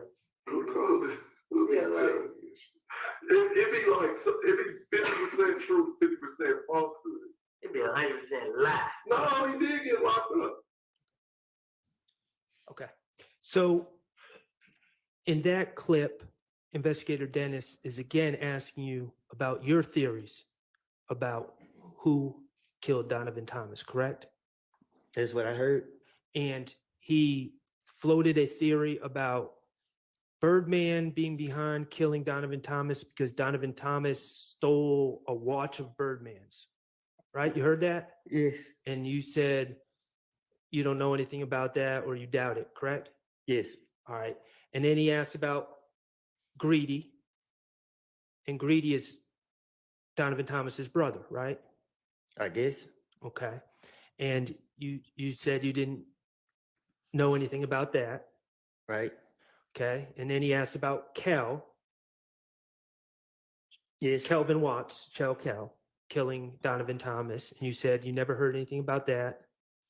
Yes. And then he asked about I think he said Thugger. We're talking about Jeffrey Williams. And you said you don't know nothing about that. Right. Correct? All right. That second time when you were asked about your theories about who killed Donovan Thomas, you never said that Demekion Garlington told you that Shannon, Mr. Kendricks, Nard, and Doo-Wop killed Donovan Thomas, did you? Because he didn't tell me that. I understand. Okay. I'm going to play DS20C, and I'm going to ask you to listen to this clip as well.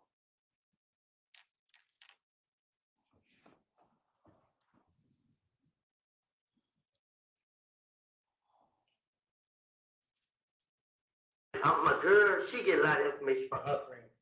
She got a lot of friends, so they be around me. Lucy and them was talking at the studio, and it was a girl in there. We missing one of them, and she my girlfriend. And she said that they nobody can do that. Nothing. You know what I'm saying? They was all like Kill and K Rob somebody. You know what I'm saying? Kill and who? K. Who's K? I sent you a picture of that to them. I think I sent it to those. They had a chop on in the picture. Oh yeah. And the gym was in the car. Yeah, them two. Rob somebody. And they supposed to came back. This was they talk about the studio. You know what I'm saying? They just put my name on it. They covered it up. Make it seem like they ain't got beef for the streets, whatever. Yeah. And then it's like, she be like, they know what they do it. You know what I'm saying? But they gonna keep playing on him. And she be like, K, when the nut got killed, K first one called everybody like, we killed Nut. Tell the mom now we did. He the first one started my name. And it's like Kill went along with it. So they had Jerry Ross, then they did, like Nut died, then they started. That same day? I don't know when. They like they Jerry Ross, and Nick's supposed to come back for them. You know what I'm saying? Like Kill Rock Flat, Floor, Flat. He robbed one of them.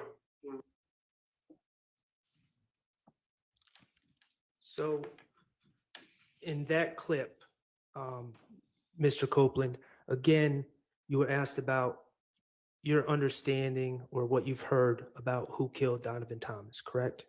Right. And you said that you said that your girlfriend or a female friend of yours was at the studio and she was told that Kel and Kay had robbed somebody. That's what I said? Yes. Yes. Okay. And the people that Kel and Kay robbed came back and killed Donovan Thomas as revenge for being robbed. Yes. And you said that Kay then started putting it on you to cover his own tracks. Yes. And you also specifically said your understanding was Kelvin Watts, the robbery he did was to Fly's plug. Yes. Okay. And so we're clear. Fly is Mr. Jervin Henry. Do you know his government name? No. Okay. He's someone who runs clubs, correct? And runs TIG, the record label. I guess. Okay. And when you say plug, what do you mean by plug? That's a drug distributor, correct? That's just a phrase that we use. I don't know. Is it involved in the drug game? I guess. Okay. The bottom line is you gave, on that third clip, you gave some more information about things you heard, but you never said, detectives, let me tell you, Demekion Garlington told me that Shannon, Mr. Kendricks, Doo-Wop and Nard killed Nut. Did you? I never said that. And the reason you never said that on January 28th, 2015 is because you hadn't made up that lie yet, had you? Yeah, Yeah, you had, or no, you hadn't? I haven't. Okay, and the reason you hadn't made up that lie, let's just be clear, on January 28th, 2015, no one was trying to lock you up, right? I just didn't have no reason to. Right. You had no reason to finesse at that time. Right. They lost like I was.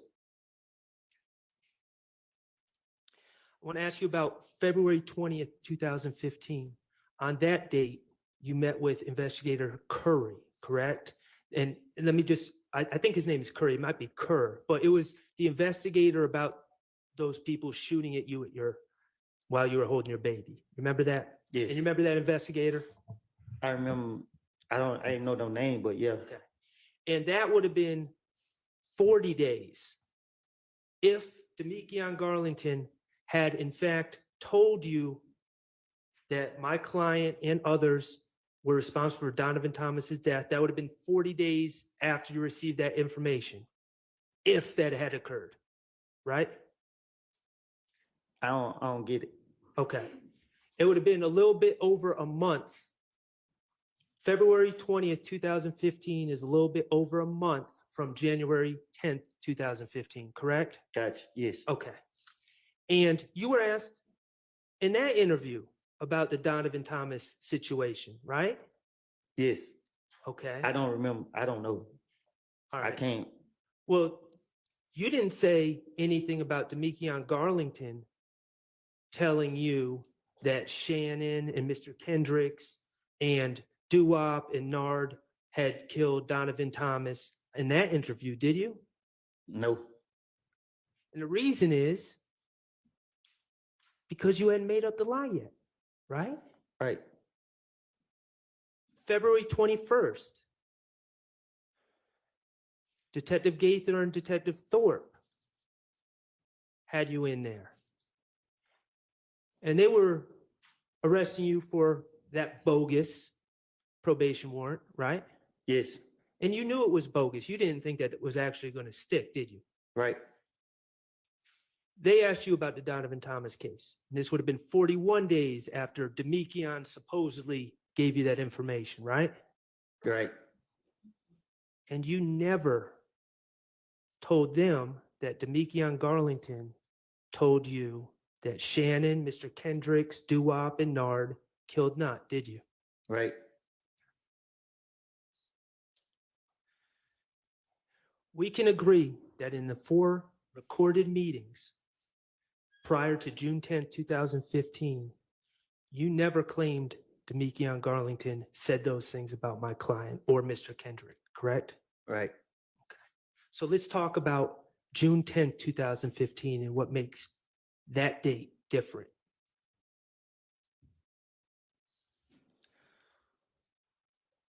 On June 10th, 2015, okay, we're going to that interview. You with me? Yes. All right, appreciate you. You met with Investigator Gaither, Investigator Dennis, Investigator Thorpe, and Federal Agent Cunningham, correct? No. I didn't meet with them. They brought you to the interview room and they came in the room. Yes. Okay, you didn't choose to meet with them. No. All right, and let's just talk about the circumstances. And I'm going to show you a picture that's already in evidence. I believe it's 378 Yankee Echo 1. If I may approach and get that done. You may.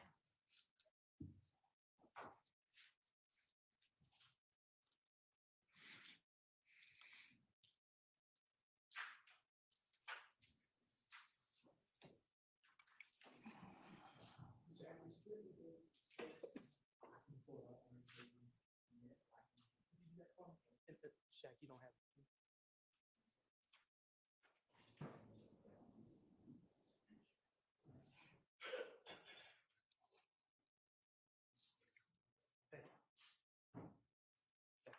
May I approach? You may. I'm handing you what's been marked as 378 Yankee Echo 1. That's the state's exhibit. That is a picture of you in the interrogation room on June 10, 2015, correct? Yes. I'm going to just wait till we can display this.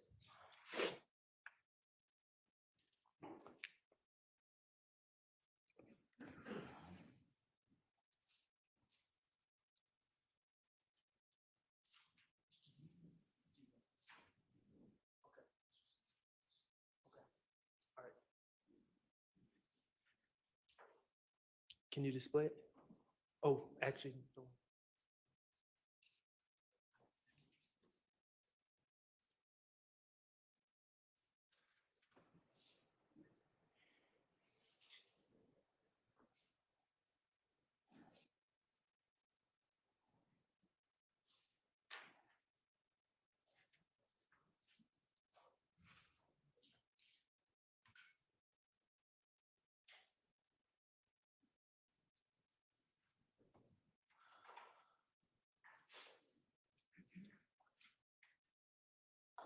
All right. Thank you, Mr. Atkins. All right. Mr. Copeland,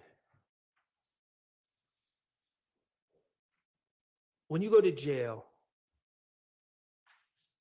you wear a blue jail outfit that's given to you by the Fulton County Sheriff Department, correct? Yes. Okay, and it says Fulton County Jail or Fulton County inmate on the shirt and the pants, correct? Yes. You absolutely hate wearing that blue outfit, correct? Without a doubt. Okay. In this picture, you are not wearing one of those blue outfits. You're wearing street clothes, correct? Right. Okay, but let's just be clear. In that picture on June 10, 2015, when you're being interviewed, your hands are shackled together, correct? Yes. You have leg irons on, correct? Yes. And the leg irons are attached to an anchor on the ground, so you cannot get up and run, correct? And they're hurting. And they're hurting. And you knew that it was only, unless something drastic happened, it was only a matter of hours before you were going to have a blue Fulton County jumpsuit on, correct? Yes.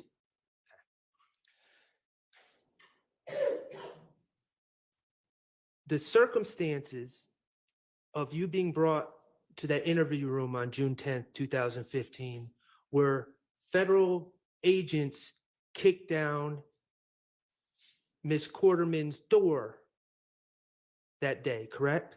Yes. Okay, and they kicked down that door looking for you because they had an arrest warrant for you. Yes. They had an arrest warrant for you for the April 28th, 2015 possession of a firearm incident at the Dunbar Rec Center. Yes. Okay. And while in the apartment, they saw some things, correct?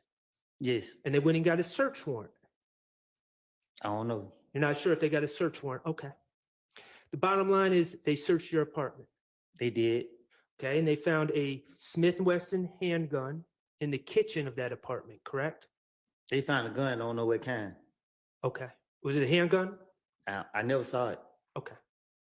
They also found a stolen laptop computer in your apartment, correct? That's what they said. All right. They also searched Deshaun's car, correct? No. Well, didn't they find stolen IDs and other stolen property? That was a rental car from Okay. her mama rented. Okay. Okay. Thank you for that clarification. They found a stolen IDs and other property in a rental car that was associated with you, correct? That you had been driving. Yes. And also on June 10th, 2015, your daughter's birthday was coming up. 7 days. 7 days from that date. Yes. And you had plans to have a big celebration for her birthday. Yes. Even though you didn't have a blue jumpsuit on, during the interview, Investigator Gaither informed you that you were under arrest for various charges, correct? Yes. And you were under investigation for various other charges. Yes. Okay. She told you that you were being charged with possession of a firearm by a convicted felon for the gun at the Dunbar Rec Center. Yes. She told you that you were being charged with reckless conduct for leaving the gun on the bleachers at the Dunbar Rec Center. Yes. She told you that you were being charged with gang charges for possessing a gun at the Dunbar Rec Center. Yes. And you knew that you knew that you weren't getting a bond for the gang charges at Right. first appearance. Right. You were going to have to sit for a while because of those gang charges. Yes. Unless something drastic happened. Yes. You were also told that there were that they were investigating the stolen MacBook computer found in your apartment. Yes. You were told that they were investigating the stolen IDs and other property that was found in the rental car. Yes. And Investigator Gaither told you that she knew that that stolen property found in the rental car was taken during a series of auto breakings in the area, correct? Yes. You also had a Henry County bench warrant. Yes. I believe you had another bench warrant out of the city of Atlanta involving a four-wheeler. You don't remember that? Yeah, I don't remember. Okay, that's fair. And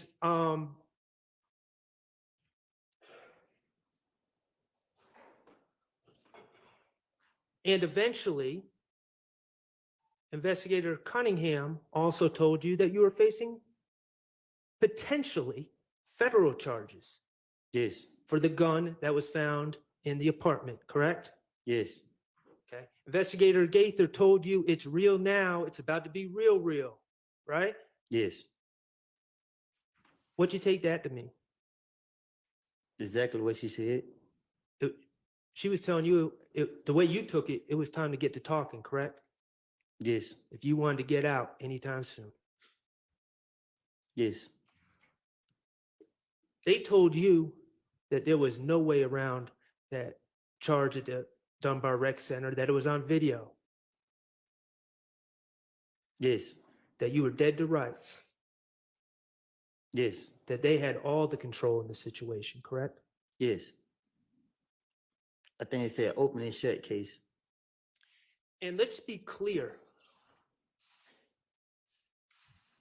Even though you don't have that jail uniform on in this picture, you were thinking about how you just got out of jail 3 months prior. You had just been in jail in that horrible unit with feces and people talking to themselves and people eating whatever they were eating and the isolation. And you were thinking about that on June 10th, 2015, correct? Yes.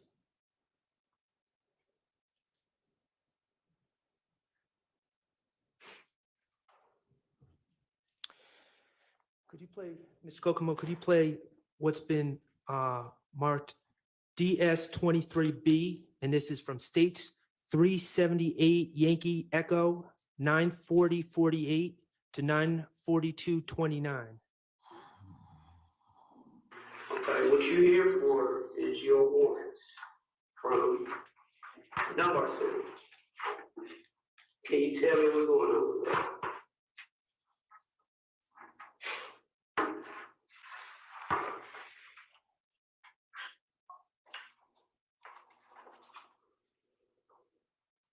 Can you tell me what's going on with that?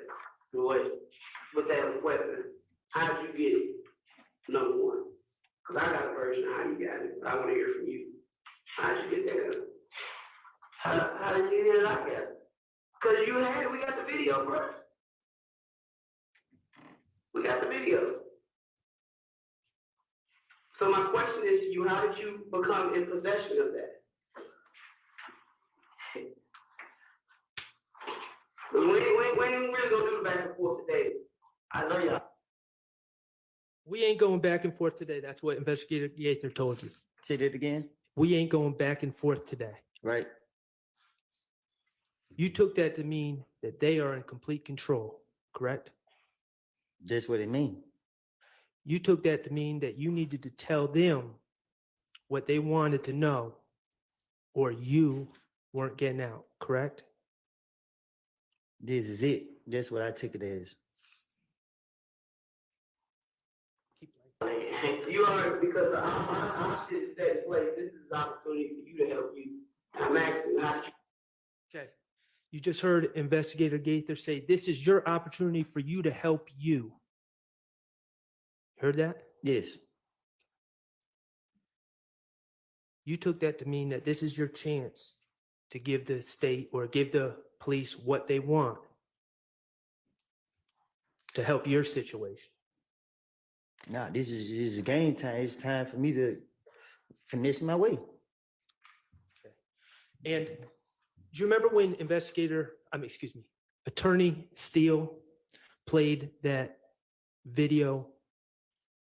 I guess it was yesterday with Agent Cunningham talking about the federal charges. Okay, I'm not going to play that video again. Thank you. But I am going to talk to you about a few things that were said. What you asked, I got charges with the feds, and Agent Cunningham said, it's up to you. It's totally up to you. Do you remember that? Yes. Okay. The police are telling you that you can talk your way out of this situation if you work with them, correct? Yes.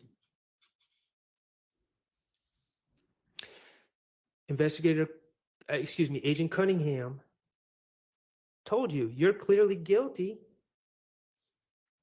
She told you that they had you dead to rights. Do you remember that? I think she said open and shut case. Okay. You took that to mean they have complete control and you need to play their game if you want to get out, correct? Yes. Agent Cunningham told you about the charges you were facing. She told you that federal sentences don't have parole. Yes. No early release. Yes. She told you that with federal cases, they don't typically let prisoners stay in Atlanta, right? Right. She said that they were typically going to send you to some other state to serve your federal time behind this. Right. You didn't want to be separated. You love your daughter, don't you? With all my heart. You post about your daughter on Instagram and you're proud of your daughter, correct? Yes. And you consider yourself a good father, don't you? I try to be. Okay. And you did not want to be separated from your daughter in some federal prison in another state, did you? Who want to? Understood. And Agent Cunningham also said that to her understanding, you're a 3-time convicted felon, making you an armed career criminal in the federal system, correct? Remember hearing that? Yes. She told you that you were facing 15 years without parole, plus another 10 years without parole for the gun charges, correct? Yes. 25 years without parole, and that's not even including the conspiracy charges. Right. You were 23 at the time, and Agent Cunningham told you, if you don't play ball, you're going to be locked up in a federal prison in another state until you are 48 years old. Isn't that correct? Yes. Wasn't that said to you? Yes. On June 10th, 2015. In the interrogation room. Miss Agent Cunningham also said that all this is up to you. It's totally up to you, right? Yes. She told you that she reports to the U.S. attorney, and she can tell the U.S. attorney what you did to help yourself out. I think we all heard what she said to me. Okay. Well, what did you take that to mean? That I need to help myself out. Okay. Does that include lying on others? That means that this is my chance to get myself out of this situation. It was time to finesse? Yeah.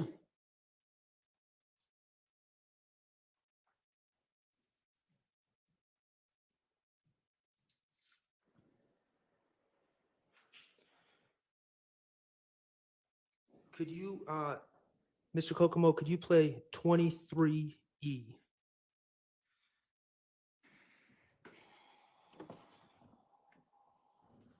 And for the record, Your Honor, DS 23E is States Exhibit 378 Yankee Echo, 1031 to 103250. Do you understand the rank that nothing had? Do you understand the rank that nothing had? Yeah. What was he? And I don't know. I didn't know he was. he was like the third or fourth ranking blood in Georgia. But what I'm saying is, bro, they were between third and ninth. You didn't let me finish. When you go to prison, your name is on there, regardless of if you did or if you didn't. Thug ain't in jail. Thug ain't in jail. Thug on the European tour, whatever the fuck. Did you just hear Investigator Dennis pointing out while you're in the interrogation room, Thug, Mr. Jeffrey Williams is on a European tour? I couldn't understand nothing that was said. Okay. Did Investigator Dennis bring up the European tour that Jeffrey Williams on? Is that something you brought up or Investigator Dennis, to your recollection? I guess he did. Can you keep playing? The one that's gonna go courtside for that. And it ain't no protective custody. It's you. So you the one that's gonna have to speak on what you need to, if you need to speak on what you need to speak on. Help. Okay. Did you hear Investigator Dennis say that you were going courtside? Yeah, I can't hear it the way it sounds. Okay. And that's okay. Did you hear him? I'm just going to keep asking. If you didn't hear, you didn't hear. Did you hear him saying that there's no protective custody? I don't know what he said. Okay. I can't say I can't. Did you hear him say, you need to speak on what you need to speak on, right after bringing up Jeffrey Williams in the European tour? Y'all ears work better than mine. So you heard what he said. Okay. I can't say. Okay. I'm going to play another portion of the clip. I'm going to ask you to listen, but I understand if you can't hear it, you can't hear it. Continue to play. Yourself. That's what you gotta think about. But Yourself. I'm seriously going to jail. Period. You going You going to jail today. but you can determine how long you want to stand for different. Did you hear Investigator Gaither tell you you're going to jail, I heard that. but you get to determine how long? Nah, I can't hear it again. Yes.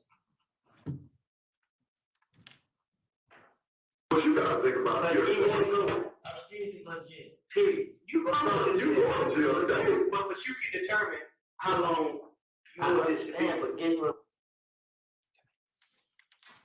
What did you take that to mean when Investigator Gaither says you're going to jail, but you get to determine how long? She gave me hope. And what would you have to do to determine? You wanted to not be in jail at all, but certainly not long, correct? Right. So what did you feel you needed to do? Listen to her and see can I finish my way out of it. Does that include lying? That's the first thing first.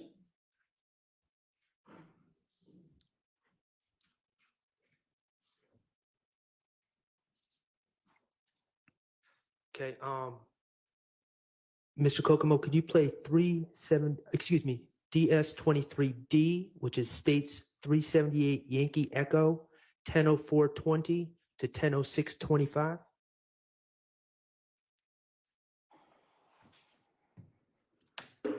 I ain't had no parts like the shooting, none of these. I didn't have no part. I just ain't even do it for the thing. I mean, when they started doing this shit, everybody would call my name because they all, who did it? They didn't even put my name in these songs. It ain't even me. I mean, the way y'all look at me, y'all supposed to be sending them like this. I mean, Did you just hear yourself say that people are accusing you of things? Bro, I can't hear nothing in there, bro. Okay, could you play that again, Mr.? I can't hear it. You can play it 1,000 times. Okay, we're going to try it one more time. because I think it's important. But Mr. Copeland, if you can't hear it, we'll move on, okay? Y'all ears are better than mine. I understand that. I'm not blaming you.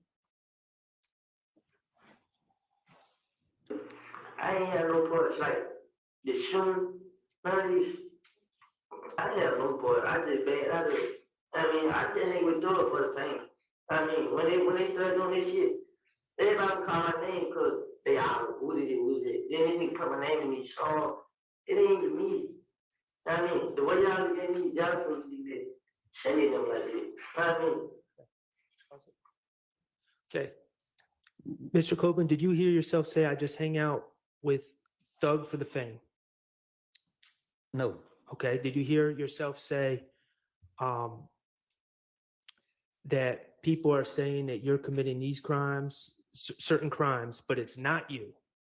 I didn't hear him. I heard I said Shannon's name, but I don't know what I said with it. Did you hear? Well, do you remember, regardless of what you heard, do you remember saying everything that people are blaming me for, they need to look at Shannon? I probably did. I can't Okay. hear what I said. Now that you have this immunity agreement from the state,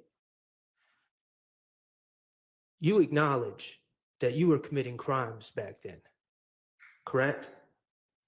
What you mean? Well, you've acknowledged it, and we're going to get to it later, but you've acknowledged that you shut up Rich Homie Kwan's dad's barbershop, for instance. Right? You testified to that. All right. Okay. So when you said, I ain't doing nothing, when people are blaming me, they need to be looking at Shannon, that was not true. That was you trying to shift blame from yourself. That was you finessing. But I already said it. I understand that. But that's an example of you finessing, correct? And shifting the blame from you to Shannon, right? I said that to you, and I said that to them, and I'm saying it again. I have lied, and you're gonna keep sitting here asking me the same question. You just said a minute ago that you weren't gonna ask me the same question. Okay. All right. I'm gonna play something not that you said, what other people said to you, okay? And I'm gonna ask you to listen. And if you can't hear, you can't hear, okay? All right.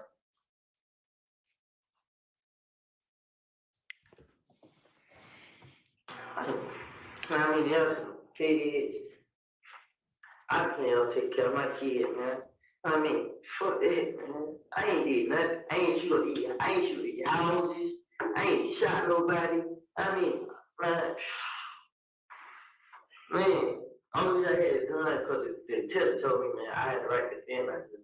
Because the same night I got killed, I came down and I don't really tell them. But guess what I'm just thinking, like, man, these niggas thug, I got power, man. Even right now, I'm still thinking about it. Like,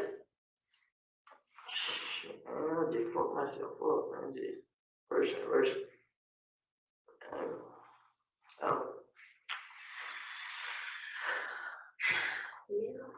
Yeah.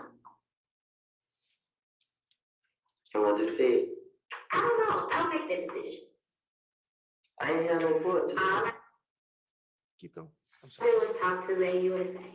The judge makes. Did you hear yourself ask Agent Cunningham if your case is going to the feds? Yes. Did you hear Agent Cunningham say, I don't know, I just talked to the AUSA? No. Okay. Keep playing. Decision on, what's going down there. I ain't had no voice. I ain't. But you were. I don't think you. I don't know if you had no part of that. That's yet to be determined. But you had every part of the gun that was found today. No, you keep saying the gun that was found today. I didn't have that gun. Though I keep saying y'all no fingerprints. My fingerprint never come back on that gun. Do you know what actual and constructive possession is? Been around. Yeah, be around. But I didn't know what it was in there though. Just like she said she didn't know, I didn't know. Man, I'm not even, the baby didn't know, she baby. Now, this is what I'm saying here. Me and her just, we were there. But I wasn't there yesterday. But you were there this morning when they found it, sweetheart. You know how I got there this morning? You know how I didn't get there. But that's irrelevant, you were there. When they came and brought you up, it was there, you were there. That's all I need. That's on you.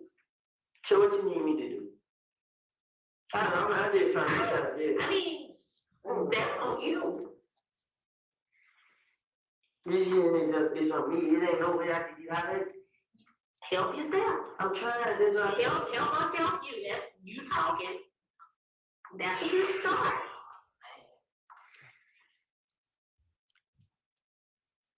Did you hear yourself, Mr. Copeland, ask Agent Cunningham, what do you need me to do? I'm just trying to get out of jail. Yes. Okay. And did you hear Agent Cunningham respond, you help yourself? You help yourself? Yes. Help us help you? Yes. You're talking, that's a start? I said yes. Okay. Help us help you. Did you take that as it was time for you to finesse, to start telling stories on others, to get yourself out of the situation? Yes. I got one more clip I'm going to ask you to listen to, Mr. Copeland. And this is actually from February 21st, 2015. Ms. Kokomo, I'm going to ask you to publish what's already DS24A, which is already, it's a clip from States Exhibit 378 Yankee Delta from 433.33 to 436.11. And again, that's from the February 21st, 2015 interview with Investigator Gaither and Detective Thorpe, okay?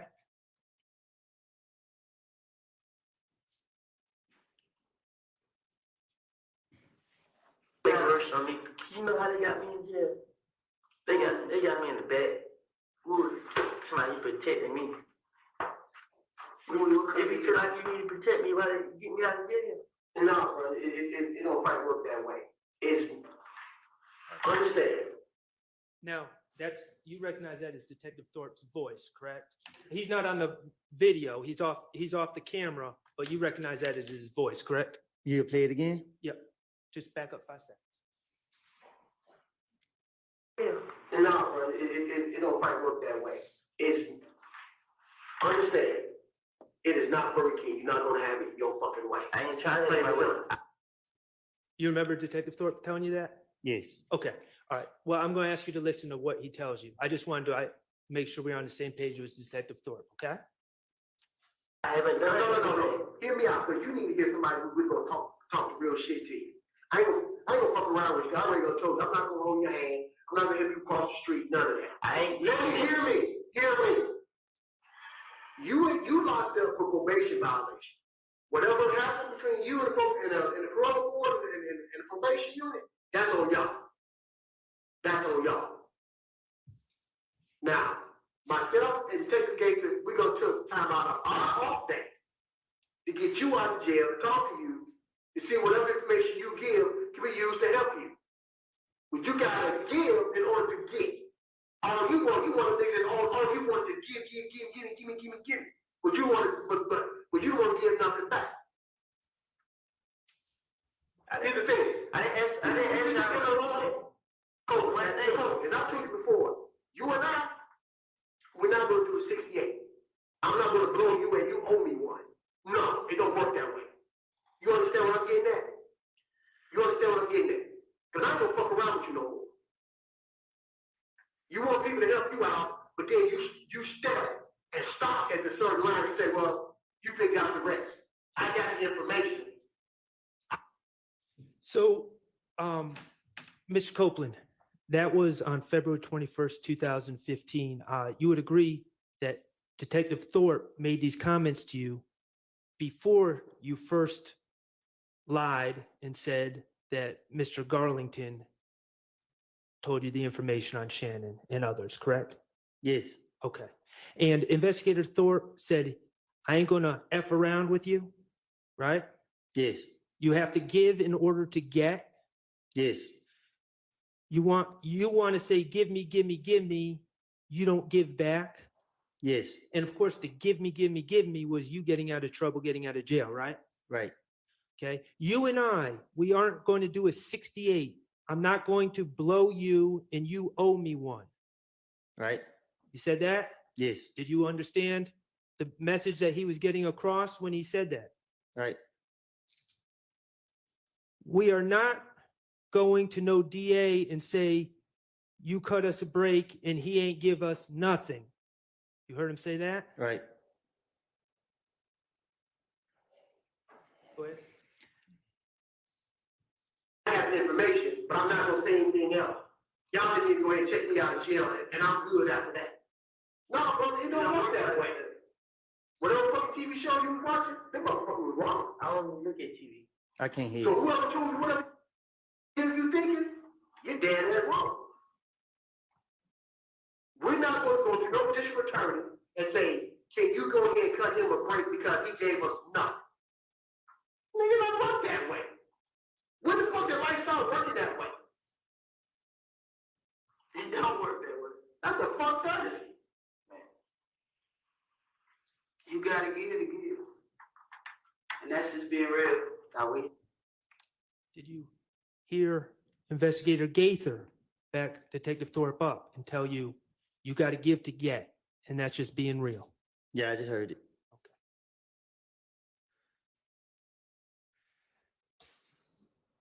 Mr. Copeland, these are just some examples. The reality is the detectives in this case had been encouraging you to tell stories on others to get yourself out of trouble, correct? For the 100th time, I've been telling you that. You knew how to finesse on your own, right? But the detectives were also encouraging you to finesse, correct? They were tricking me.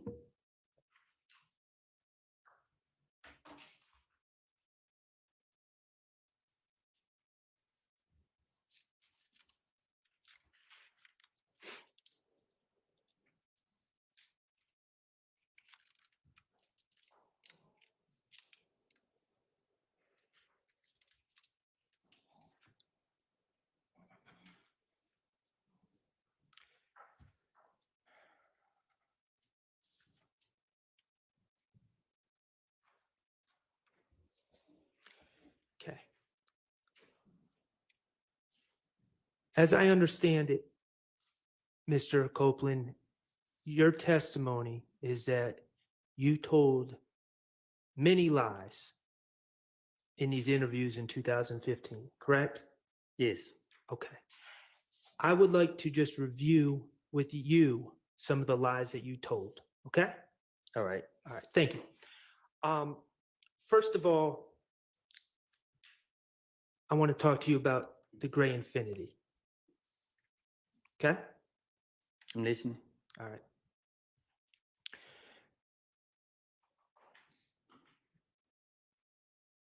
Through the questioning of the police, and I don't know, maybe through other information that you've been given, you're aware that there's a surveillance video of the shooting of Donovan Thomas, correct?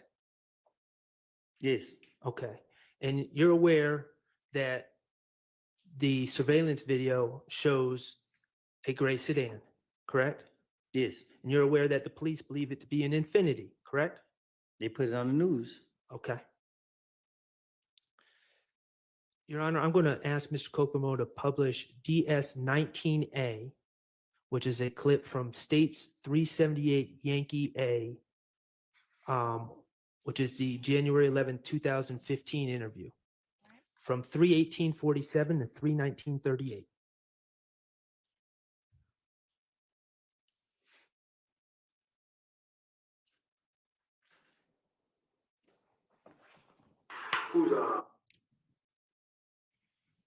Who's Walter Lee Maddox?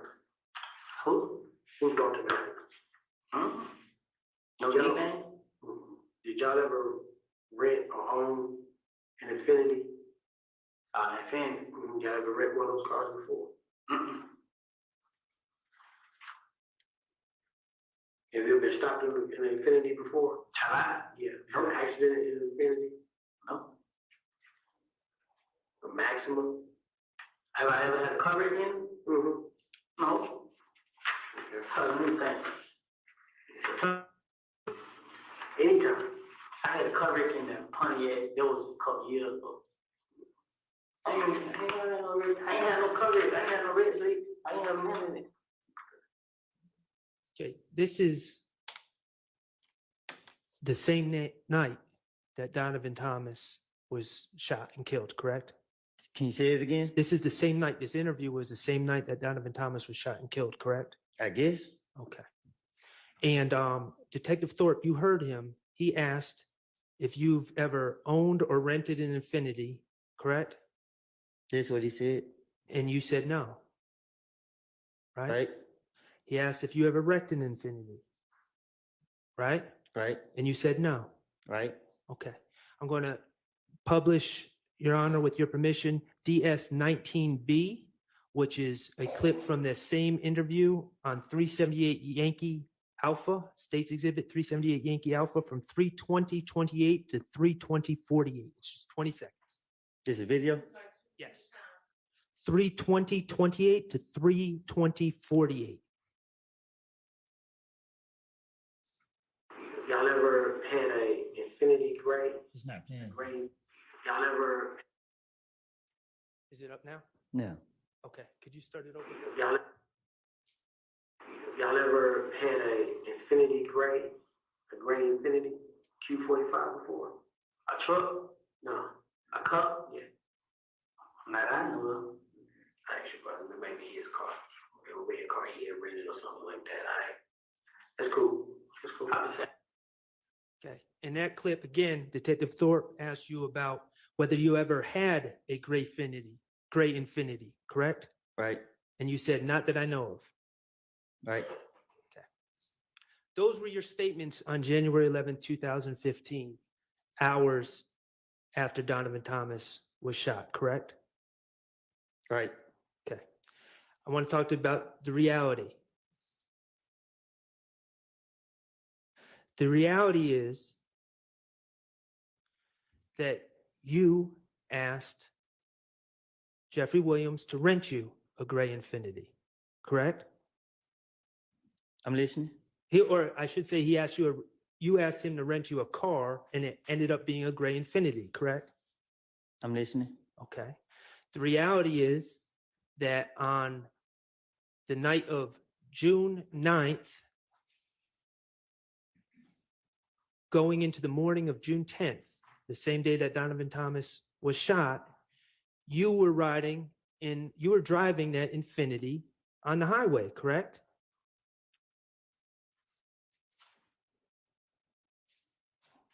I don't know. I can't remember when I was driving it. We just saw your testimony from earlier in this trial. Yeah, where but you being specific about the time. I don't know. Okay. The reality is, I don't know when I written on the expressway. That's what I'm saying. okay. Do you agree that it was, I'm not asking for a time, do you agree that it was on the evening of January 9th? It was nighttime that you wrecked. It was correct? nighttime. You were speeding on the highway and you hit some cones. I lost control, yeah. And that was, I believe in your testimony, you said you wrecked the car. And let me be clear, Quindarius Zachary, Lil D from Cleveland, you know who I'm talking about? Yes. Lil D from Cleveland was in that car, that Infinity, with you on the night you wrecked. Yes. Okay. And after wrecking the car, you guys reattached the bumper on the side of the highway, correct? How you know that? Is it true? I'm listening. Okay.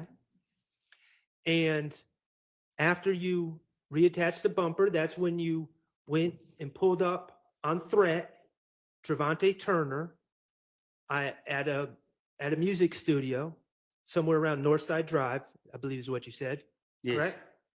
And you gave that that Infinity to Trevante Turner. Yes. Okay. And in your testimony, you said, then you went home, fell asleep, and the next day you woke up, and that's when the Donovan Thomas shooting occurred, correct? Yes. Okay, so I'm just working through this with you. I'm not trying to trick you. So based on your testimony, you were driving that car, that Infinity, on the evening of January 9th going into January 10th, correct? I guess. Of 2015 with Mr. Zachary. I guess. And you gave that Infinity to your good friend, threat in the early morning hours of January 10th, 2015, correct? I gave it to him at nighttime. It was dark. Okay. So you don't remember if it was before midnight or after midnight? Is that what you're saying? I don't keep up with the time. Okay, that's fine. The bottom line is you were specifically asked about that infinity or infinity hours after Donovan Thomas was shot. And you denied ever being in possession of an infinity, correct? Say that again. When you were asked on January 11th, early in the morning, talking to Detective Thorpe, when Detective Thorpe, the lead investigator of the Donovan Thomas murder, asked you about possessing a gray infinity, you denied that you ever had one, correct? Right. Okay. Let's talk about the gun at the Dunbar Rec Center.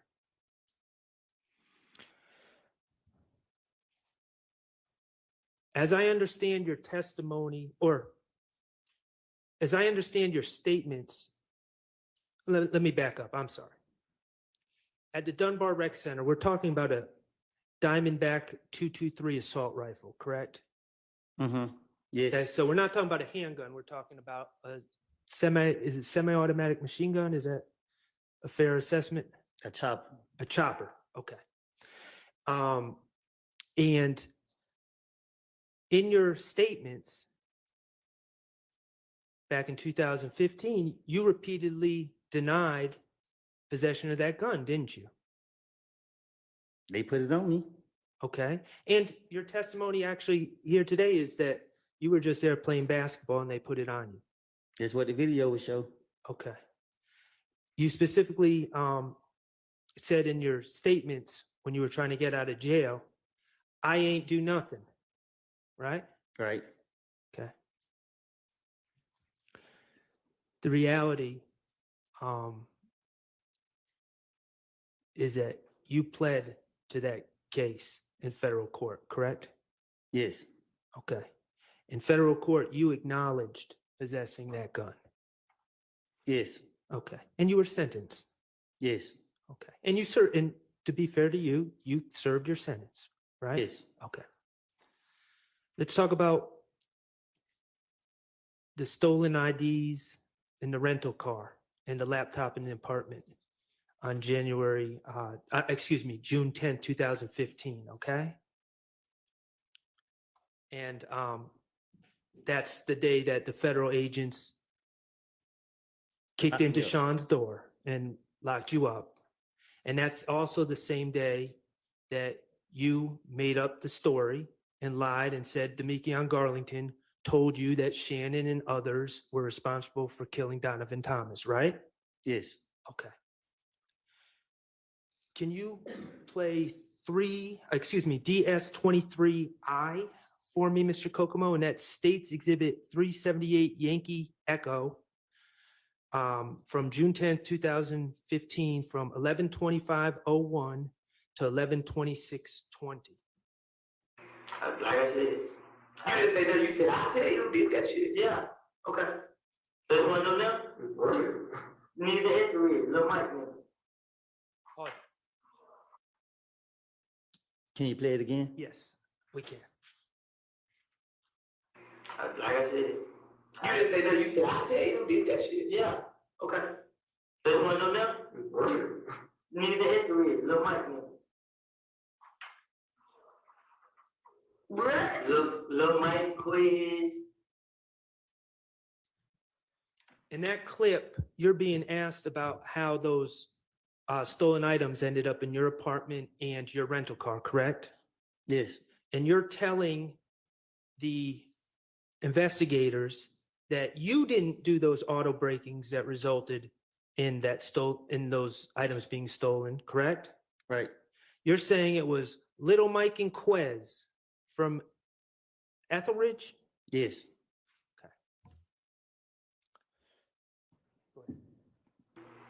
You ain't never heard of them? You ain't never heard of them? They wild him. Whatever they call it about them. Pretty wait, you pull out the other day about 5 o'clock of y'all and night. There's gonna be a lot of motherfuckers out there. How am I gonna know this? You. Well, Why you got it though? I don't know it. Why I got it? Yeah. Kind of jewels out for 'em. What that mean? Make me some money out for 'em. What, sell somebody out there? Nah, just like, I mean, No, just like, what's the fuck is make that? money out for 'em. How? How What's did the you jewel? get it? How did you get it? Shit, then I got it. When they bought the cup, Tay bought the cup at them. Wait a minute, you let Tay borrow the Jeep. Yeah. Lil D, bro. No. You know what I'm talking about. You talking about Trevante. Yeah, you let Trevante use the car. Yeah, he's supposed to go to jail. You know what I'm saying? But when they pull that car, I let it go. Okay. There you're saying that you gave the car to Javante, who gave it to Lil Mike and Quez, correct? Yes. Okay, and you would agree that detectives Gaither and Dennis are telling you we've never even heard of Lil Mike and Quez, correct? Yes. Mr. Copeland, Lil Mike is not a real person, is he? No. That was the finesse. You invented a person out of thin air, correct? Yes. Quez is not a real person. You invented him out of thin air on the spot, correct? Yes. You invented those people to take the heat off of you and put it on fictional characters. I done told y'all that's what I do. That's your finesse, right?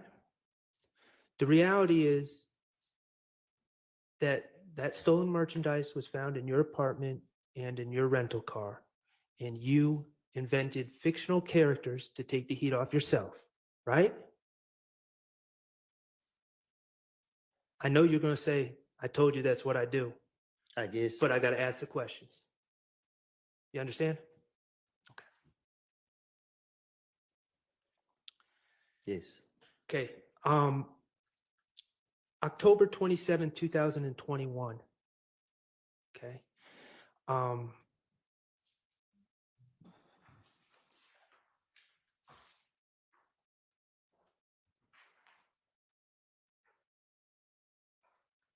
Honor, may I approach?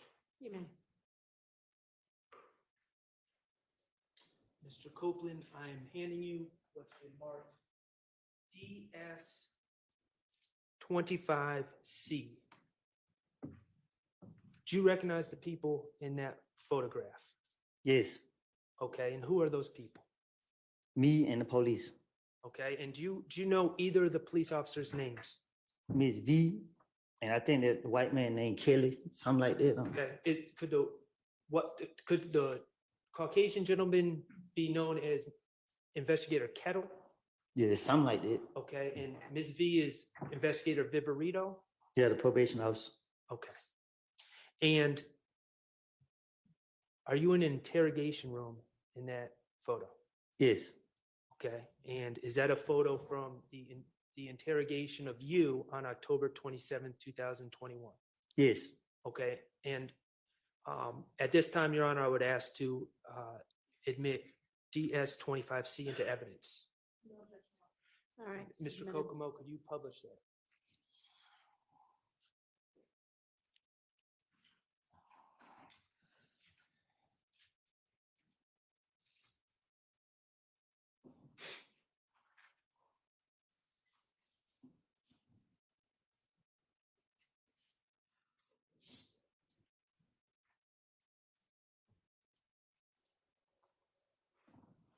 Okay, and like I asked you about the photo from June 10, 2015, I'm going to ask about this photo as well.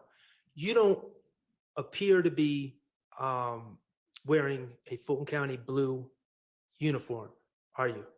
No. Okay, and I can't tell if were your arms shackled together during that interview? My leg.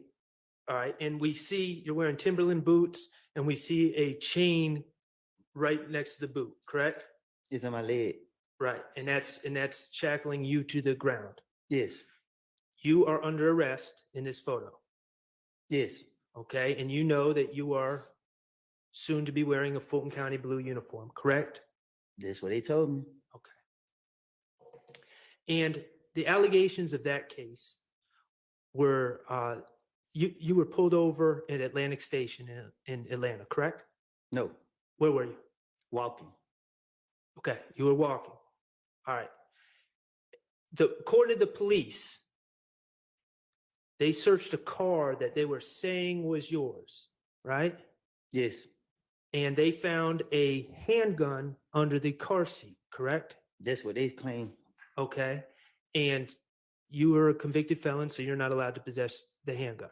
But I was walking. Okay, I understand that's what you're saying. But you were charged with reckless conduct and possession of firearm by a convicted felon, correct? Yes. Okay. No, I was charged with driving with suspended license and a firearm. Okay. Thank you for that correction. When you say firearm, you're talking about possession of firearm by a convicted felon. Yes. Okay.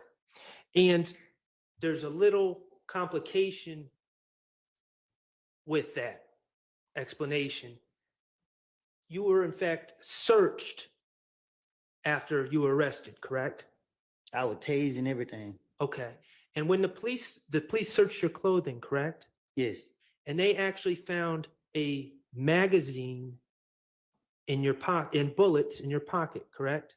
That's what they say. In the pocket of the pants you were wearing, correct? That's what they say. Okay. And when I say a magazine, that's a component of a gun that holds the bullets, correct? I guess. Okay. All right. Mr. Kokomo, could you play DS25B, which is from 10/27/21 interview from 2/23/05 to 2/23/58? I think that video has been tendered and admitted. Has it, do you know? It has not. I am asking to, well, I'll go about this a different way. Thank you, Ms. Hill. I don't have an objection, so I'm just saying it's not Well, admitted. I might not need to play the video. Mr. Copeland, do you remember in that interview, you were asked about if that's not your gun in the car, and if you were just walking, why do you have a magazine with bullets in your pocket? Correct? You remember them asking you that? Can I speak to my lawyer? Yes. Well, Yes, you can. Let's take a break anyway. We'll take about 15 minutes.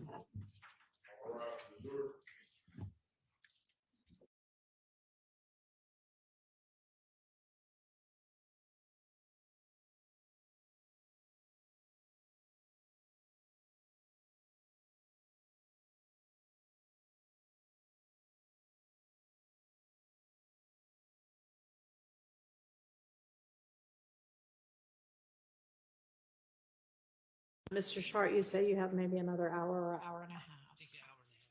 Okay. And then the state thinks redirect of, About an hour and a half, 2 hours. okay. So Mr. Copeland, I'm sure much to his chagrin, will be coming back on Tuesday of next week anyway. Here's the situation. We also need to deal with what we're going to do about the juror. And I know y'all wanted some further information and maybe to even ask some questions. And it doesn't necessarily have to be done today, but it has to be done fairly quickly if the ultimate decision is going to be something other than she stays here. So we can do one or the other this afternoon. We could either finish your cross or we could deal with the juror, but I don't think we can do both, which is fine. So I just was kind of maybe going to ask you, do you have a preference? I would prefer to finish my cross. Okay, and I think that probably makes more sense anyway, but we're gonna need to then deal with the juror issue Tuesday, I think is. We just can't leave that out there. You know, I'm sure she's wondering what the decision's gonna be. Are we able, if Mr. Schardt, I know he said he was going to go for maybe another hour to Yeah. hour and a half. If he does finish before just before 5 or within a certain amount of time, would the court be willing to inquire of the juror? Sure, if we, if it's like close to 5, but I don't want, yes, maybe. It just all depends on what our timing's gonna be. Okay, all right, let's get Mr. Copeland back in, get the jury back in.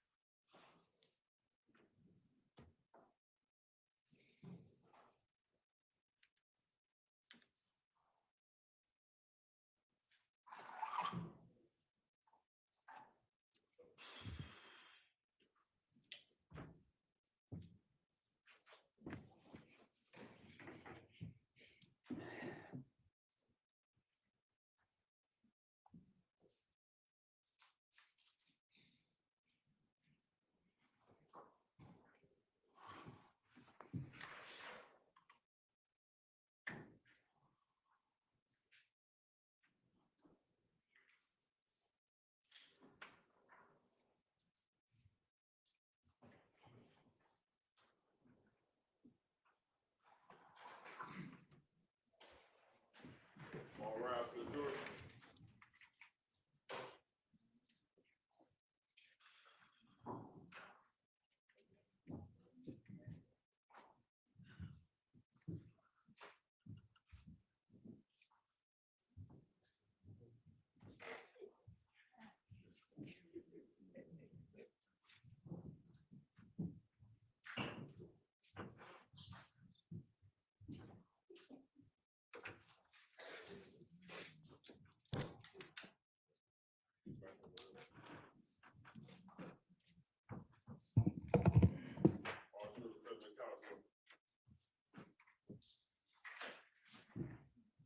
All right, thank you.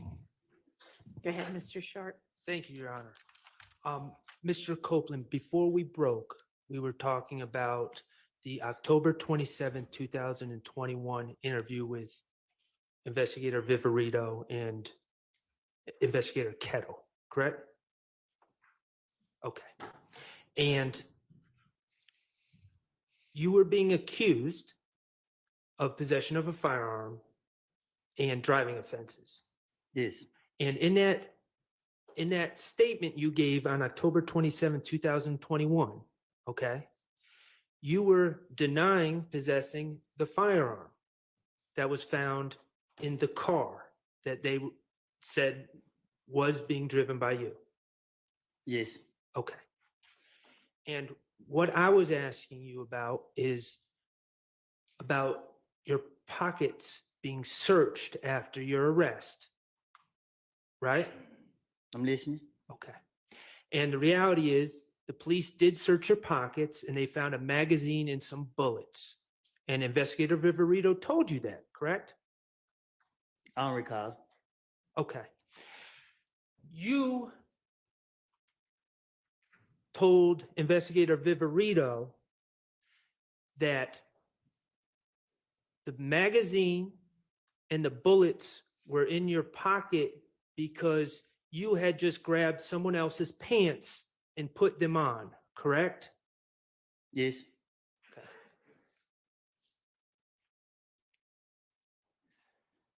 The reality, Mr. Copeland, is that those were your pants. Prove it. Okay. Let me ask you this. Did you plead guilty to possessing a firearm in case 22 SC 182134 on June 28, 2023? I play NOLO. Okay. And that was involving this incident, correct? Yes. Okay. Fair enough. I'm going to ask you about the shooting of Rich Homie Kwan's father's barbershop. Okay. Is that okay? No. Okay. Well, I got to do it. You're aware that Rich Homie Kwan's father does own a barbershop in Atlanta, correct? I guess. Okay. 2014, someone shot up Rich Homie Kwan's father's barbershop, correct? I guess. Okay. And this was a big deal. Rich Homie Quan, at least at that time, was a well-known rapper. I'm listening. Okay. And Rich Homie Quan was trying to find answers to who shot up his father's barbershop, correct? I mean, he came to you for answers. All right. You knew Rich Homie Quan, right? Something like that. Okay. And he came to you for answers, and he told you that he thought Trevante Turner threat shot up his father's barbershop. Right. And you took it upon yourself to convince Rich Homie Quan that it was not threat. Right. And you did that at least partially because you knew that Rich Homie Quan was thinking about putting money on Threat's head, correct? I'm listening. And when I say money on Threat's head, taking out a contract to have to have Trevante Turner, Threat, killed. I'm listening. 25,000, right? I'm listening. Okay. On January 28th, 2015, you were asked by investigator Dennis about the shooting of Rich Homie Quan's father's barbershop, correct? You say when? January 28th, 2015, during the interviews that we've been talking about. All right. Okay. The interviews that you've said you lied in, right? Uh-huh. Okay. Your Honor, I'm going to ask to publish DS-22A, which is States 378 Yankee Bravo. And the time is 7/24/00 to 7/27/30. All right.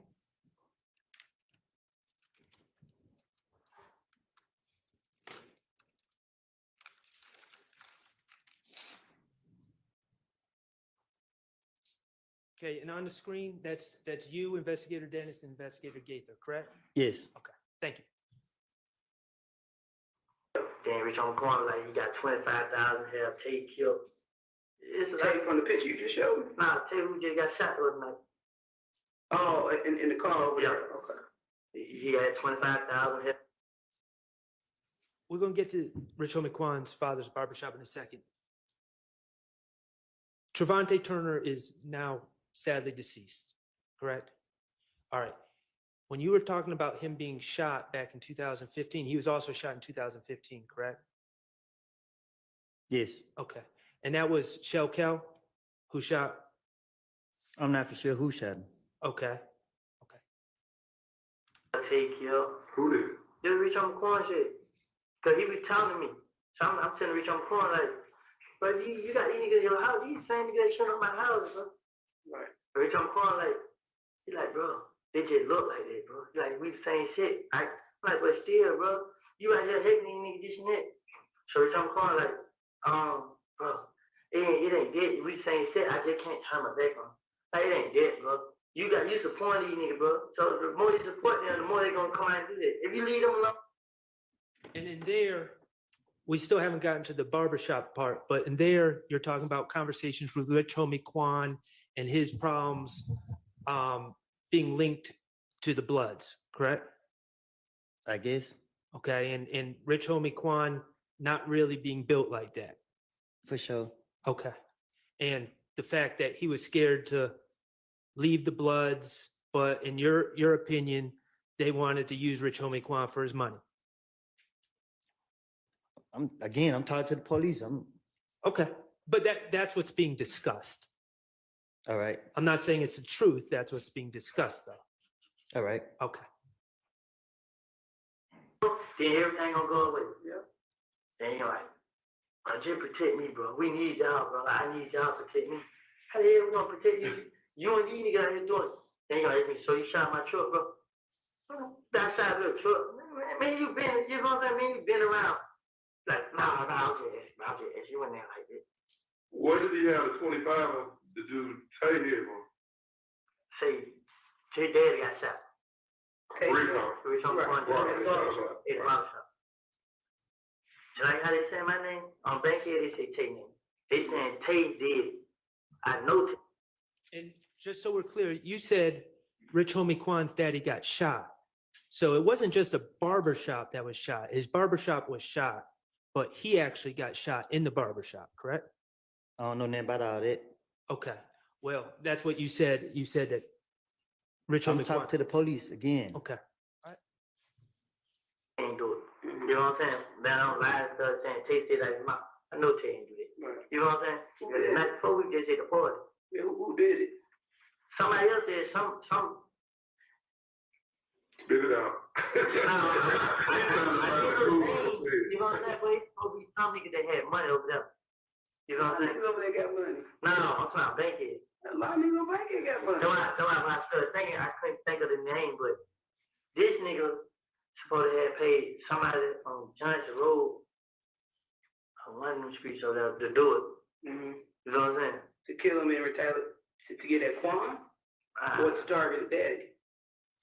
Like the same day, we like, I was just I seen Quan crying. Like, oh, bro. And he tried to kill my dad. You know what I'm saying? But him and Tate didn't have a problem. So that's why he think. Okay. And you just, about 15 seconds before we paused it, you were talking about who shot up Rich Homie Kwan's barbershop.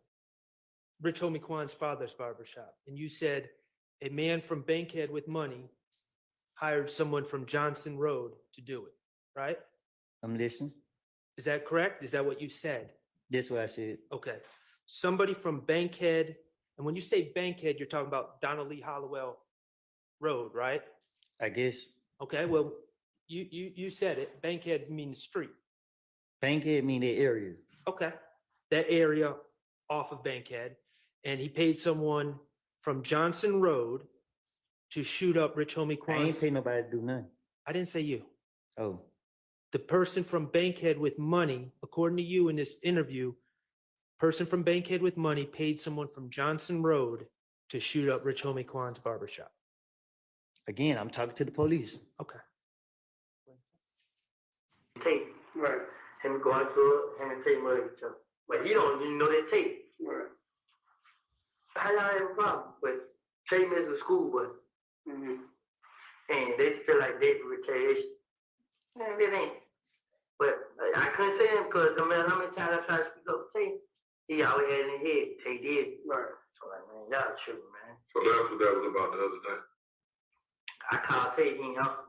I was gonna hesitate, but I had Tate put up on me like probably like Friday or Thursday or Friday.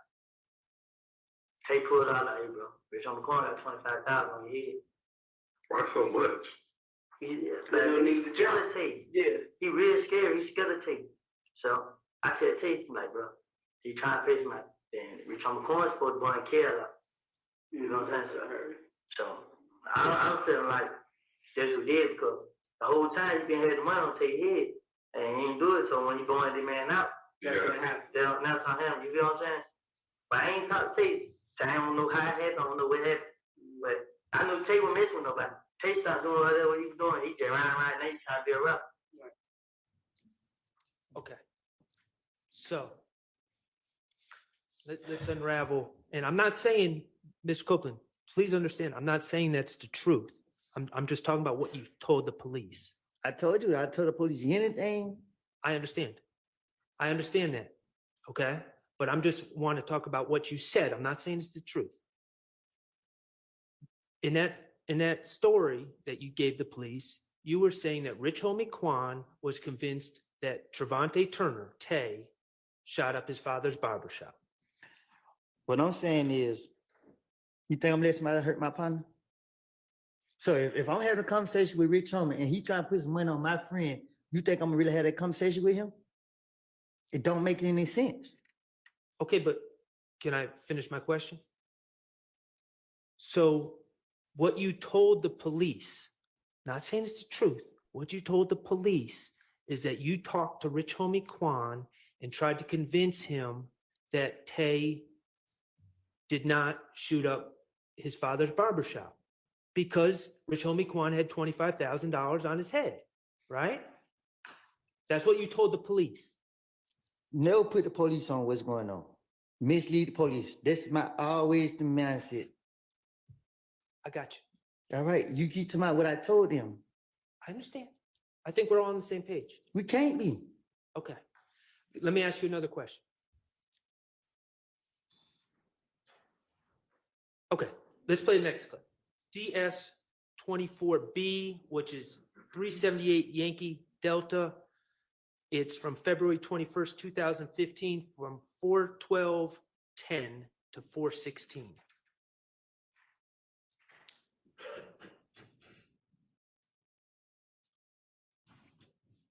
You playing the video? Yes. Thank you. You're trying to resolve the problem at hand. And I told you the only way for you to start resolving, to get this shit started and resolving it, is you gotta talk to us straight up. That's it. You gotta talk to us straight up. Because if you're not, it's just gonna continue and continue and continue.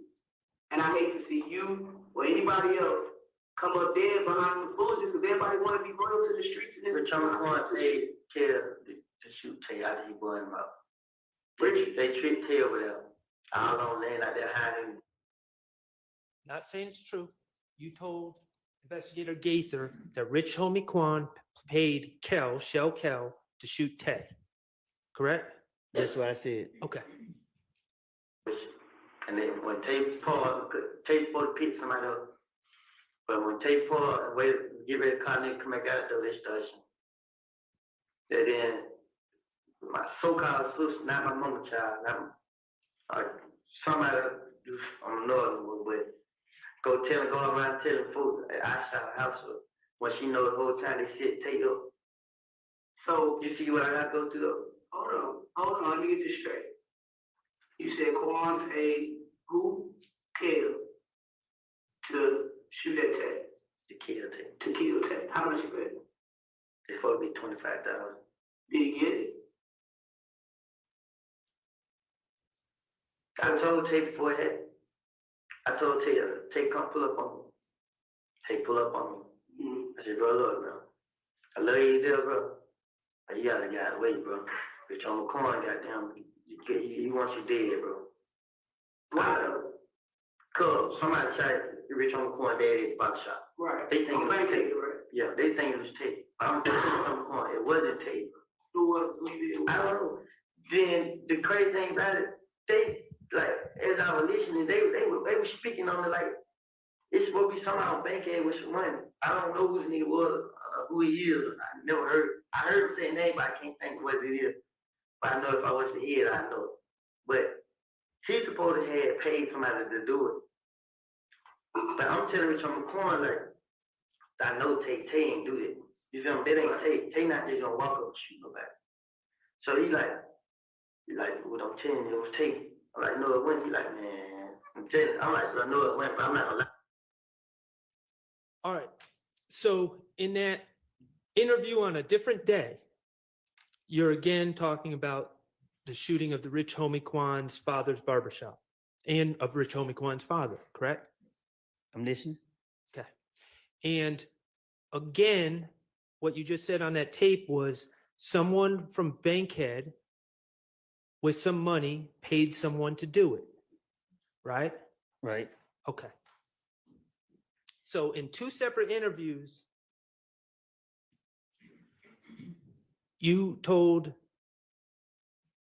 detectives that someone from Bankhead with some money hired someone from Johnson Road to shoot up Rich Homie Quan's barbershop. Rich Homie Quan's father's barbershop, correct? I'm listening. Is that correct? You said that in two different interviews. Okay. Now, the reality, Mr. Copeland, is once you are given immunity as a witness in this case, you testified in court earlier when Ms. Hylton was asking questions that it was in fact you and Trevante Turner who shot up Rich Homie Quan's barbershop, didn't you? How many times we gonna go over this? You and Trevante Turner, in fact, shot up Rich Homie Kwan's barbershop. Correct? I'm listening. The reality, Mr. Copeland, is the 25K on someone's head was completely made up by you. Correct? Right. The reality is that somebody from Bankhead with some money, those details, somebody from Bankhead with money, that was completely made up. Correct? Right. The reality is someone from Johnson Road being hired, and you would recognize their name if you heard it. All that was made up on the spot, on the fly, in the mind of Kenneth Copeland, wasn't it? Right. That was you finessing. Just like Lil Mike and Quez were made up on the spot. The man from Bankhead with money, the man from Johnson Road were made up characters. I done told y'all 100 times I don't lie. You see him right here, keep trying to throw it in my face. I don't admit it till I lied. I'm not trying to throw it in your face, Mr. Copeland. I'm giving you an opportunity to come clean. I thought I did that. Okay.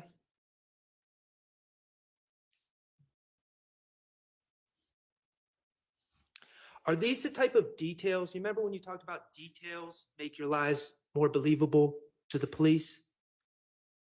Lil Quez from Etheridge, Mike or Lil Mike from Etheridge, Quez from Etheridge, man on Bankhead with money, man from Johnson Road. I would remember his name if someone said it. Are those the type of little details that you add to your finesse to make it more believable to the police? Sound like that.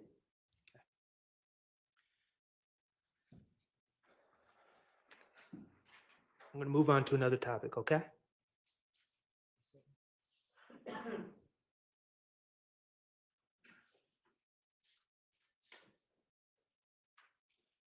Your Honor, may I approach the witness with DS-30?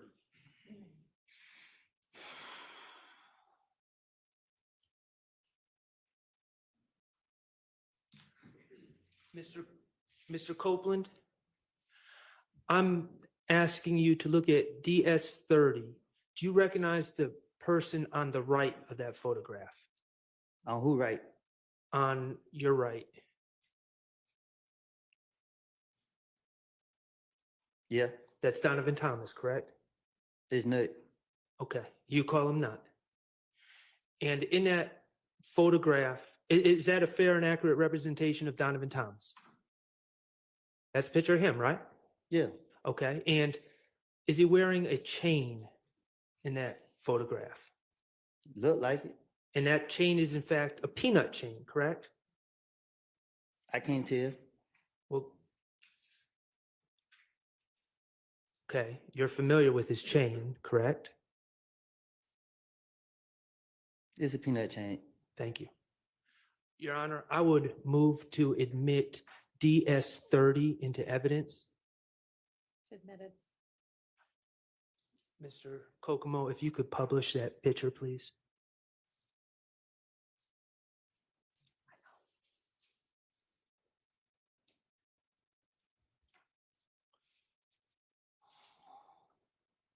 Okay. Hanging from Mr. Thomas's neck is essentially what the Planter's Peanut Man. It's a chain of the Planter's Peanut Man. And that is Donovan Thomas's chain, and that is a chain that he owned in 2015, correct? I guess. And he owned it in 2014 as well, correct? Shit, I guess.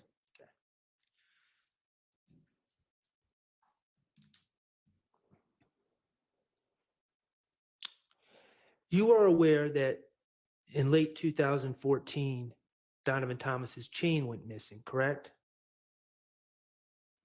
Right. Someone stole it. If that's what you want to call it. Okay.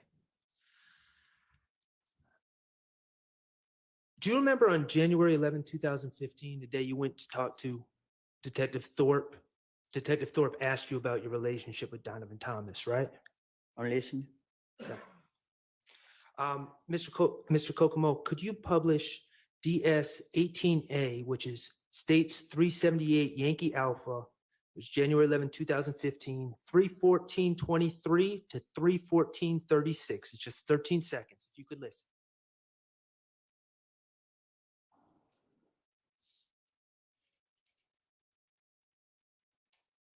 That I taught first aid church while I was about. I didn't do it. I never had, I'm with them. Ain't never had two words to each other. Me and that was always okay. You know what I'm saying? Only person I had a problem with was Kev. I don't really be with him. When we see each other, it's up and up. When they be with him, Okay, Mr. Kokomo, could you now publish DS 18B, which is from January 11th, 2015, 3:20:50 to 3:21:04 a.m. so we never had a problem with that. Never in life. Okay. Never cool. Okay. We just had a problem with Brother Kev. Yes. Describe Kev to me. So you picture. Mr. Kokomo, could you publish DS 18C, which is from the same interview, same exhibit, 3:30:31 to 3:31:02?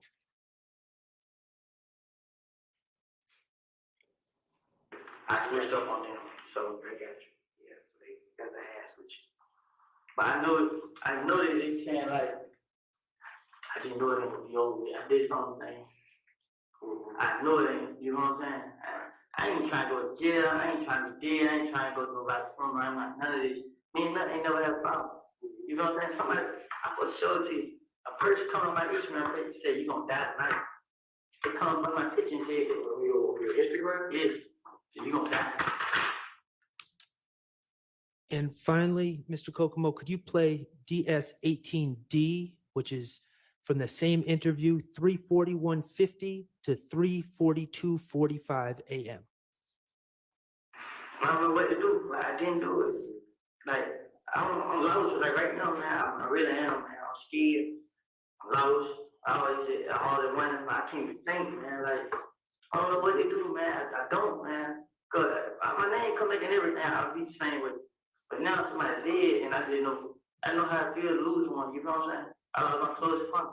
You know what I'm saying? And now these niggas, they showing up at mama house and stuff like that, bro. Like, and it ain't even dead. It ain't. It's a game. It's the whole clip.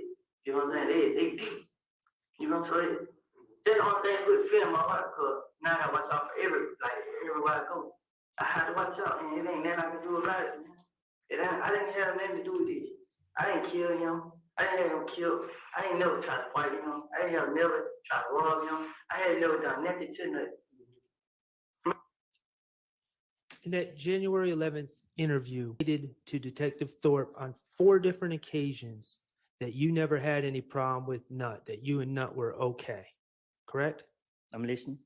Okay. You specifically said, I've never tried to fight him. I've never tried to rob him. I've never tried to do nothing to Nut. Right. Okay.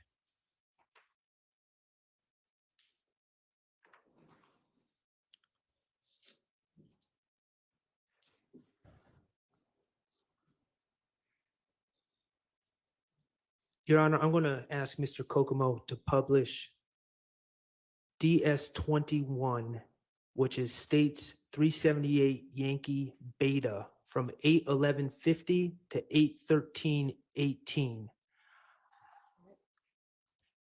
Hold on one second, Mr. Kokomo. And Your Honor, I'm sorry. I'm going to ask a couple questions first.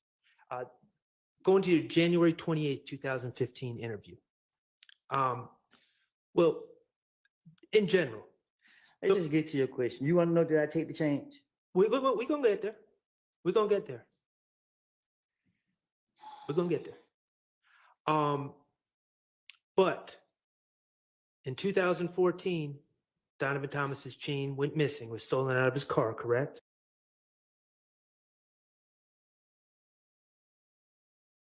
Right. All right. To people in hip hop, A chain is a very personal thing, correct? I don't know. You don't know that? Okay. Mr. Kokomo, if you could publish DS-21.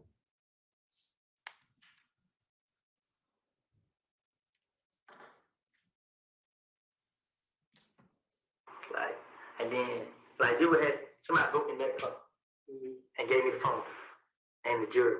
Cause when I realized I was ticked, you know what I'm saying? What the hell? This nut shit. But I called Nuts. Hey man, I got your shit right here, pull up on me. He come pull up on me. But before I gave back to him, I already hit me. And he was texting the kid like, come on, bro, I introduced you to these folks, bro. You just took them out. And he was like, he sent a big paragraph and killed this shit. Like, man, nigga, nigga, what up? You know what I'm saying? Like, nigga, I'm out here, nigga, you ain't doing it for me. Yeah. This one reading, you know what I'm saying? So, Nuts and big paragraph, more paragraph, more paragraph, more paragraph. Kid, like, man, like, he ain't say back, like, man, nigga, fuck you, whatever, you know what I'm saying? But Nuts pull up. Don't nobody know you. You know what I'm saying? Nut pull up. Him and Grease. Man, Nut got to shut up. Like, bro, here, your stuff right here. You know what I'm saying? Right. He like, how you get it, bro? I ain't want to tell him. One of the young niggas on the video broke in the club. Okay. In that story, you were saying that someone stole a chain from Nut, correct? The peanut chain. Yeah. And that person, and not only his chain, but his ID, his wallet, his phone, correct? Right. And that person happened to give you Donovan Thomas's belongings. Right. And you said, you told the police, you realized it was Donovan Thomas's chain. And you called Nut and wanted to return his stuff, right? And specifically, right before we paused it, you said you didn't want to tell Donovan Thomas who took it, right? Right. You wouldn't want to tell Donovan Thomas who took it because Donovan Thomas is what some people might say is the big homie, right? He's a gang leader. You don't just take Donovan Thomas's chain and it's all cool, correct? I don't know. Well, that's why you wouldn't want to tell Donovan Thomas who took it, correct? You'd want to protect whoever took that chain. You wouldn't want Donovan Thomas gunning for that person for disrespecting his property, right? Right.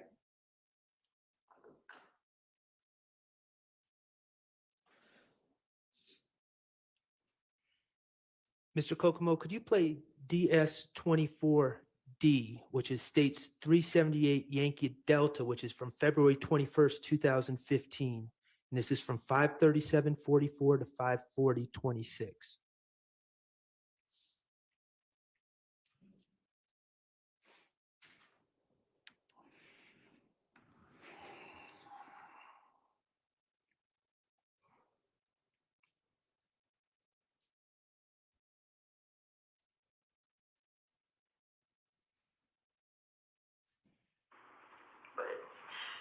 I was spying on Nut did in Canada at night. It's not playing. So I'm pull up there one day. Is it popped up now? No. You started again, Mr. Kokomo. There you go. Thank you. I was spying on Nut did in Canada at night. He told me to pull up there one day. Somebody had one of my little punk broke in the car, stole his chain, his phone, his ID, my driver's license. And I gave it back to him. Like, you know, I got it. Man, it's nut shit, nigga. Yeah. But I really thought he was gonna give me some back for it. I called him like, hey man, I got the shit, bro. Like, for real, bro? Like, yeah. Like, where you at? I'm like, right here in Mechanicsville. I'm on my way to Mechanicsville. He like, all right, call me and get out there. So he called me back. I'm like, shit, I'm here, they waiting now. He's like, all right. So when I get out there, I call him. He like, pull up at 9 spot. Like, I'm finna pull up with my, I like, pull up like, I got a pop on the player.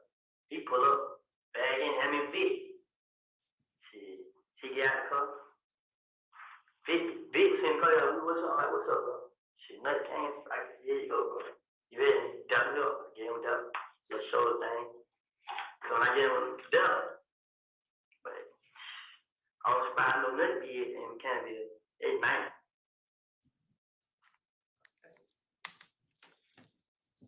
Again, on February 21st, 2015, you're telling that investigator about your partner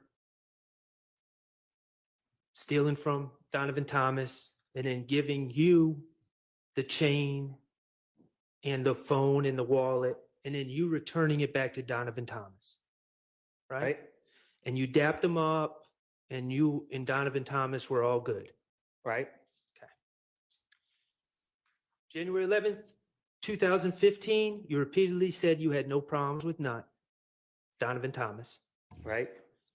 January 28th, you talked about the chain. There was someone else that took it. You returned it to Donovan Thomas, wouldn't tell him who took it, but y'all were all good, right? February 21st, 2015, you again repeated that story about one of your partners taking the chain, it ending up in your hands. You returned it to Donovan Thomas, you dap him up, you're all good, right? Mr. Copeland, the reality is, late in 2014, you broke into Donovan Thomas's truck. Isn't that correct? The door was open. The reality is, you knew that was Donovan Thomas's truck. You know what he drove, right? You went into his truck and took his peanut chain, right? You knew it was Donovan Thomas's peanut chain, but you didn't care. You wanted to disrespect Donovan Thomas. You wanted to take his stuff. Isn't that correct? It wasn't about disrespecting him.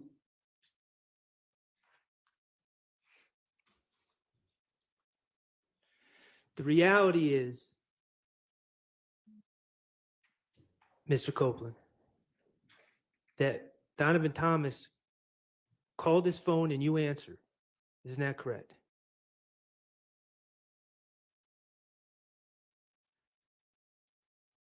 Yeah.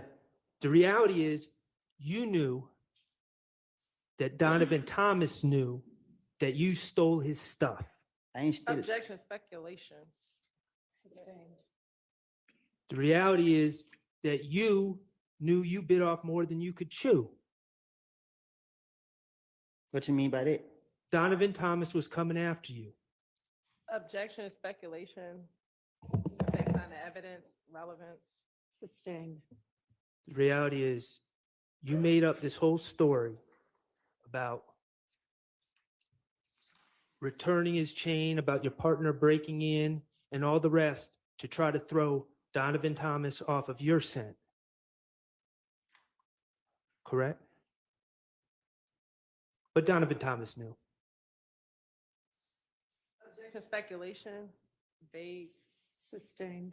When you told Detective Thorpe on January 11th, 2015, that you ain't never have no problems with Donovan Thomas, that you and Nut were cool, you never brought up the chain, did you? For what? When you said you ain't never tried to rob him, you ain't done nothing to Donovan Thomas, you never brought up the chain, did you? That ain't robbery. You and Donovan Thomas were far from cool.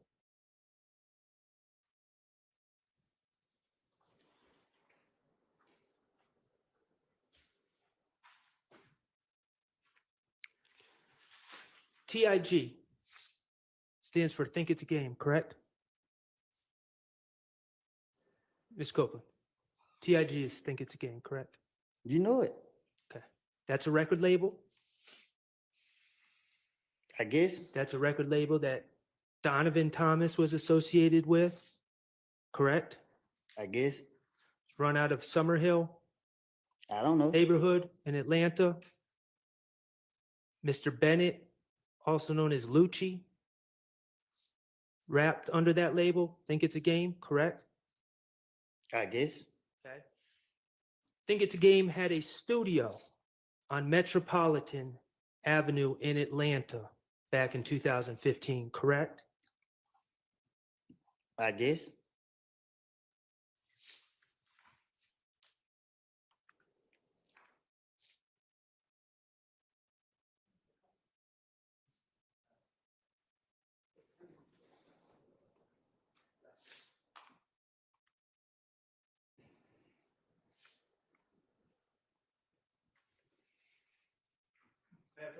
You may.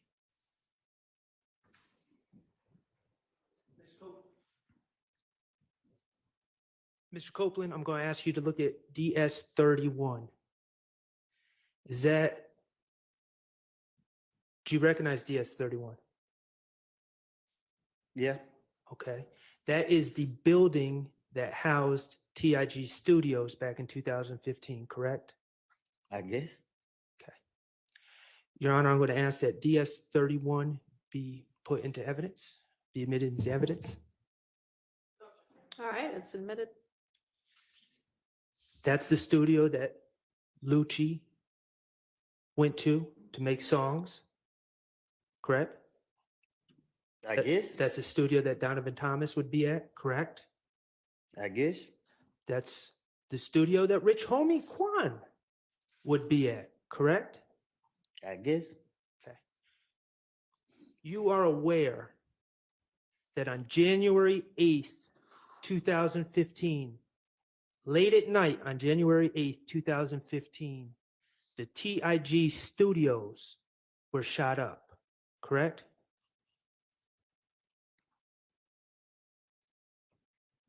You know that, right? I'm listening.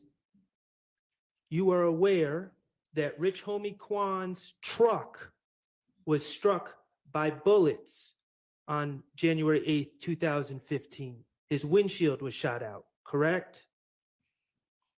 You don't know.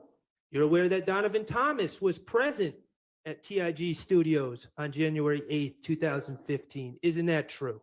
I don't hang up there. DS 22B, please, Mr. Kokomo. I would like to publish, Your Honor, DS 22B, which is from January 28, 2015 interview, states Exhibit 378 Yankee Beta 7/24/39 to 7/25/06. All right. Like, it ain't that, bro. You support these niggas, bro. So the more you support them, the more they gonna come out and do that. If you leave them alone, then everything gonna go away. Yeah. And you're like, just protect me, bro. We need y'all, bro. I need y'all to protect me. How the hell we gonna protect you? You and these niggas out here doing it. And you're like, so you shot my truck, bro. That side of the truck. Man, you been, you know what I'm saying? Man, you been You are talking to the police about Rich Homie Quan asking you if you shot up his truck, correct? In that interview. That's what it just said. Okay. I'm gonna play it on the screen. like, nah, I'll do it. You in there like this. What did he have a 25 to do? Tell you here,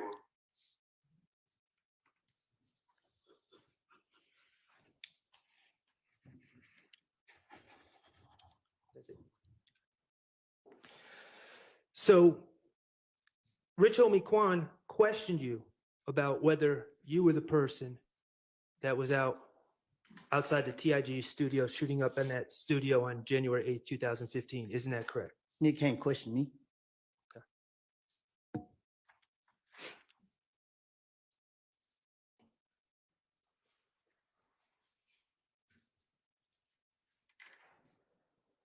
Beg the court's indulgence.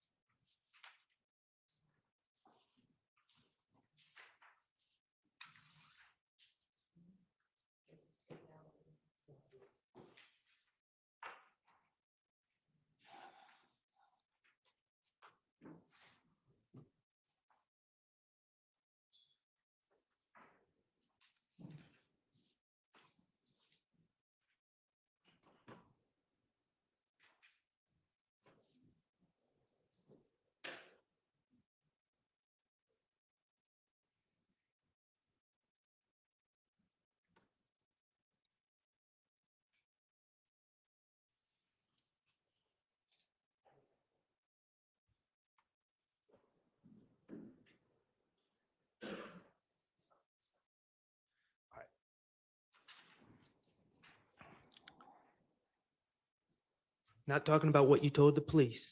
I'm talking about reality now. On January 6th, 2015, You were at Club Crucial. I'm listening. You were in possession of a large amount of money and you were showing off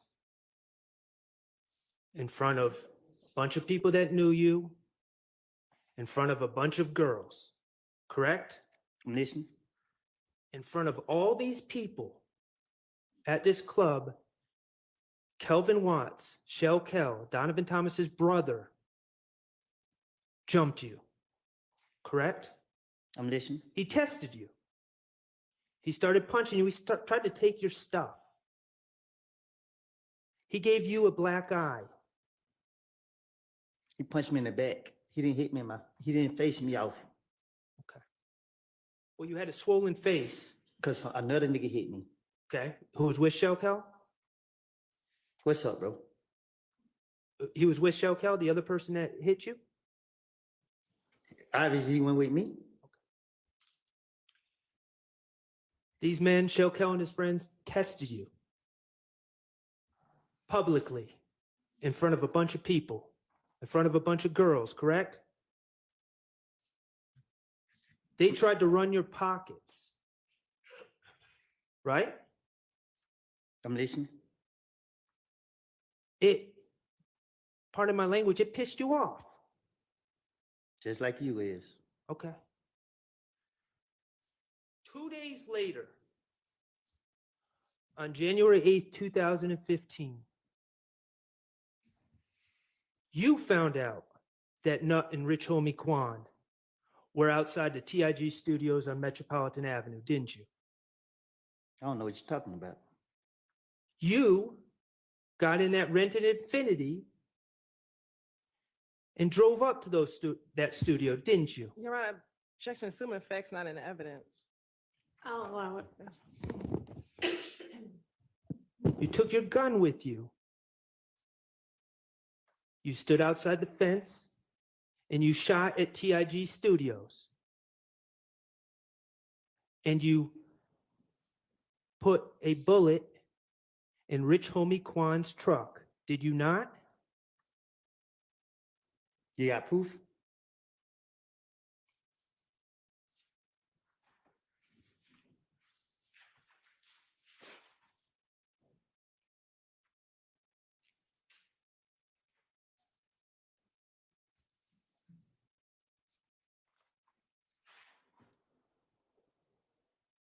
Was Trevante with you when you went to the TIG Studios? Did you got proof?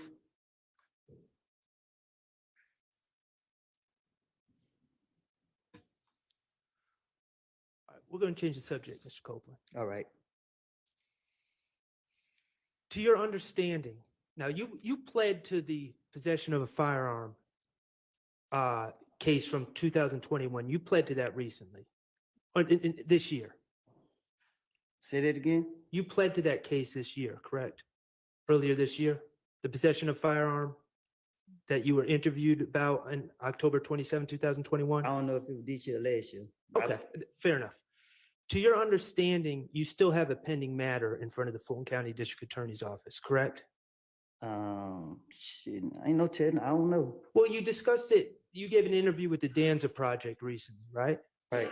All right, and you discussed a pending matter where your understanding is you are charged with filing a false report. Oh, yeah. Okay. To your understanding, you're charged with false report of a crime and false statements, 2 felonies, correct? Right. And the allegation is that while you were at Fulton County Jail, Relevance as to the specific conduct or the specific, an improper impeachment to the specific extrinsic evidence of the specific incident that occurred. Okay, I can't really hear you very well, but I think we might need to approach about this anyway.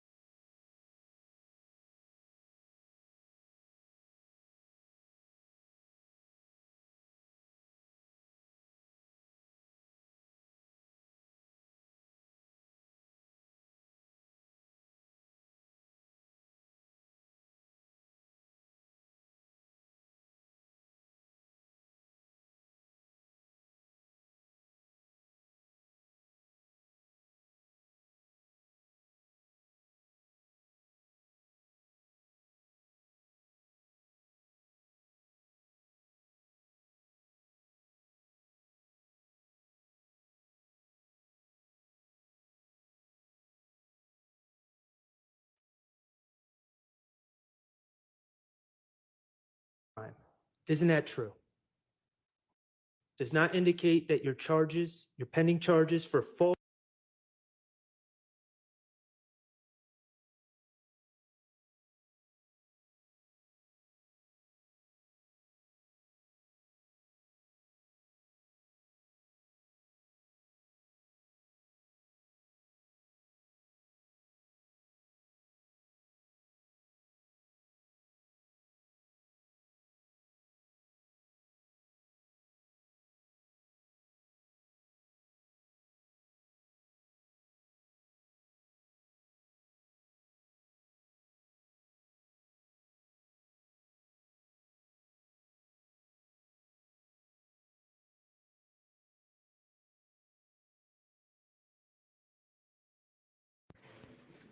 What?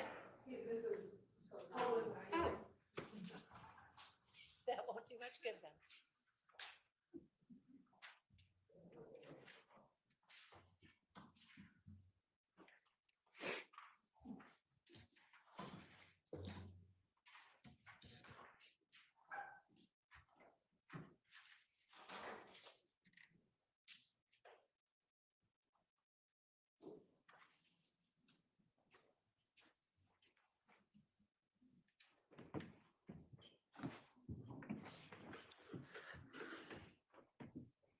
Go ahead.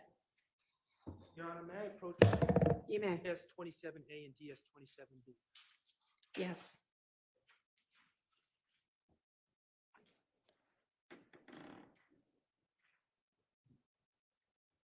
Mr. Copeland, could you just look at those two documents? Do you recognize those documents?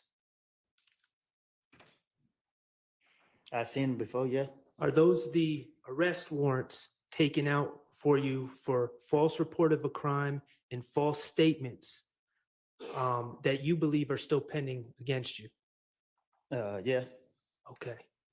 And briefly, the allegation is that, well, Your Honor, I would move to admit DS 27A and DS 27B into evidence.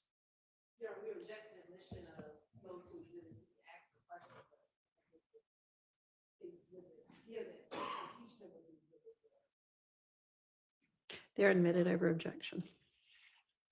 Mr. Copeland, briefly, the allegations against you that you believe are pending are that you accused a jail worker or a deputy of spraying with OC spray at the jail. Right. And the deputies, the supervisors, reviewed the videotape from the jail and determined that the jail worker did not have OC spray on her and did not spray you with any OC spray in the jail. Isn't that correct? Right.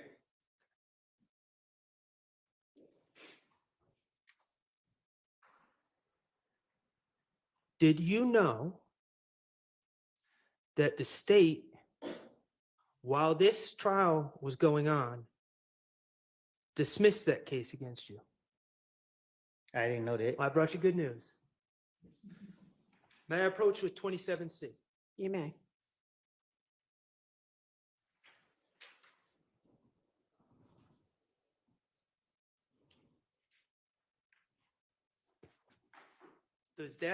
Does that document say State of Georgia versus Kenneth Copeland?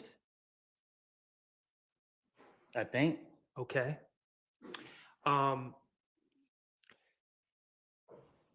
That document indicates. Can I approach? You may.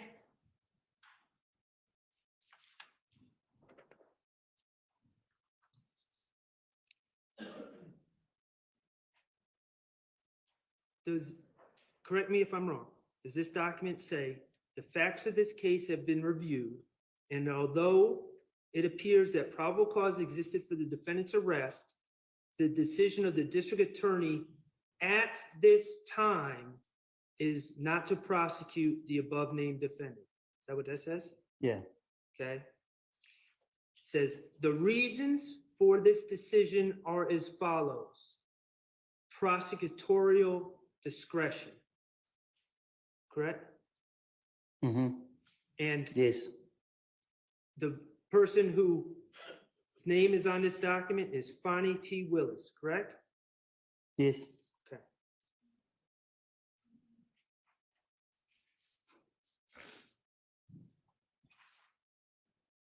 That document does not indicate that you're charging.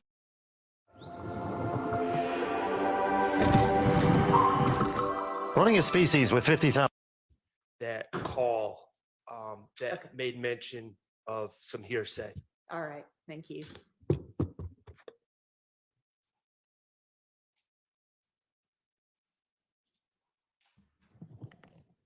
All right, well, it's a few minutes early for the jury, so we'll just wait until we hear word that they're all ready. So we can just recess in place.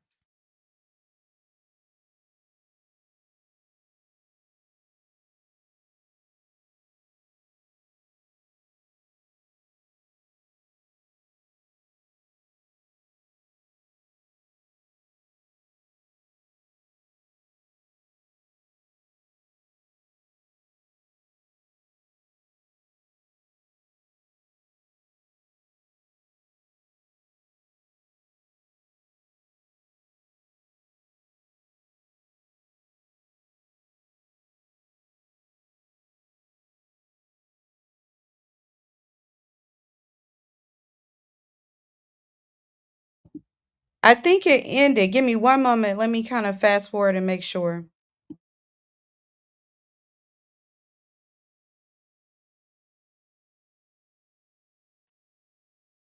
You know, from Johnson Road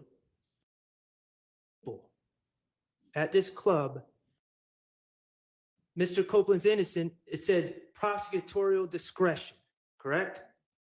What they mean? Okay. It means they just made the decision to do it. All right, that we can strike that part. Ask your next question. Isn't it true? And you just found out that this was dismissed today, but isn't it true that while you were on the state's witness list to testify in this case, the state was simultaneously at the same time prosecuting you for false statements and false report of a crime? Isn't that true? Talk to me so I can understand. They were calling you a liar at the same time that they were asking this jury to believe what you're saying. Isn't that true? Oh, yeah.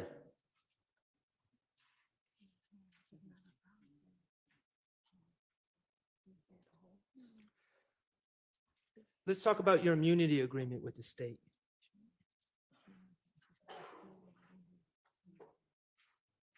They told you in that June 10th, 2024 meeting that you did not ask for, that any crime that you talked about, they were not going to prosecute you for, correct?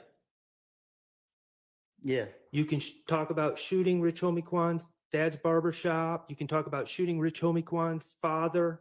They're not going to prosecute you for those things, right? That's what they told you. That's the promise they made to you, correct? Characterization of the evidence. Sustained. Is that your understanding? Nothing not safe can be used against me. Okay. There's one exception. If I say that I did, yeah. Okay. The Donovan Thomas thing. Yes.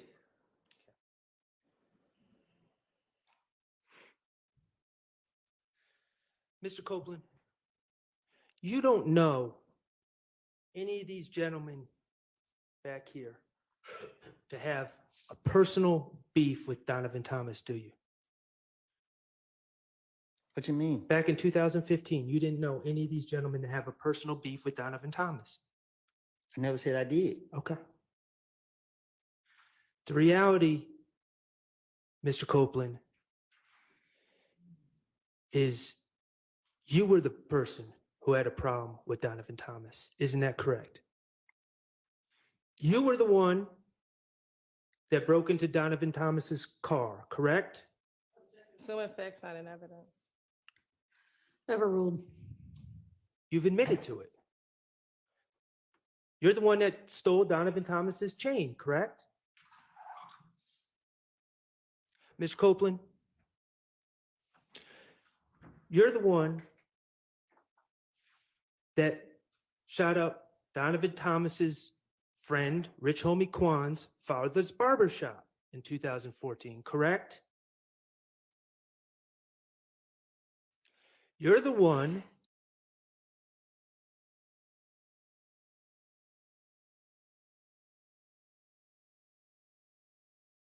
that was going back and forth with Donovan Thomas's brother, Kelvin Watts, correct? You've called his brother a waste of space in October 2021, didn't you? Mr. Copeland's not answering the question, and so Yeah, he needs a apparently response. Mr. Schardt doesn't care whether he answers or not, so it's fine with me. I mean, fine if with he me wants too. an answer, he can say that. You called Kelvin Watts a waste of space in October 2021, didn't you? And I don't think nobody walking earth would not agree with it. You said that people would cheer if he died. Correct? I will. Back in the days. You've shot at Donovan Thomas's brother, Kelvin Watts, correct?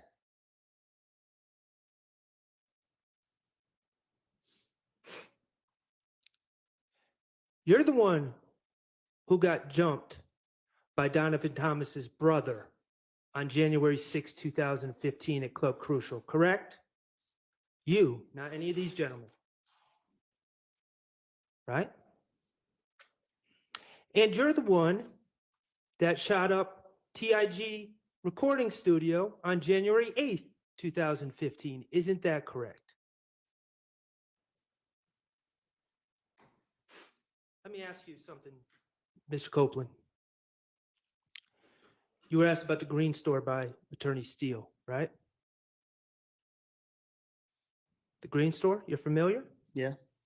That's actually called Mommy's Grocery in Delhi on Glen Street, correct? I guess. Okay. You estimated that the driving time is 5 minutes.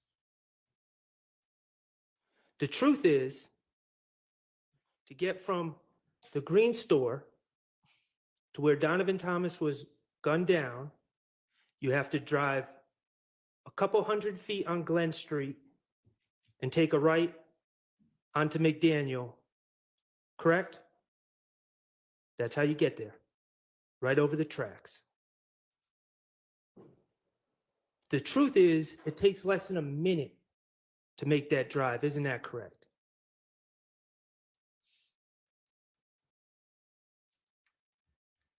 Mr. Kokomo, could you publish DS24F? This is February 21st, 2015, 378 Yankee Delta from 622.59 to 624.01.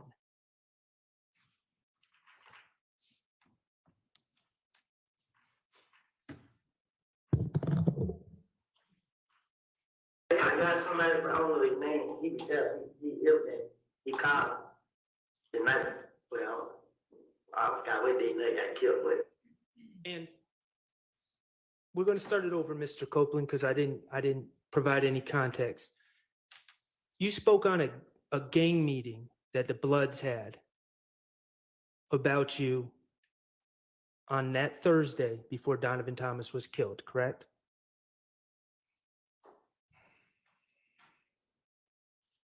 Mr. Kokomo, could you play DS24? I got somebody, but I don't know his name. He was. I got somebody, but I don't know his name. He was there. He ill there. He called the night. Well, I forgot what they know got killed, but it was a Friday night. It was a Thursday night. They had a barbecue. But the barbecue just about it was blood and everything blood. And the whole meeting was based upon me. They was all in there talking about this and this, talking about this and this. So the nigga Mo was on the phone. So Mo told everybody,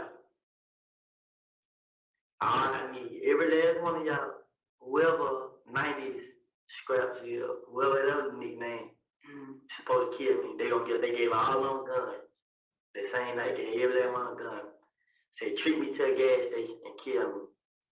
I forgot what else. But he called and told me everything. He said, is this person a friend of yours?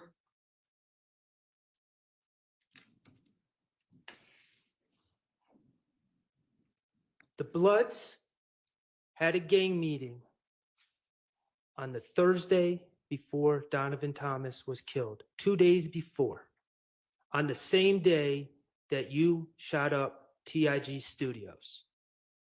Isn't that correct? I don't know what you're talking about.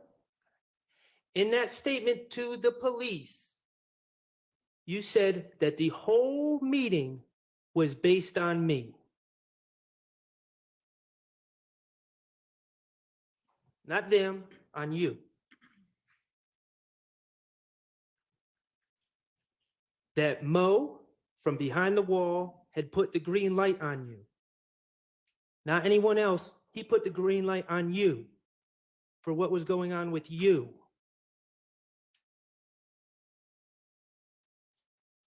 The guy who stole from Donovan Thomas. The guy who shot up the studio with Rich Homie Quan and Donovan Thomas in the studio that night.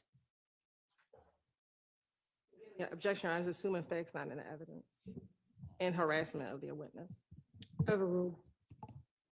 You've told the police at that meeting, Donovan Thomas went whoop, approved of the orders to kill you.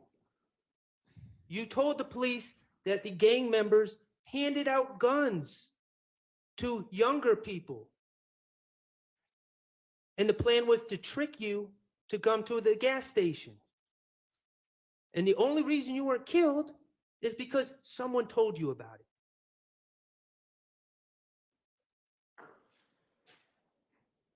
In January 2015, Donovan Thomas was coming after you. Objection, speculation, again, assuming facts not in evidence. Sustained. Mr. Copeland, you're not the type of guy to back down, are you?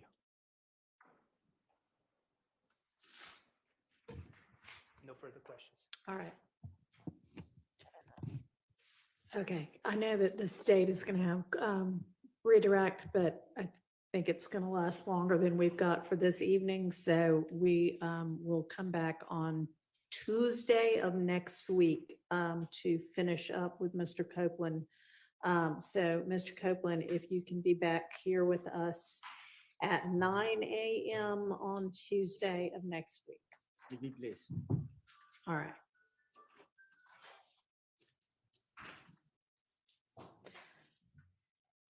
Okay, so I am going to excuse y'all, except I'd like for you to stay after for a minute, if you don't mind. The rest of you, with the reminders to not discuss this case with anybody. Don't let anybody discuss this case with you. Don't talk about it amongst yourselves. Don't look at and in fact avoid any media accounts of this case or anybody involved in it, including anything on any kind of social media. Don't try to find out any information about the case or anybody involved in it from any source outside of what we all hear together in this courtroom. Okay, I want y'all to enjoy your long weekend and your holiday break, and I'll see y'all back on Tuesday.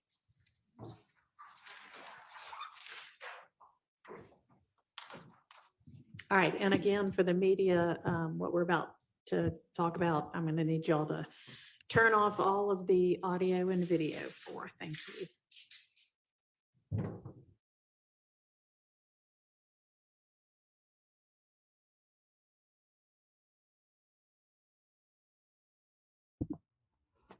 My goodness, that got so intense.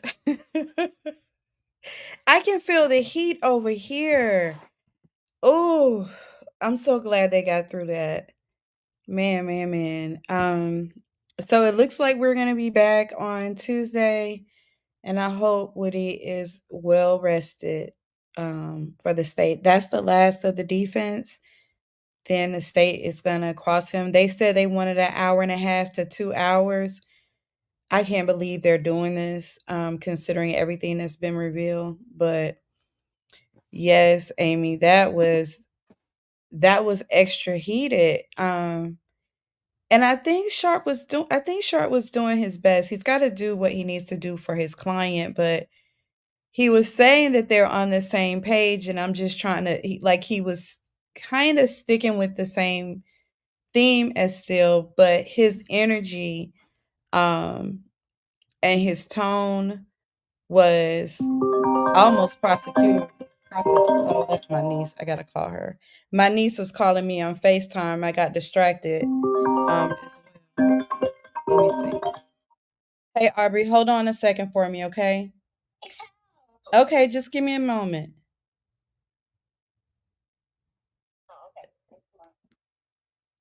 Okay. Well, that was awkward. That's awkward. Oh my goodness. Uh, I know, right? This is my boo, honey. She's 7 and she don't play. When she calls, I gotta answer. So I'm gonna go so I can get this go over here in FaceTime jail. I'll be over here in about 3 hours. So but it's all good. So I enjoy my time with her.